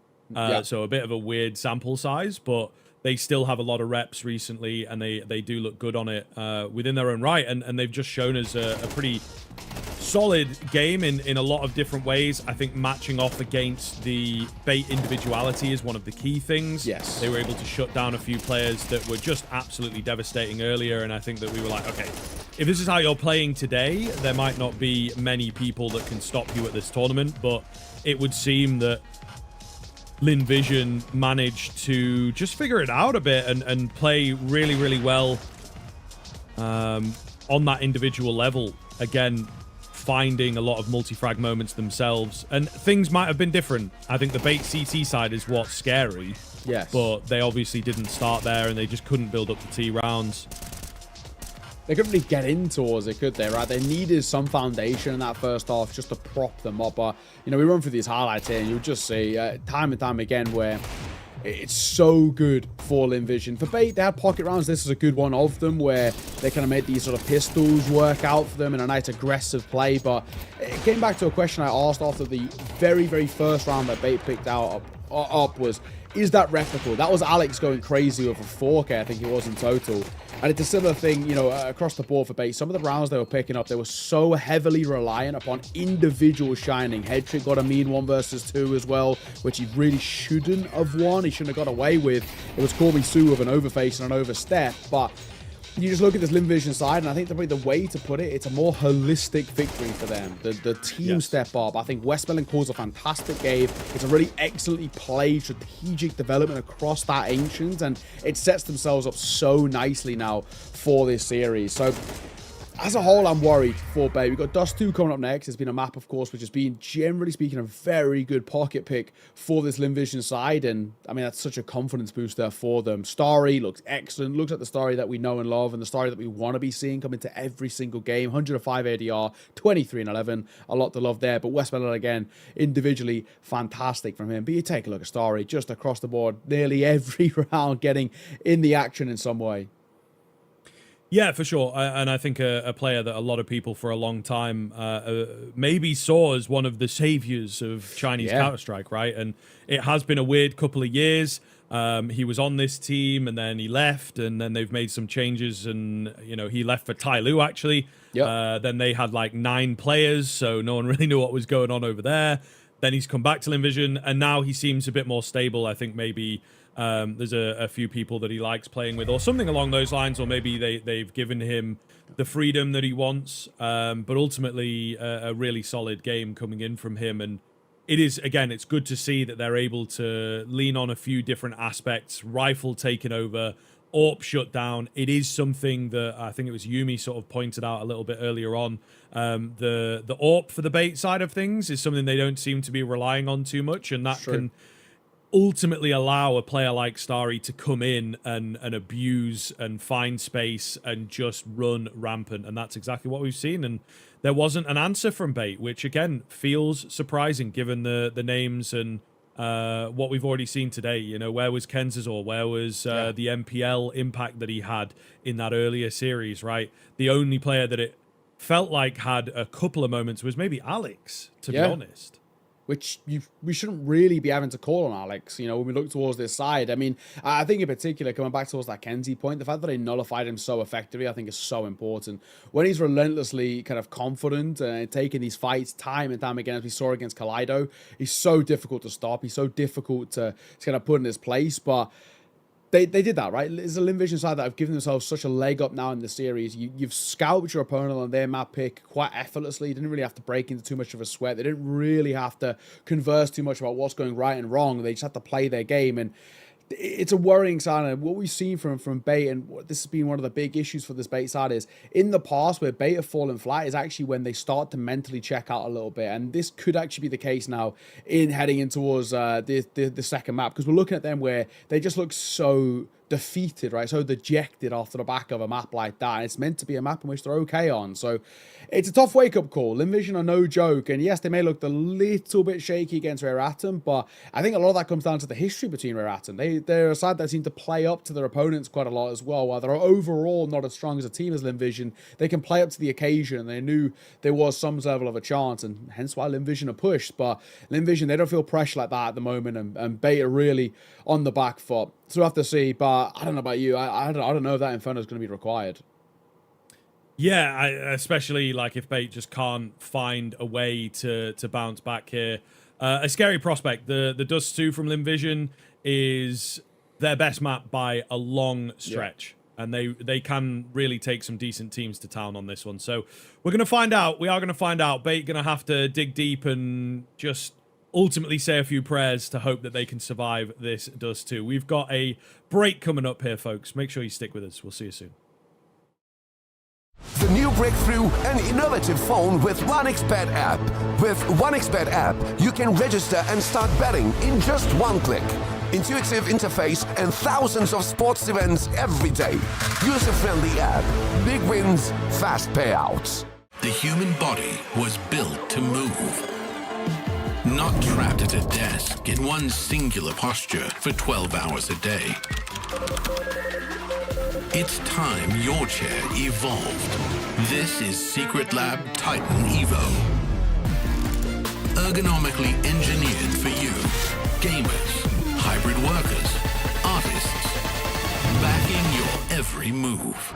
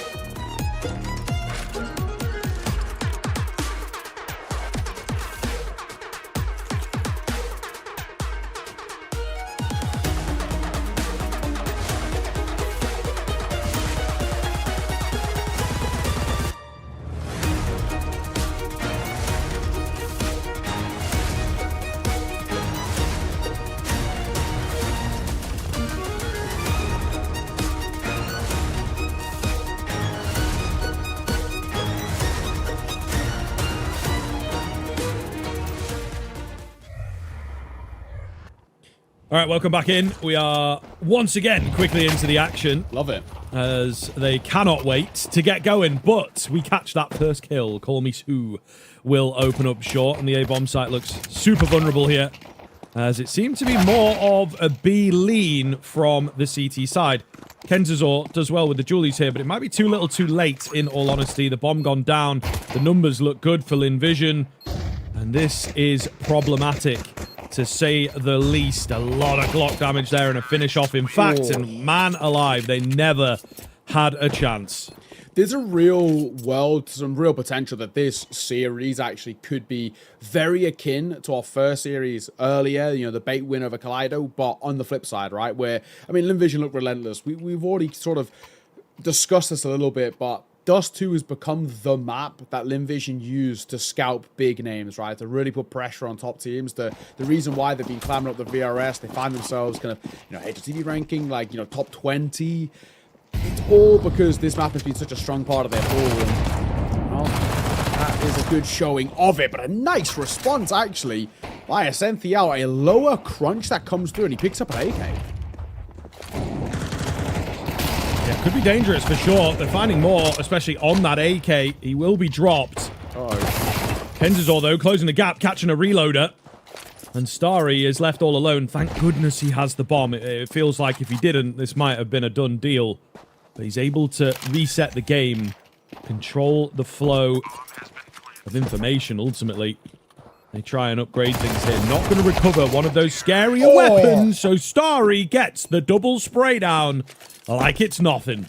If they had an M4, they probably win that, but for Bay, like you mentioned, just not having the scary weapons makes life a little bit harder. Starry, nice little double there, though. Really, really well done. It's an off angle, and 9 times out of 10, the way to play that is time. Isolate fights, play around ramp or goose or the boxes on site, and just try and see if you can be a bit of a nuisance. But Starry says, screw that, I'm going to fight, right? I'm better, and he proves it. So, well done. In the open, taking both of those fights.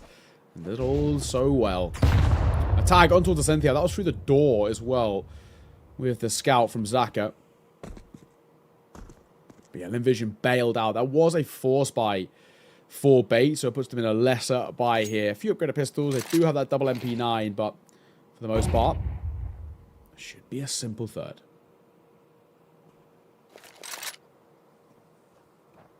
In theory. We'll find out here. If they're able to dish anything out, I always do worry. You know, you got the 5.7s, got the MP9s, well placed or well distracted, they can be absolutely deadly. Slow creep up as well. Contact heavy here from Linvision. NPL going to drop on the backside. Waiting for a flash. Everybody's waiting for a flash. Guys, be careful. One of you's got to look at them. But the scout is covering with the Overwatch, of course, and there is no flash to come, actually. They'll continue this contact. Continue starving information.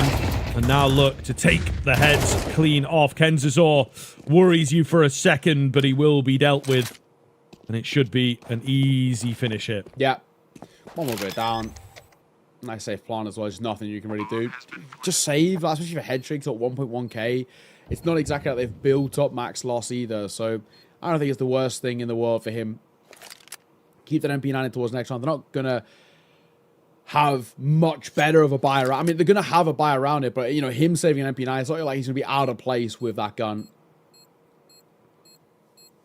Cynthia's still here. I don't mind too much if Cynthia wants to stick around, but I don't think there's any chance they'd really get themselves into a position of recovering an AK.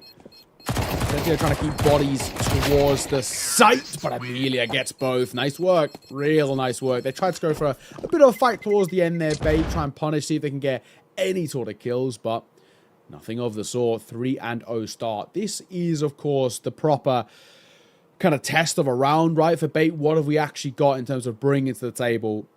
First true gun round. First looking towards the CT side of Dust 2, and normally a very good indication of a good team on the CT side of Dust 2, or a good just team on Dust 2 as a whole, is actually how proactive they like to play their CT sides, right? How much control they like to take early, the fights, the information gathering, and I think I'm kind of interested for this side. Looking to flash, they're out long, and Alex going to fall back. Starry leading this charge as he has quite a bit so far on Dust 2. But they are maybe looking for a rinse and repeat of the previous round. Can they get away with that? Zaka getting in the same sort of position. Does have to be wary, yeah. He's got that bomb and he doesn't really want to move forwards, nor does he want to be spotted with it super early. So they just have to be careful. Hardly any presence anywhere else though, Neo. It does worry me a bit here. Yeah, I'm with you. That smoke starts to fade. Oh, I was going to say Zaka might have the gap there. He actually spots from the jump peak. So 3 towards A. 1 mid, 1 B. But yeah, like you said, that lack of presence. This is a kind of a brute force call here by Westmelon of we are going A. And as time starts to tick, plan B goes out the window. They don't really get that chance to rotate away. They wouldn't have enough time. So they are just committing towards this now. In comes the smoke, and this could be a bloodbath, but actually potentially not even favorably towards the Invision because they're a known quantity. Yeah, I mean, just brute forcing here. Again, looking for the... It's exactly the same. I mean, even down to a few of these nades here, they're exactly the same in the way that they've played it. Oh, the lineup. Starry not there for the initial trade, but he will get it eventually. Got to deal with that player, yeah, that's further back before he can get the bomb. Even think about the bomb plant. And I don't know, Linvision, it's kind of cheeky. It's just the game round. Let's see if they'll fall for it again. And I think that although they weren't, like, set up immediately for the same round, they're obviously going to recognize what's going on. Yeah, I don't love it. I don't love that from Linvision. I just don't like when you have no opportunity for a plan B in any sense, right? We hit that 40-second mark and they were just then starting to move towards the A site. Not great. A weird buy as well, because Starry's only got a deagle, but the rest of the team are full bought in, so finances are a little fluctuating between Linvision. A nice round for Bait to find. I think just a really simple call of let's just stand tall and see what they bring to the table. And they're ready for it. Zaka posted. Nothing offered up. He does, of course, see that spam, but Invision now looking elsewhere. They've not gone for long control this time, so if they want to play retake, they've got to fight Alex in towards Pit.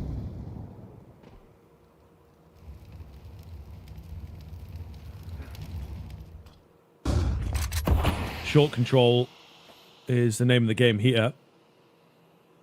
No one around for the time being. Head trick clearing a few angles. But like I say, it will be a short move. So curious to see what Linvision have got prepped for this. Playing a really stretched out game at the moment. Not spending a lot of time setting up or prodding and poking. They just get control of an area and they're sitting there, happy to do so. Molotov not quite good enough to stop the move.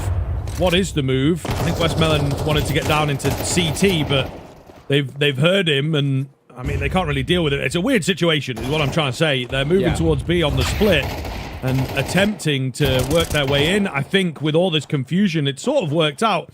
What the hell is this angle from Westmelon? To be honest, like it's just all over. The fact of the matter is they've dropped the bomb perfectly, but Westmelon has been biding his time to be the hero. He can't quite finish it off, but he's done enough to steal away such a weird round. Yeah, super funky.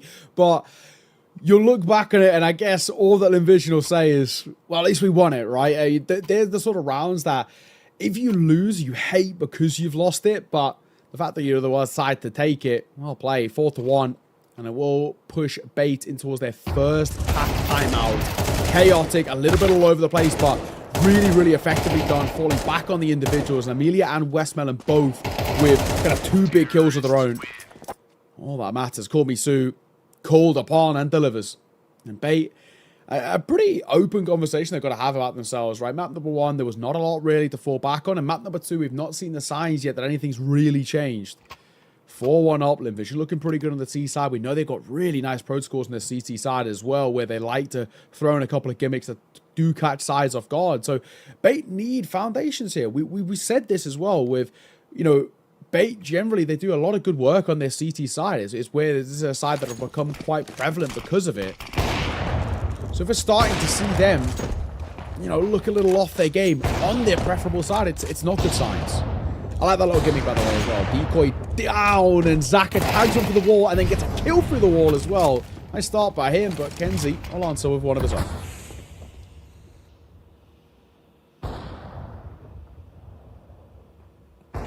Starry now at long, waiting to see if any aggression comes his way, but numbers have been evened up in the meantime. We got the upper tunnels move. Bait doing well in this round, even though it is, you know, a half buy. I still think they're doing a very good job of gaining info, which they've not really done a lot of so far this game. Been letting the rounds come to them. So I do like the idea that they know it's more of a mid play or an A play. Well, I mean, with the long info, yeah, it definitely has to be more of a mid-sided play. Media creeping his way up short. I do like that still realization of, okay, well, Kenzie got a kill earlier somewhere in lower. They actually overlook it. All he did was just stay exactly where he got that opener. And now they start moving in. Nice shot by Headtrick. Looks for a second as well as he falls back with that scout, but numbers now very favorable. Molly, I don't think he's going to clear the coast corner either, so Alex probably is fine. Historic's got to do a lot of the heavy lifting, and he's in trouble. Pressure all around. Call me Sue, a known quantity, and Alex, all he has to do is stand tall. This double setup, no chance in hell with 20 seconds, and they could even pressure him as well as that timer starts to tick. Catch him off time, after time, may I say, and kill the Econ. But Bait answer back. A little weird round, and it started so well. Zaka gets tagged through the door, then gets one as well in terms of a kill. And then they get flustered and fall apart and overthink things. Counter-terrorists win. Yeah, I think Linvision just got to check themselves. I can definitely see this getting out of hand, spiraling out of control, because they are in position to fumble, I think. And they're just, as you say, overthinking things and tripping up over their own feet. I'd take a moment and just reapproach and make sure that they are in the right mindset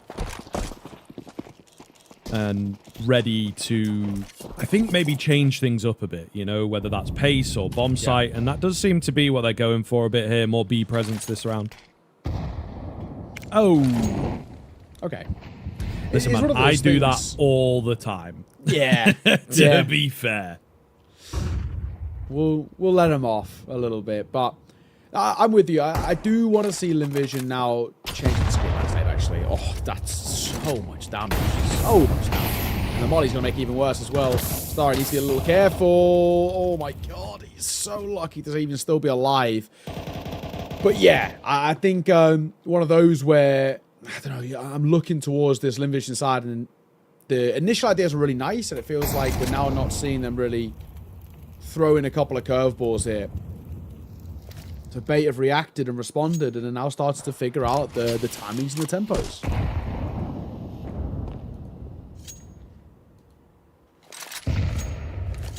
Yeah, and kind of locking them out. Yeah. This doesn't really look like a doable round at all. And they're all still alive. So the info that has been gathered is pretty massive. And you see it's like, I don't know, guys. You got 2 on the B-bomb site. Kenzazor is not far away either. Do you really want to go for this? One of them is the AWP as well. This has to be a pretty perfect execute. Smoke comes over, going ahead of the flashes even, and there's no chance that they make it in. Just absolutely rude. Not even trading any damage, man. That's how decisive this is. Starry trying desperately. Oh! Bumping into each other. I thought there was maybe a knife kill there. But yeah, no damage taken at all. Just kind of paints a picture of how clean that is. Yeah, okay. Bait are back. This is a lot more like what we saw against Collider, right? This is more on track of a side who we know can compete with some of the best. I mean, Headtrick, fantastic round from him, but just too easy. You know, you look at these 3 kills. It doesn't have to work for any of them. They just walk in. All he has to do is stand still and click mouse 1. Like you said, not even trading damage is not a good sign. Full Vision down into a low by Bait. Should be on track to tying this up now. It's become quite interesting. Call me Sue. First of all, Kenzie back with the openers as he does best. Westmelon somehow died with the assist to call me. I don't even know how he damaged him. But it doesn't matter. This round was always a lost cause regardless. And Amelia with the Glock, the loss left. Easily dealt with. And Bait have evened up the scoreline just like that. So Linvision's hopes of an easy Dust 2 may well have gone out the window. Early rounds not looking too bad. A lot of it comes down to the pistol, though, to be honest. So still need to give us a bit more here and, you know, prove why this is such a clean pick. And it can happen from time to time. If we've got their sights set on the victory, the hard work is done. Ancient went very well. They really have to be careful and check themselves. I would have loved to see a timeout ahead of this round, or maybe even earlier than that. But they are maybe letting things slip through their fingers after such a strong scoreline start at the very least. You can't deny that. We've got relentless aggression here from Bait that is just not expected and really tough to deal with. And also, where the hell is this next man? They're not going to know. Kentazor about to drop the bomb, and he does just that. Bait's confidence is back. Really, really flat right now, isn't it? This is not good. Nice shot by Amelia. 2v4 now turn 2v3, but not an easy round to recover. At least they can recover the bomb. That's step one. But yeah, this is an Invision side that have been figured out. Bait are starting to understand. This comes back to a thing I said back all the way in round number 2 or 3. It was saying about I want to see proactivity on the CT side. That's a sign of a really good side on Dust 2 when they're the ones actually trying to set the tone rather than what is traditionally the case with the T side being the tempo setters. And Bait have figured that out, and they're starting to put a lot of pressure on towards Linvision. It's fun to watch as well. 3 remaining for Bait. And 2 of them sticking up close as well. I like this idea. But they have left A completely open. They have 2 smokes to work with for Linvision, so a plant is basically a guarantee. Oh. Maybe if he trained on that, he might have been able to see something, but opts to go for a better position. Really nice smoke here, as that is going to buy, in theory, a lot of time and space, but they've thrown down to work with. The Molotov is beautifully timed. Call Me Sue is left in an awkward spot there, so it's all going to be on Amelia here, 1 versus 3. Oh, first is clean. He had me believing for a second, but the AWP deals, and Bait will get it. When he hears that first shot, you hold your breath for a second. You're thinking, surely not, right? And he actually is the type of guy that has isolated fights like that before in the past, but not this time, unfortunately. Bait take the lead, deservedly. These rounds have been really good from Bait. They deserve to be in a position now where they can, what we wanted for them as well, build up a nice little repertoire on this CT side, prove that there's a lot of worth here, and start pulling away, start giving themselves a bit of breathing room in this map, in this series. And they would have known for damn sure that Linvision were going to be picking in towards Dust 2. We all know that this is a map that they've been going to time and time again in their veto process. I like what I see a lot from Bait, though. They've woken up, they've finally arisen and looking a lot more akin to what we saw against Kaleido. It's just a question now of, can we keep this up? If you can see out this half in your favor, even just getting up to anywhere like 7 rounds goes such a long way on the CT side of Dust 2. And you can see how uncomfortable they're making Linvision. They've gone for a timeout, a moment to talk, but this is a side that no matter what they're trying to do in terms of change-ups, nothing seems to be clicking right now. Nothing's sticking, whatever they're throwing.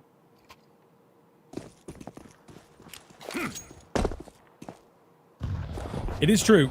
It is true. We'll see whether the timeout pays dividends for them. And I think, you know, again, a knacker too late for me, but I think they should be all right if they can turn it into something convincing. Heavy mid-presence here from the CT side. CT's got to be very careful not to lose too many heads. They'll drop back in pretty much perfect fashion. Completely unscathed as well. So, not too much coming from it. Looks to be a B execute here, and could be kinda deadly. There's not really much presence on the site itself.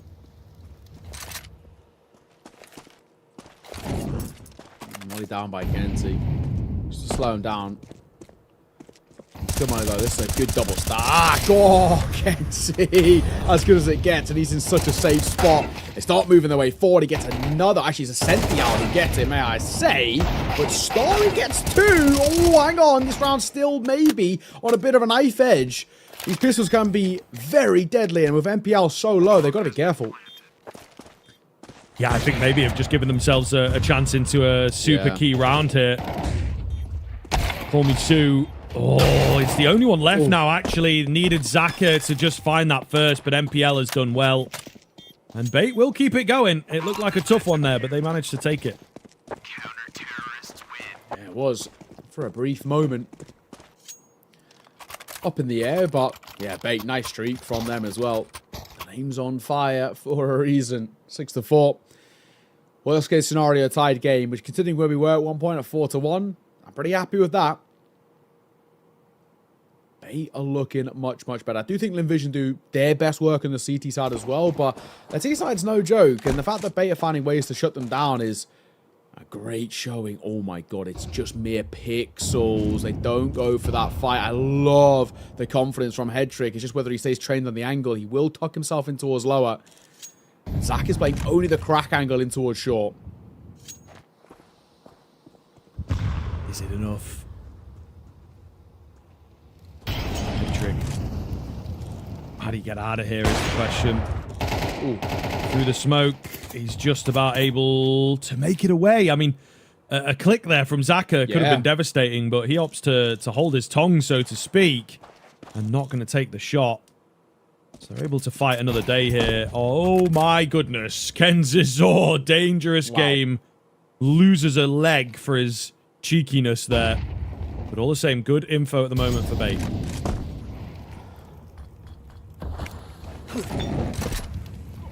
Audio background by Amelia, giving him a bit of coverage to take this short control.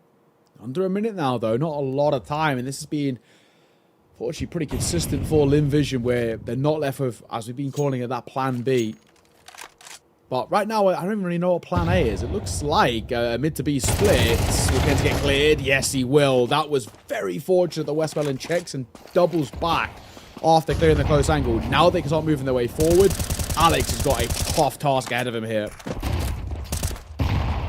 Senthial, gets the break in. Oh, devastating. Wow. Absolutely devastating. As their entire game plan cut off. Amelia does trade one back. 10 seconds. She does a fair bit of damage, yeah, and needed to get the bomb out of there, and thank goodness he did. I don't know if there's an argument to be made that you maybe just send it to try and drop that bomb in an awkward spot, but they've got money. They play the safer game. What is going on? The weapon trades are a little awkward. They do have cash, as you mentioned. It's one of those, man. It just feels sort of futile, you know. If a kill comes your way, you're on, but if not, what are you meant to do here? You know, Headtrick's giving it a look late on in the round. But Linvision, they're not moving. They are not moving here. This is a late attempt at the retake. Info gathered. Kolmisu gives his life away. That's the trade I think that's important, though. Amelia should have it. Even if he'd gone down on the trade. It would have been super close. Comical. Insult to injury. That might have been the last bullet, actually, as well. So even funnier.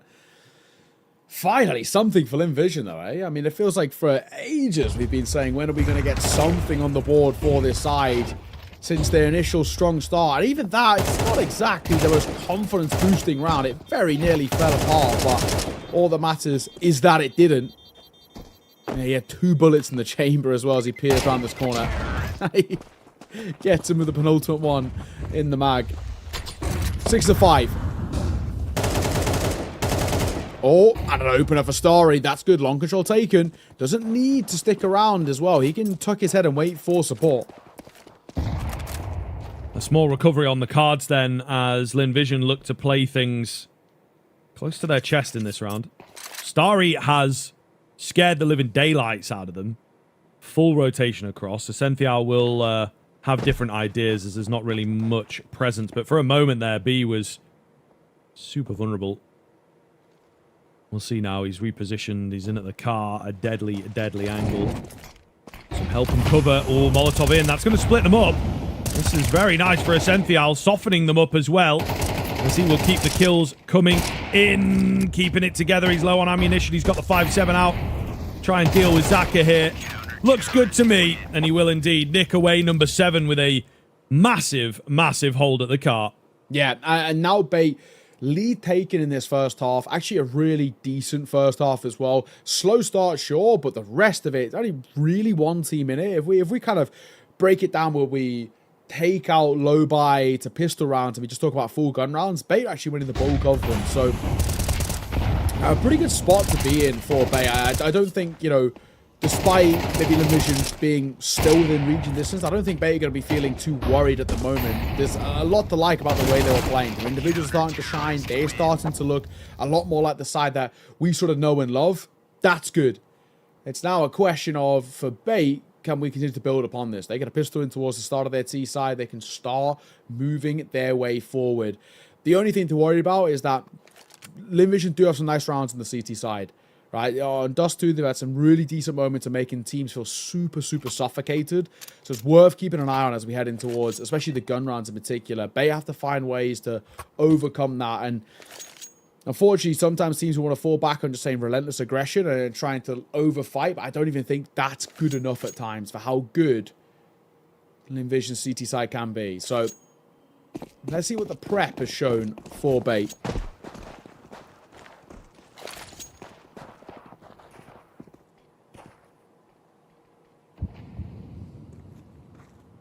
Yeah, this is where things get very curious indeed. Inferno's style on that T side, I think, worked quite nicely for Bait. Quite predictable, quite readable.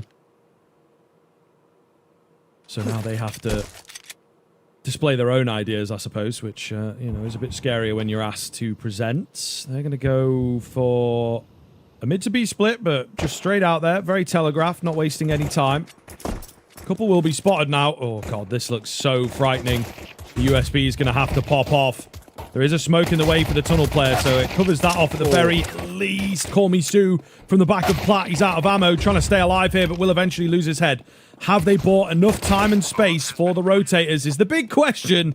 Before I get to fully ask it, maybe it's already answered. Amelia left to clutch things up against 3. Can't find the heads and will lose his own. Bait with a big pistol. Nicely done. Nicely done by Bait as well. Really, really good round from them. A little bit scrappy, but actually on the T side, that works favorably in these pistols. And I think as a whole, you're looking at kind of where now Inferno, they've got to find immediate success. This force play is actually very, very important for them. They're going for a double scout, double MP9, and a 5-7 for Amelia.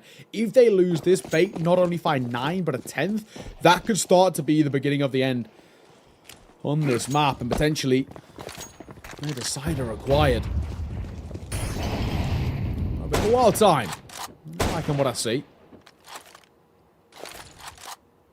Bait are back. Not the showing they wanted towards map number 1, sure, but map number 2, much, much better. Yeah, and I mean, again, it comes as a surprise with the performance given on the first map and the history of this one for Inferno. We figured that it was kind of a close and shut deal, but not the case. So Inferno going to have to pick things up very quickly and very aggressively if they are to get the conversation of the 2-0 started. Yeah, Kenzazor flying down will be traded, but it reveals West Mellon. He was hoping to use his sneaky position a little more effectively. Amelia, the Molotov not good enough, but they will clear him. They do a good job there as the Molly knowingly had not reached that corner. And so Bait survive. Pretty important round here, actually. Yeah, massively. And Starry talking about surviving. Something tells me he might not. Oh, nice shots. But it doesn't matter, really. Quick trade by MPR on the AK-47. 9 now for Bait. Pulling further and further away. A 4-round buffer. It should be made 5 as money is run dry for Inferno. This is feeling like the curtain's being drawn here on Dust 2. And that third map decider of Inferno is going to be required. Which is pretty interesting, of course, in a lower bracket final like this as well. Kind of what we want, where we want to see sort of where, you the two teams that it's the question mark of who will be the challengers, who will be the ones to face Tyloo in that consolidation final. And they're relatively evenly matched. There's a bit of a battle for third with how this tournament's set up. So going the distance feels like it is fair in this one. Kenzie snuck his way out here. Money to be made with the Mac 10. And oh, there's the first. Looking for a second, but Outrage doesn't really want to fight the USP.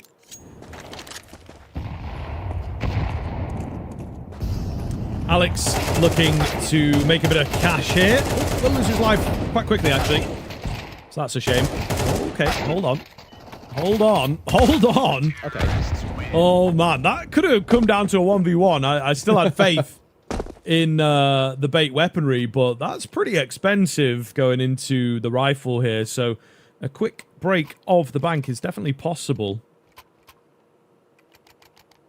Yeah, this is now a kind of a spot where, at the least for bait, you can see now they've actually had to dip quite a lot in towards their savings. Everybody bar head trick. So you are right. They can make a round like this really clean for Inferno. They can start putting some level of pressure on. They would have to get back-to-back rounds to fully break them, and it's not a bad start. Zaka posted with the AWP. He had the spawn for it as well, so he wins that fight on MPL day of the week.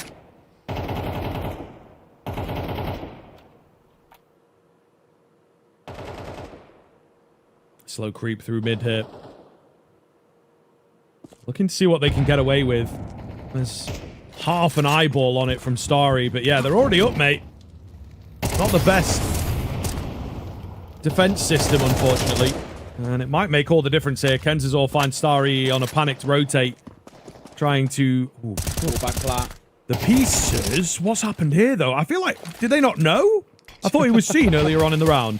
I'm sure he was seen earlier on in the round. They've kind of rolled in to be a little carefree. And Wes Mellon potentially looking to save the situation here, but he will lose his head. And it's the hold of the trades from Alex in particular, the hold of the rotations, I should say, that's made all the difference. And he closes out the round. Started well for Inferno, but man, the Dust 2 is functioning so well here from Bait. It is. It is. Bait are really figuring it out. There's no question marks being asked. Sure, there's these moments like that double from back plat where you see from West Mellon where you're thinking, okay, there's chances, but yeah, as a whole, there just isn't that much of a debate in towards this map, and it kind of feels quite akin to actually how Ancient was on the flip side for Inferno. Two have crossed, one of which being West Mellon, who's going to stick up close. Now or never for Inferno. You lose this, and well, that is that. To be honest, not exactly the best of buys either. With a FAMAS 99 brought in, and Kenzie, brilliant due diligence just to clear that close corner. Not so good for the second, but Alex good for the trade. And that should be that. 4-on-3, B bomb site taken. That should be that. Attempts being made here to, you know, break smokes and get a cheeky kill back, but they're just not given across. And so we sit and wait for this one to close out and for Bait to potentially take us to that third, take us there quite quickly. I think by now it feels like it has to be locked in with 12 this soon in the life cycle of the game. But yeah, really great showing from them, and just I think a surprise all around that Bait are able to pick themselves up off the ground, fully beaten into the dirt on map number 1, and indeed give Inferno a real taste of their own medicine. Even the save looks unlikely here. Yeah. Milia. Oh, gets one, can't get the second on the jump. Starry should be okay with time, and is. Double M4 saved over. Drops can come through, but map point Bait looking to push us towards a third, and like we've been saying, very deservedly so, it feels. It's just a really nice showing from Bait, a lot more like what we saw against Kaleido earlier. Didn't get any of this in towards map number 1, but I think the takeaway is that ultimately, who cares about what map number 1 brought to the table if this is how good map number 2 is. Inferno, very mute all the way through Dust 2, which has been such a strong part of their pool. All credit to them. 12-5. We can buy at the very least for Inferno. They've got that one thing going for them of loss bonus plus a few guns saved. So it's something. It's a small silver lining, but it's as good as it gets.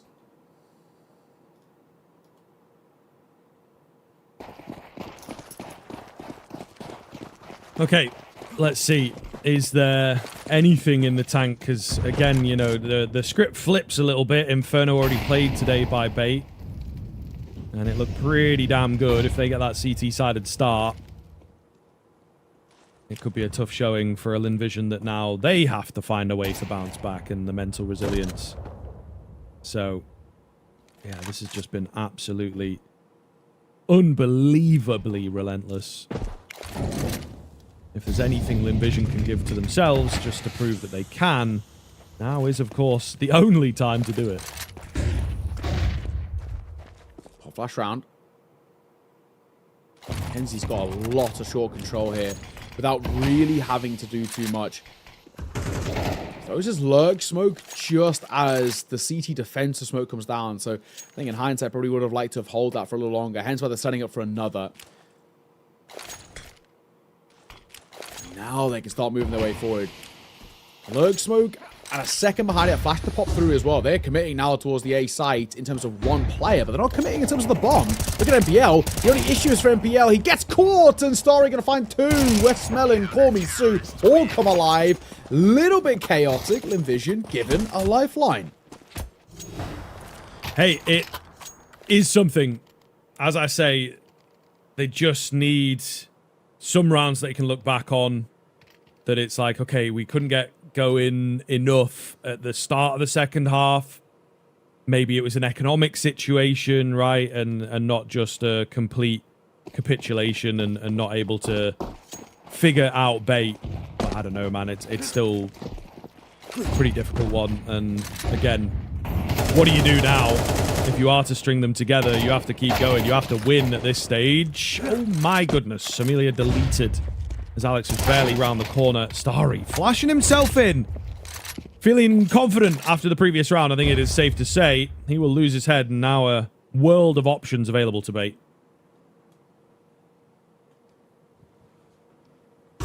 His advantage. Goes quiet. Smoke down. It's a gap potential to work with for Hedrick. Flash off the angle though. If he was to get a boost on this corner, it could be really, really scary. They're going to fall back for a double stack in towards short. And just as the double stack short is starting to move its way back in towards mid, bait are starting to move their way up long.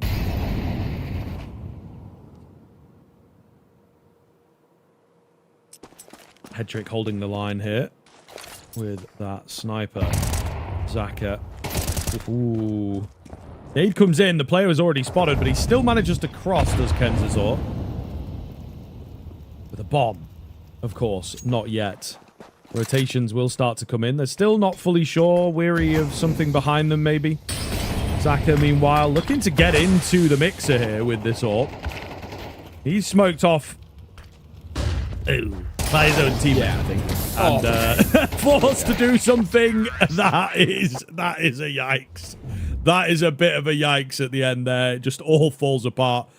Kind of hilarious. Zaka comes out of that smoke, looks at his teammate like, what have you done to me? And then just falls over.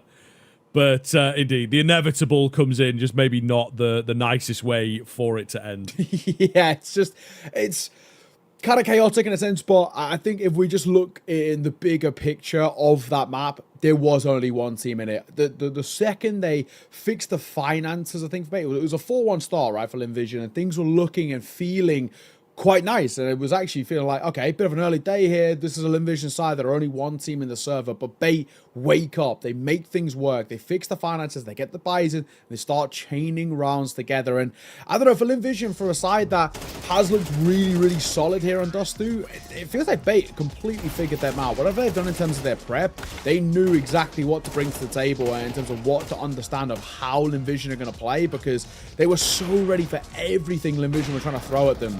Really effective, nothing but praise to heap on towards this Bait side, and it does spice up now this map number 3 of Inferno, because we saw how good Bait looked earlier. Yeah, it's kind of interesting, isn't it? I think Linvision liked a slower style on that T side, at least as their default. And then into the CT side, they kind of played as though they were against a slower style. Yes, and left a lot of holes in the setup, right? Particularly towards mid. We just had a lot of these quick runouts from Bait that completely broke things down. And you could see communication like falling apart and everything. Because here on the replays, right? It's 7-5 at the turn of the half. That's not that bad. Yeah, they only got one CT round though on the Linvision, on the Linvision side of things. So the CT end clearly had some holes, and like you say, work has been done by Bait to figure out where they are, and maybe almost seems it's like just a quick look at a few demos. It's like, right, okay, they barely put any pressure on middle, especially early on in the round. Let's just send it up mid and see what we get, and at least get that conditioning, and then adjust around that and change up our play based on their adjustments. But yeah, really, really solid. And again, as we didn't see on map 1, individuals stepping up. Yeah, and you know, we were talking about it. Who goes missing in map number 1 that is such a necessity for Bait to shine? Kenzie, well, look who's back when they're winning, right? You know, he is such a difference maker for this side. When he plays well, he's nigh on unstoppable, but when he's off his game, it does feel like Bait really miss him. Obviously, for a long time with this side, a lot of the praise has been heaped on MPL and what he's been doing, not only calling, but also in terms of his individuals. And Headtrig's also been in that sort of narrative a little bit too, but as of late, when Bait have been really shining, Kenzie, I think, has been such an important part of it, and you just see how consistently he's getting into the thick of these fights, right? A really important player. When you give him the rifles as well, he's so effective. He's also relentless on entries on that T side, which makes him so valuable towards this side. Nothing but praise, right? Opening duels, right? He went 6-2 in opening duels, as you can see there, won 6 out of 8. Fantastic to see. So a player that there's a lot to like. I think, you know, when you're an IGL or a coach, you have a player like Kenzazor in your team, it must be such a joy to work with him. You know, he's going to take a lot of space for you. He's going to create a lot of opportunities, and he's so effective in terms of these opening head-to-head duels. Nothing but love for a player like that, right? He gives you so many options, and I think that's actually something that we were really missing at times. Oh, on the flip side for Linvision, they couldn't get their guys stepping up in big ways. You know, Starry had his moments here and there. Zaka, same thing, was like he has moments, but you don't have that consistent factor, which Kenzie, he's giving you a kill nearly every round. It's true. It's very true. It really does sort of beg the question, I suppose, to both teams, but on the opposite sides of the coin. What happened into, you know, map 1 for Bait and now into map 2 for Linvision, that they lost what they had and ultimately just can't reliably recreate rounds, I suppose. Very, very strange sort of situation. And again, it was close after the first half, but totally disappearing, not able to pick things up. And I think that final round, although sort of a bit funny to witness, is just a full picture of how that half went for Linvision in particular. So yeah, a lot of question marks now going into the third. These types of series are really hard to predict, right? Because it's like, it doesn't just come down to some crazy 50-50s being won or a clutch here that separated the map in the final couple of rounds. It really now, it's like, what version of these teams are we going to get? The one thing for me to lean on is that Bait have already played this today. They look pretty damn good on it as well when they did so. And I think that, you know, the CT aggression in particular was just so good. Like, yes, it was effective, but the way that they were approaching the rounds, you could see why it was working. And I think that we're going to get a bit more of that against Linvision here. It's just a question of if they can stop them or not. Yeah, I mean, you really have to factor in like externalities now heading in towards this map number 3, talking about what's the mental state like, right? How confident are they feeling? Are they ready for this Inferno? So yeah, I think you're right. I mean, there was a lot to like from Bait in our earlier series, and now that's where we head. Essentially a best of 1 brawl to see who will be joining Ty Lu in the consolidation final. But before we get there, we're going to throw this one to a break. So sit tight. We'll see you soon.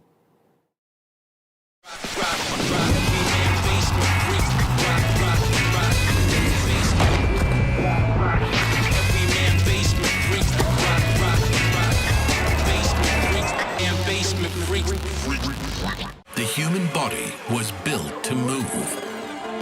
Not trapped at a desk in one singular posture for 12 hours a day. It's time your chair evolved. This is Secret Lab Titan Evo.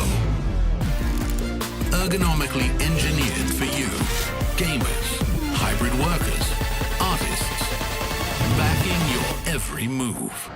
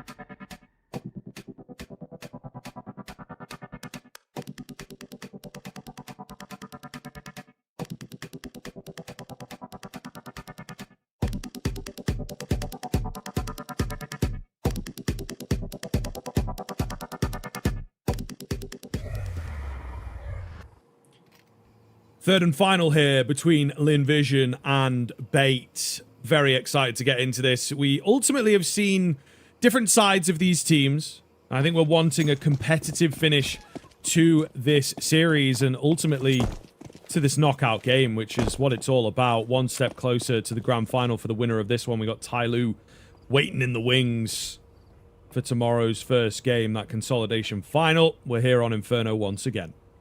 I'm excited, man. You know, they do say all good best of threes are decided on Inferno, and I will disagree. But I do think ultimately in this series, it could be really interesting. We're looking at kind of a map in which you've already seen the best of Bait, but it's also a map in which Linvision look very solid on.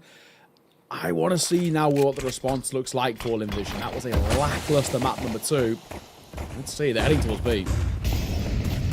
They are indeed. Oh, the Julie's going to go charging in. Call me Sue. Oh. Is able to eliminate any chance at the push. Starry here has pushed down second middle as well, mind you. So looking pretty good. We're letting them walk into my crosshair. Nice and calm. Ascenthial alone against the world. Without a clue of how to approach this, I'm sure. Does have the bomb. That's his only saving grace, and it's quite a small one. I think they're not really too bothered if he gets this plant. Just picking up where they left off from map number 1 feels like a very, very solid start here on that Linvision side. What does Ascenthial do here? Well, nothing is the very immediate, abrupt answer, but a Constellation kill or 2 would be nice. He might not. Sure, he does check, but it doesn't matter. Doesn't matter. There was no chance anyway. Westmelon, quick trade. What a start by Linvision. What a response by Linvision as well. Like we said, lackluster on their map pick of Dust 2, but in the same vein that Bait were lackluster on Ancient, they can bite back when they start well, and this might be the case for Linvision here. Nice start for them. Nice work. On the CT side, give yourself a little bit of a foundation, right? You've now got the first round on the board. You've made that, Bait got 1 kill, no bomb plant, so that you know their money's not going to be really scary at all. Like, if they are going to force buy, it's not going to be the worst thing in the world being brought to the table. And you're sitting in a spot where now we can start just bridging a little bit of a gap early. So, as a whole, Invision, nice way to start things off.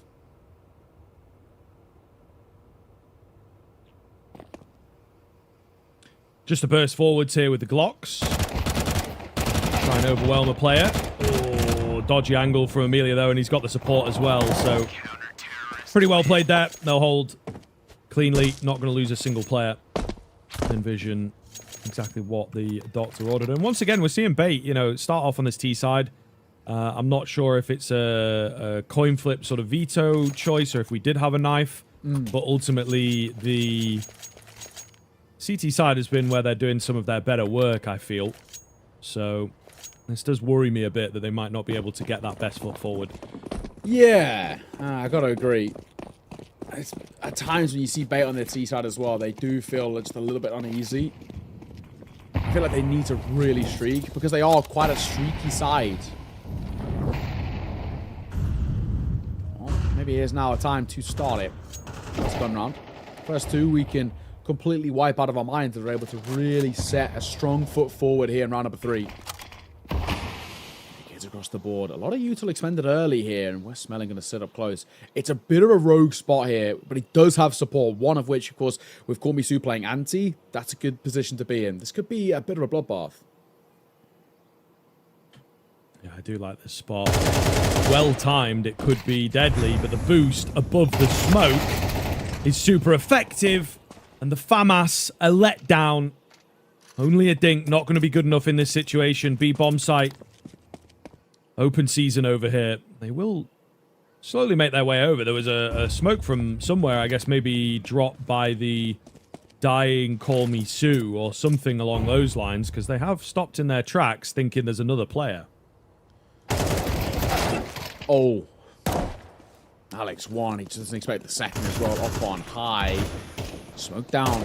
NPL moves forward with the rest of the group into an empty site. And with your Vision here, I don't even think it's worth even looking remotely close. Maybe Zaka looks for any sort of an upgrade on that FAMAS, but I'll do that, and he will get it. FAMAS upgrading towards the M4. Alrighty. It'll be Bait. with only the one casualty for now, finding a first round. So like we said, if the first gun round very quickly just gets kind of moved out the way, we sort of don't really care about the first two. Sure, the pistol was super one-sided. There wasn't really that much to talk about in round number 2.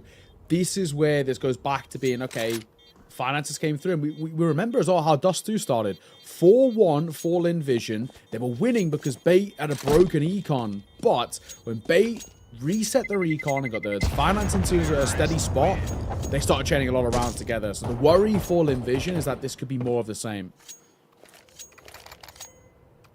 Yeah, no, it is very, very true. And, you know, already getting that rifle in there, remaining competitive, really, really important for Bait, of course. And I think important for the life cycle of this map. We just haven't seen a lot of competition when it comes to the rifle rounds. Just sort of been one team dominating. Yeah. The odd force by loss here or there. But yeah, the rifles have been really heavily favoring one team or the other. So it's good to see some competition early, unless, I suppose, maybe Bait will start stringing said rifle rounds together. Time will tell.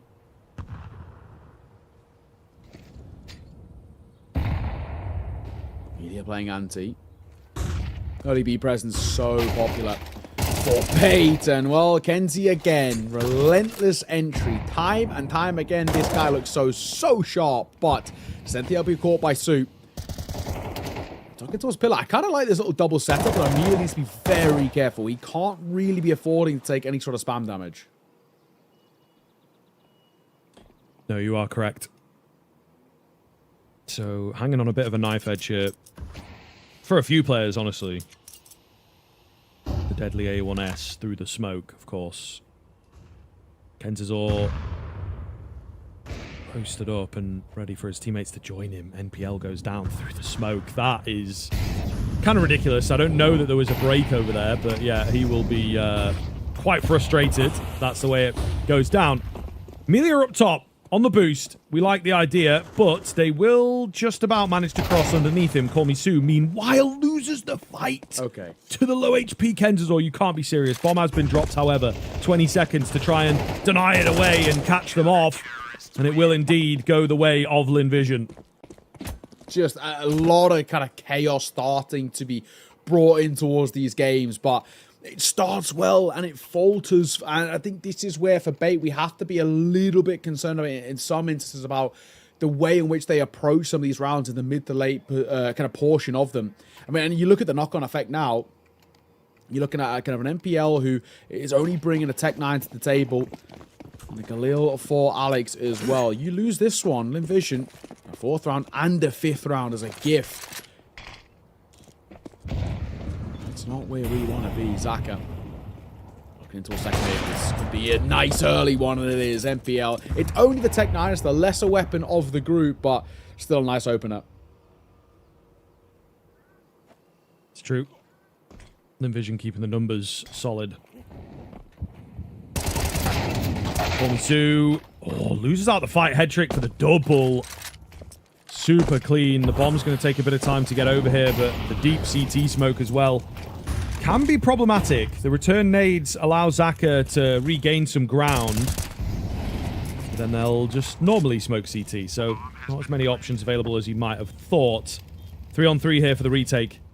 Always tough on the B bomb site of Inferno and the A bomb site. It's kind of, you know, the problem with the map, really, but ultimately, they are sticking around. They are giving it a look. They feel like they're here in good enough time to give this a go.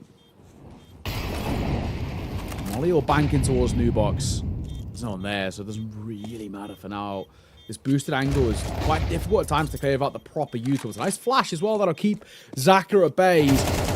Not being able to fight. Oh, and a trade from Essential. He gets both in the end, and it will be Bait who win the round. It's made very expensive as a whole, and that still has a bit of effect towards Bait. They had to, you know, dig quite deep to be buying in towards that sort of round there, but regardless, nice work, nice round for them as well to keep pressure on towards Linvision. This is what we want from Inferno. Back and forth, showing that these two sides have deep understandings of the macro and the micro protocols in towards this map. Hello? What would we even be mollying there? Like, there's no lineups. I mean, was he trying to throw like a smoke and he had the wrong util selected? I'm not sure. I can't even think, like, I can't even Probably. think of a smoke that you would throw from there. So I don't even know what he's doing. All right, well, only a little bit of damage. It's just kind of funny. Like, He's just living in 2030, man. yeah. You know, he's ahead of the curve. I don't know. Happens to the best of us. B bomb site looking good here. Down goes Call Me Sue. That will probably be that. Did see Starry on the other side, but it's just a Mac 10 that he gains. It was an info play anyway. Not the end of the world for that player to go down. So Bait able to even up the scoreline quite quickly and keep things under wraps. So feeling confident again for the competition of this game, keeping things close. Maybe a timeout. If I will envision, I think an early timeout could really pay dividends here. We saw earlier when this map was going really well for Bait. Kenzie's apartment pressure is unbelievably good on the CT side, but it's equally as good when he wants to lurk on that T side too. And we're sort of seeing it now as he hunts. More for the Mac 10 and might be another. I was going to say, I did think that NPL was part of the shoulder of Zaka there, so nothing saved, nothing gained. For Vision, this game tied up. And as you mentioned, I actually would not mind a timeout. Coming in towards the next full buy at the very least. This might be more of a hero buy, but no, I speak too soon. Double M4 AWP, which is great. We have the half armor, and then we look in towards an MP9 and a FAMAS.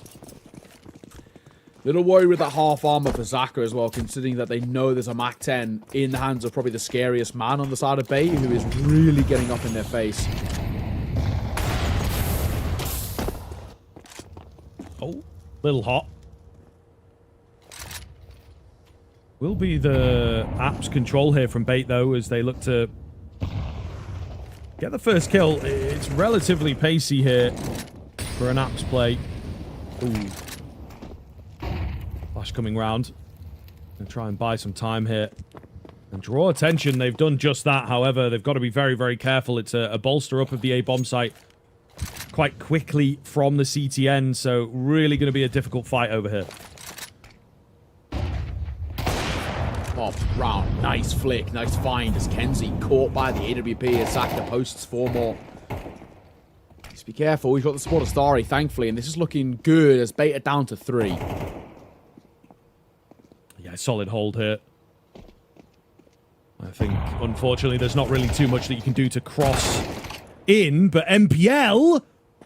Okay. What? Has just snuck in. They had no idea. He's found 2. Zaka individually does well to keep it alive here. It's Starry in the pit, though, that finds the important kills. And that was the 4th player. The overlooked man delivers. It's got to be said, a little bit too close for comfort. With an opening double that you get Zaka and Starry who give you a lot of space in towards that round. It concerns me that it got as close as it got, right? You're giving MPL an opportunity for multi-kills. You're giving there a bit of a chance in a way. But as a whole, all that matters is round 1, right? You put the pressure back on towards Bait. You mean that this next round as well becomes kind of a real interesting one too, considering you're looking at them now with no real econ left over. Buy coming through, but it's a Galil, it's a pistol for a Senthiel, so you win this where you're statistically favored, Linvision can pull a little bit away.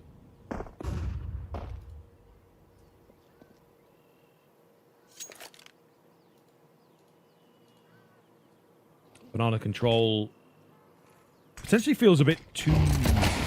Yeah. For Bait. They're going to work their way in, and they will walk into the trap here. Yeah, the setup is absolutely deadly. They hadn't even made their way towards the AK necessarily, so they've been kept firmly at bay. Linvision, the past moments here, looking really damn good. They give up Banana, but they just, like I say, walk straight into the trap.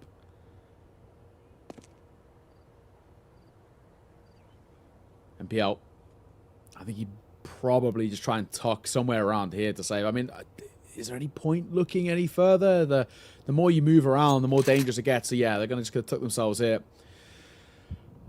Credit to Linvision. Much, much better. Kormisu, and actually when we look at Kormisu in particular, I was, their first series of the day, there was times where he was really not on his game, right? And I think this is actually being one of those interesting debates with Linvision. Of course, he's sort of an injection of a little bit of a newer identity to Linvision, a guy who, of course, he went to college in America, so he was under NA Counter-Strike. He was actually founded by Stanislaw as well. And a player who's had opportunities to play in a variety of teams. He's on Wildcard Academy. He played for a little bit in a few kind of ESCA sides over there in NA before, I'm assuming finishing college and then moving back towards China. But as a whole, it's a different kind of style of play, but at times it's been about consistency for Kormisu. He plays some quite important roles, some key roles in this side, especially on the CT side, where he's left anchoring, he's left in positions where he needs to step up, and, well, that's a good round of it. So 5-3, Bait going to call for their first timeout. Not liking what we see, which is understandable, because they probably have to force buy here. Alex and MPL, nothing left in the bank because they saved those 2 AKs, so they've probably got to buy around this, which is, it's not an easy thing to be doing.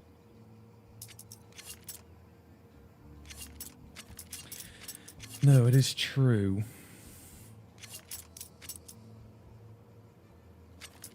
There's a really difficult few rounds upcoming for Bait, I think. They might have kind of given themselves a poison chalice, if I'm honest. Yeah. So, have to find something. Honestly, probably a win. Definitely at least a bomb plant. If it's a dominating round, Linvision firmly in control and able to put up a really good half. So, yeah, going to be dangerous here. And Bait, once again, looking pretty favorably towards this app's control.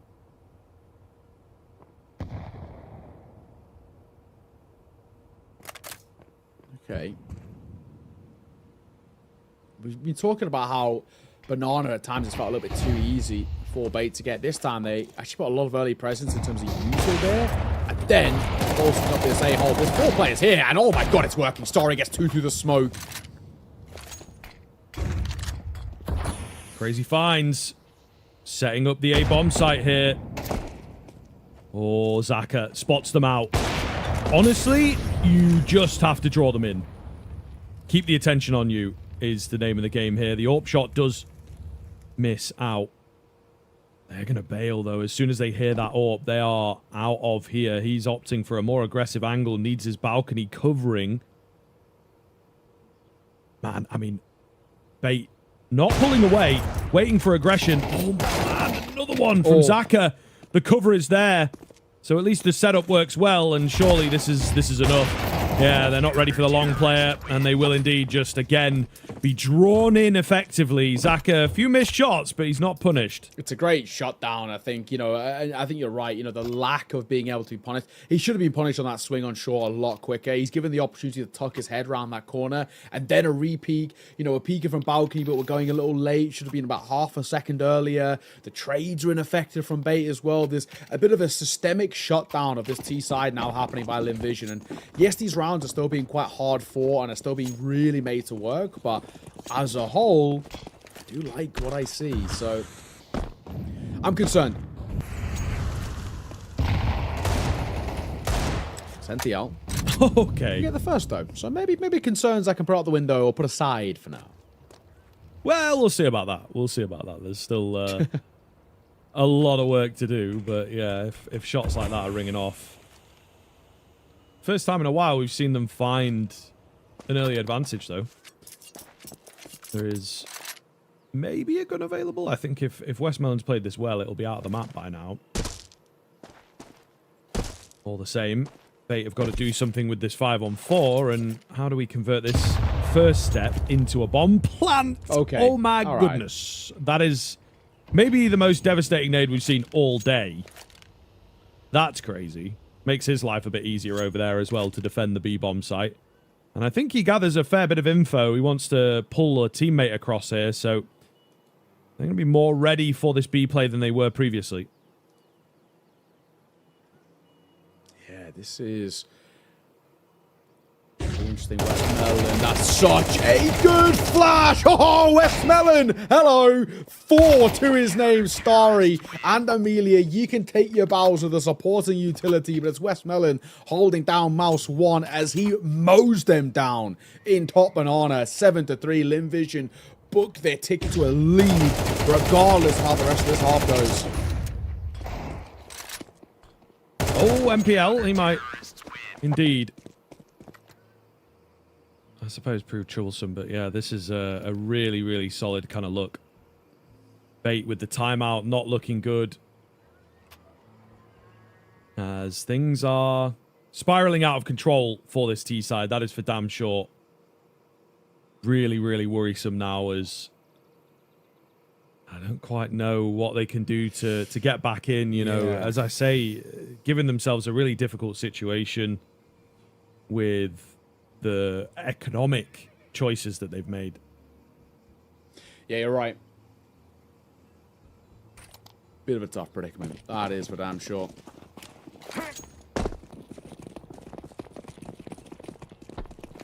Buy in for bait. You lose this and actually really start to feel like beginning of the end territory. Just on the edge of that smoke as well. Zaka missed shot and somehow getting out of there is mental. How he's given that luxury, I do not know. There's 3 players here towards B. Looks like one might be rotating away, and that is the case. But early damage traded both ways. Westmelon, Zaka both pretty low, but same for Kenzazor.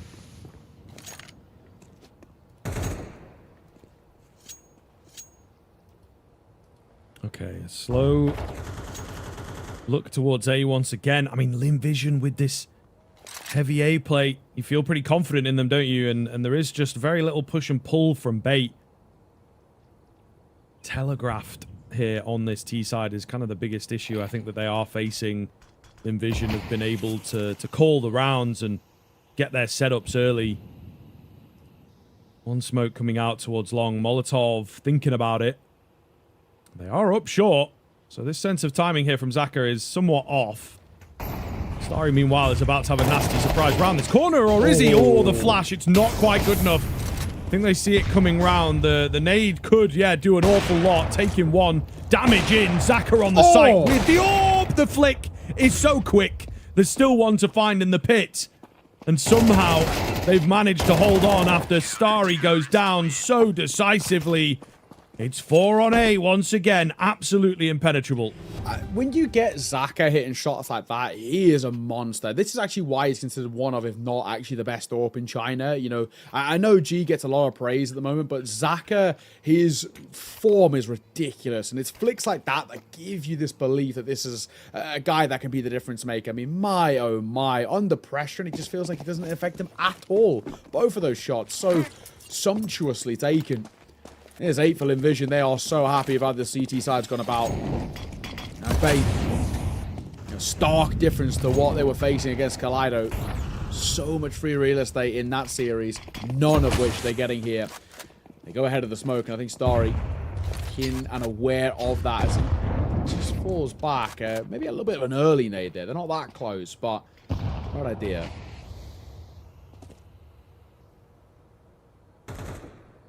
Oh, hang on. This is weird. Behind. Yeah, this is weird. It took me a second to realize what the hell was going on.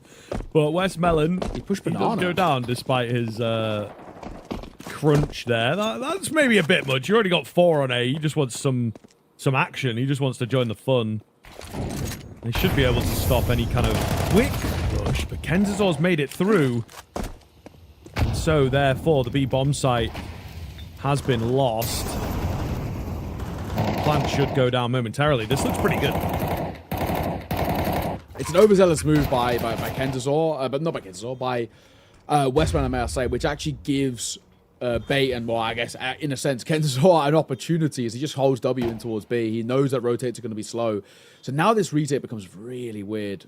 Of course, you give it a go. Oh, we keeping an eye on the flank. Not well enough as MPL is there. Zaka caught, and all he has to be is a nuisance. NBL's not required to do anything. It's just the fact that he is somewhere here is going to draw attention away, and it draws Starry into a fight he didn't want to take. Nice fight from Corby Stu, but a second, not on the cards, and Kenzazor opens and closes the round. Regardless, 8-4 half. Favorable towards Linvision, but as Kobe once said, job's not done yet, right? Yes, indeed. I think it certainly applies here, as Linvision have got to be very careful. We have seen super effective CT sides coming out from Bait, and the one earlier, it was just incredible. If they can get away with the same kind of thing, then yeah, I think Linvision are in for a nasty surprise. But again, you're in this position where if you win the pistol, you hit double digits, you maybe fend off the first rifle, a lot of the difficulty is taken out of that second half. So Bait have to find the pistol here, and I think it can be a bit tough. To be honest, Linvision have been doing well in those pistol rounds. Yeah. Bit of a predicament, I think, for Bait. Emphatic start, I think, really required. We always say 4 rounds. It's not bad, don't get me wrong, but it still requires a lot of things to slot themselves into place and go right in that second. So we're getting to the verge of the now or never, I think, is sort of how to put it. You don't find a pistol here, not the end of the world, but you need to find a force buy. You don't find the force buy, then we're at 10-4, and then we're talking about how actually it could be the beginning of the end. So, let's see. Double dualies is what Bait bring to the table. And a triple stack B early. I can go on board with it. 2 in towards pit. Decent little pistol setup here. It is those dualies that we need to deliver, though. Yeah. That's a lot of utility, so it's going to be a difficult hold here for the CT side.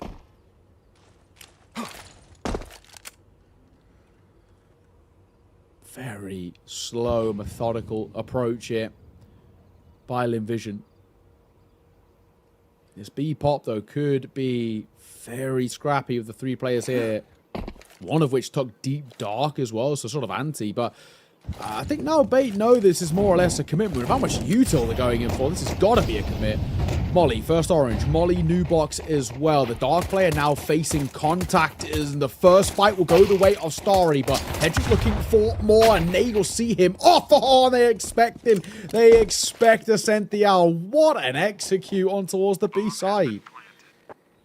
Yeah, I think the mollies, although he sort of survives them, they've definitely heard him take damage on that side of the bomb site. So really well done to remember that information and act upon it ultimately. Still not over just yet. Kenzazor has actually got himself in very deep. 2 at dark, though. Surely not. Oh, they line up. Kenzazor. Oh, he's got no ammo. Surely closed down, but my goodness, a really clean try. For just a moment there, if the banana player went down, what a moment that would be. But it went the way of Linvision. They find the pistol, and of course now the disastrous reality sets in for Bait. They have got to really make some tough decisions. Yeah, and like I said, right, it's not the end of the world with a pistol loss, but you have to win the force buy. If you don't win round number 14 here, I think it's too tall of an order for this side to get back into it. So, you know, I think it's the right call to go for a force, as much as I'm normally quite against them. Your back's against the wall here. And not only is this the map, the series, this is tournament life on the line. So, now or never, and Amelia holding W. I kind of love the confidence here. Relentless pace, but a smoke dropped, and I respect it.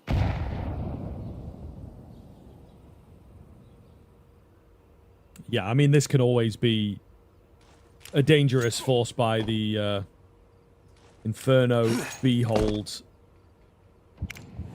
They're going, though. The utility coming out here. They're not necessarily baiting out a smoke. Oh, come on. There's no way. They're just sending it in. I don't know about this one, fellas. The contact flash is good enough, and that should really be enough. It scares them off, but, you know, you're going to recover some weapons from this. Yeah. Oh, man. I've seen that a million times. It's way too basic of a call for a round like this as well. I think for Linvision, You go one or two ways in a round like this. You either brute force it from the get-go, immediate rush, get up in their face and try and utilize your better weaponry, or you go for a much more drawn-out round because you know they're not going to have deep reservoirs when it comes towards the util. It's on to B, one spot on the corner. Zaka clears a close cubby. He actually will move to play in towards bracket. Oh, Alex, hello. That is such a nice double as he was running low on ammo. What a round for Bait to win. I said they had to win the force buy, and they do. Indeed. A key springboard now needs to be capitalized upon. They have to close this gap. They have to survive the sort of return rounds that we're going to see out from Linvision. But they really could have set themselves up in a good stead here. But man, Linvision do not help themselves. Like, come on. We all know how that ends, and I feel like it very rarely works, but players love trying to force the idea of sending it through the smoke. I just think you've got so much on the line here, you know. You have to bait it out. You have to see what's on the other side, you know. One CT smoke, see how they respond. Then go for the full execute, and maybe hold things like mollies and flashes for a second, see how they respond. But they just fully went for it, and they pay the price.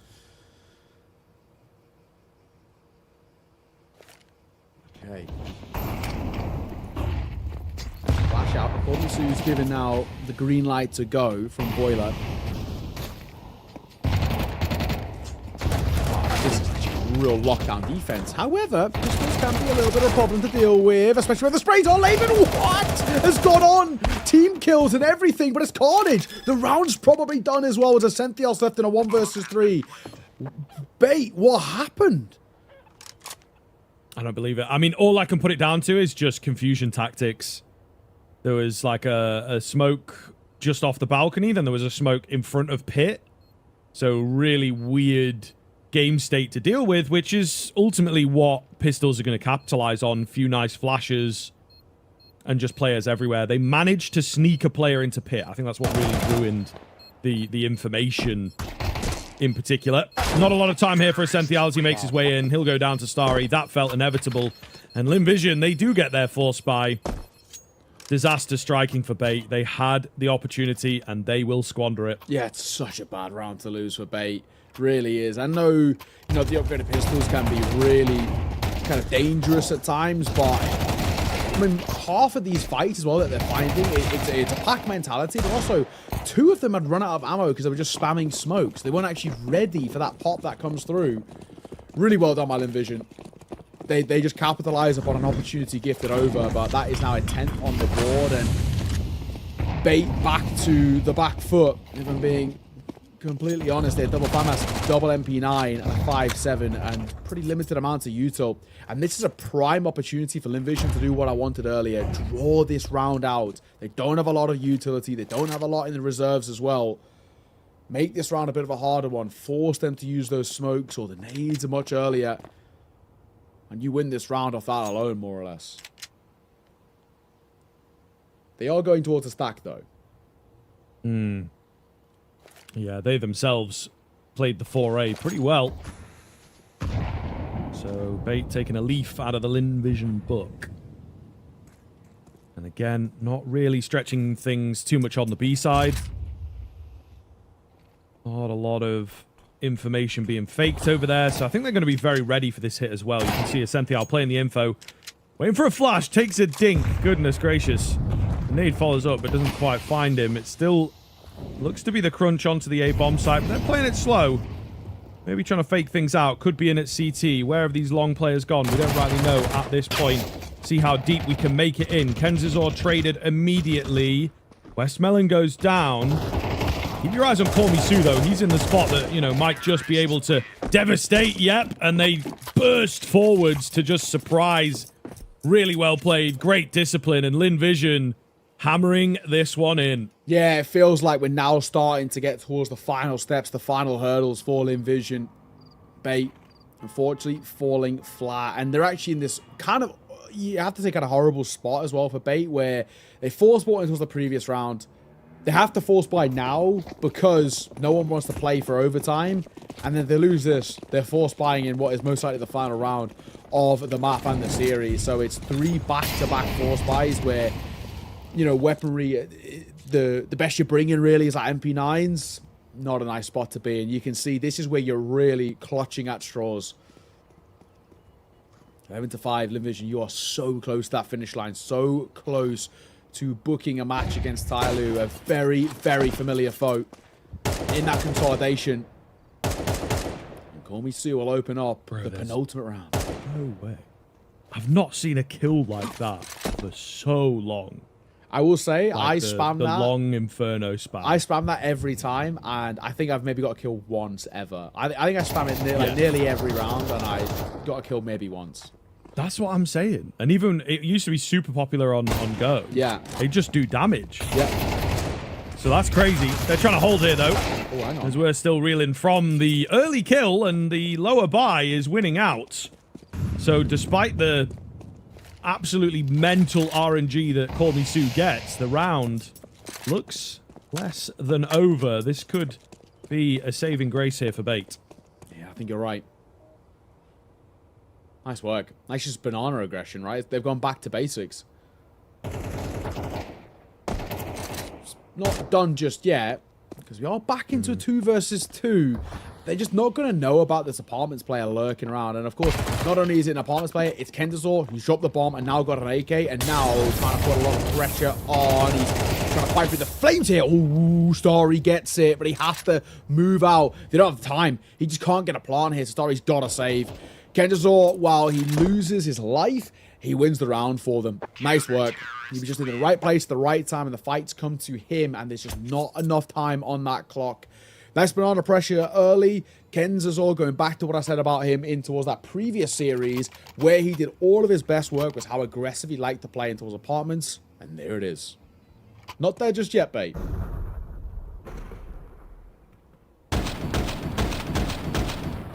Wow. Yeah.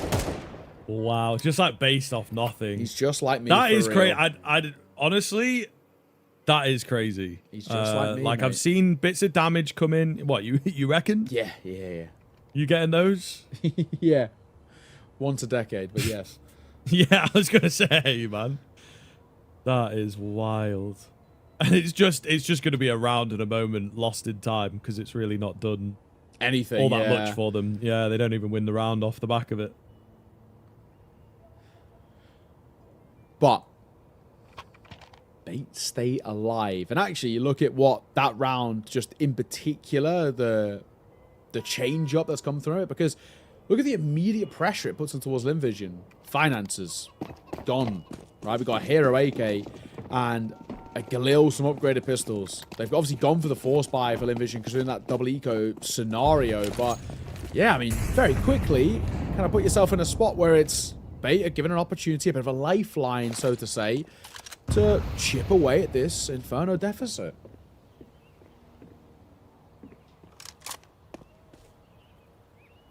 Yeah, still, again, a lot of work to be done. It's a super similar story to how this series has been going for both teams, to be honest.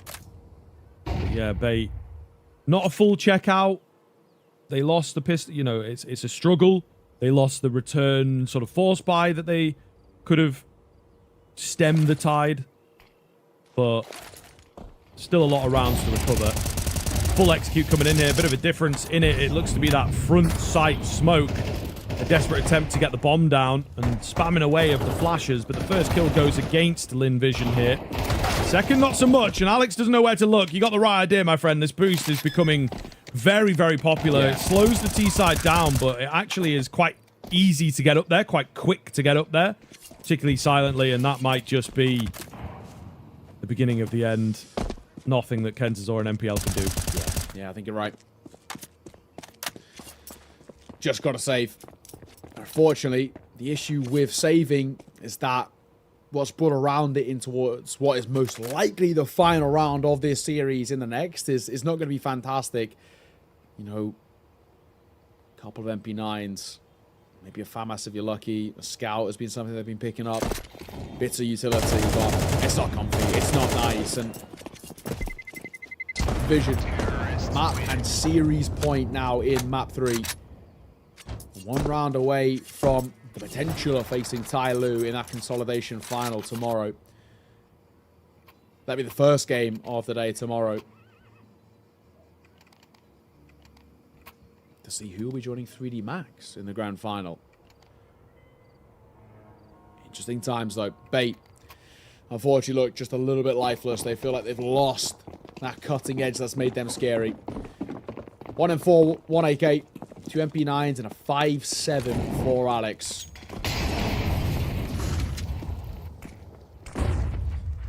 And a dream. Yeah, exactly. Hoping to keep it alive. So boost. Fully spotted. Westmelon doesn't go down. That wall not spammable, that's for damn sure. maybe a little bit. I think there's some damage been traded off. Oh, difficult there for Starry, but he does have the players behind him to net the trade. And we always say 1 for 1, it can be pretty beneficial, especially on Inferno when you've got this push and pull rotational play going on. Let's see what happens in Banana here, meanwhile. Amelia in for 1, but traded. So important Alex gets that. Yeah, well done. If you didn't trade, it could have been a more or less a foregone conclusion that this is Linvision's, but at least there's something still on offer.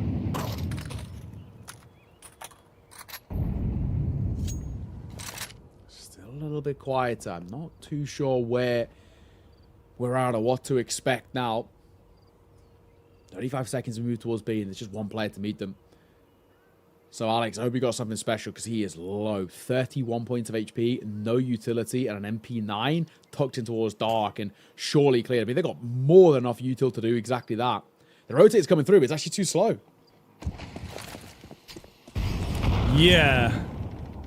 Little awkward. MPL's kind of out of the game, as we say. Oh, Alex, mate. no! There's fire there, man. It's hot, mate. He really Don't just go in there. didn't have a clue. Needs to go back to school for that one, I guess. As he's completely forgotten about the dangers of fire. All the same, it was looking tough. And now MPL left to do it. There is a kit in front of him. Maybe just fake this out. He's never going to expect 2 in towards Banana, though. It's a pretty rare setup, honestly. Goes moving in for the first. Surely the trade's got to be here. Not even going to be needed. Linvision will take it. They will knock Bait out. Against the odds, if I'm being totally honest, Yeah. and they stay alive here after a really difficult start in this tournament against 3D Max. They have battled tooth and nail for that consolidation final. Still another step to go before they make it to the grand final, though. Yeah, you got to say, credit where it's due. That it's a really nice Inferno coming through for this Linvision side. I think that you should get the individual stepping up. And unfortunately for Bait, it's just a moment where they fall quite flat. We talk about this side being quite streaky, quite momentum heavy.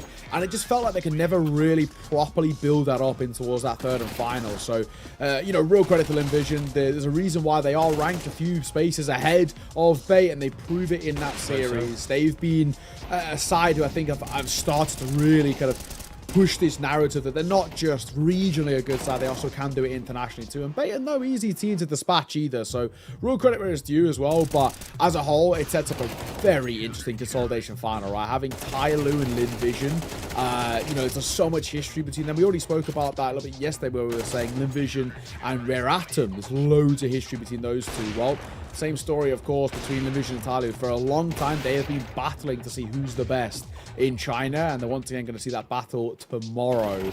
And then, of course, winner of that faces 3D Max, which is, again, another, team that's not easy to put away.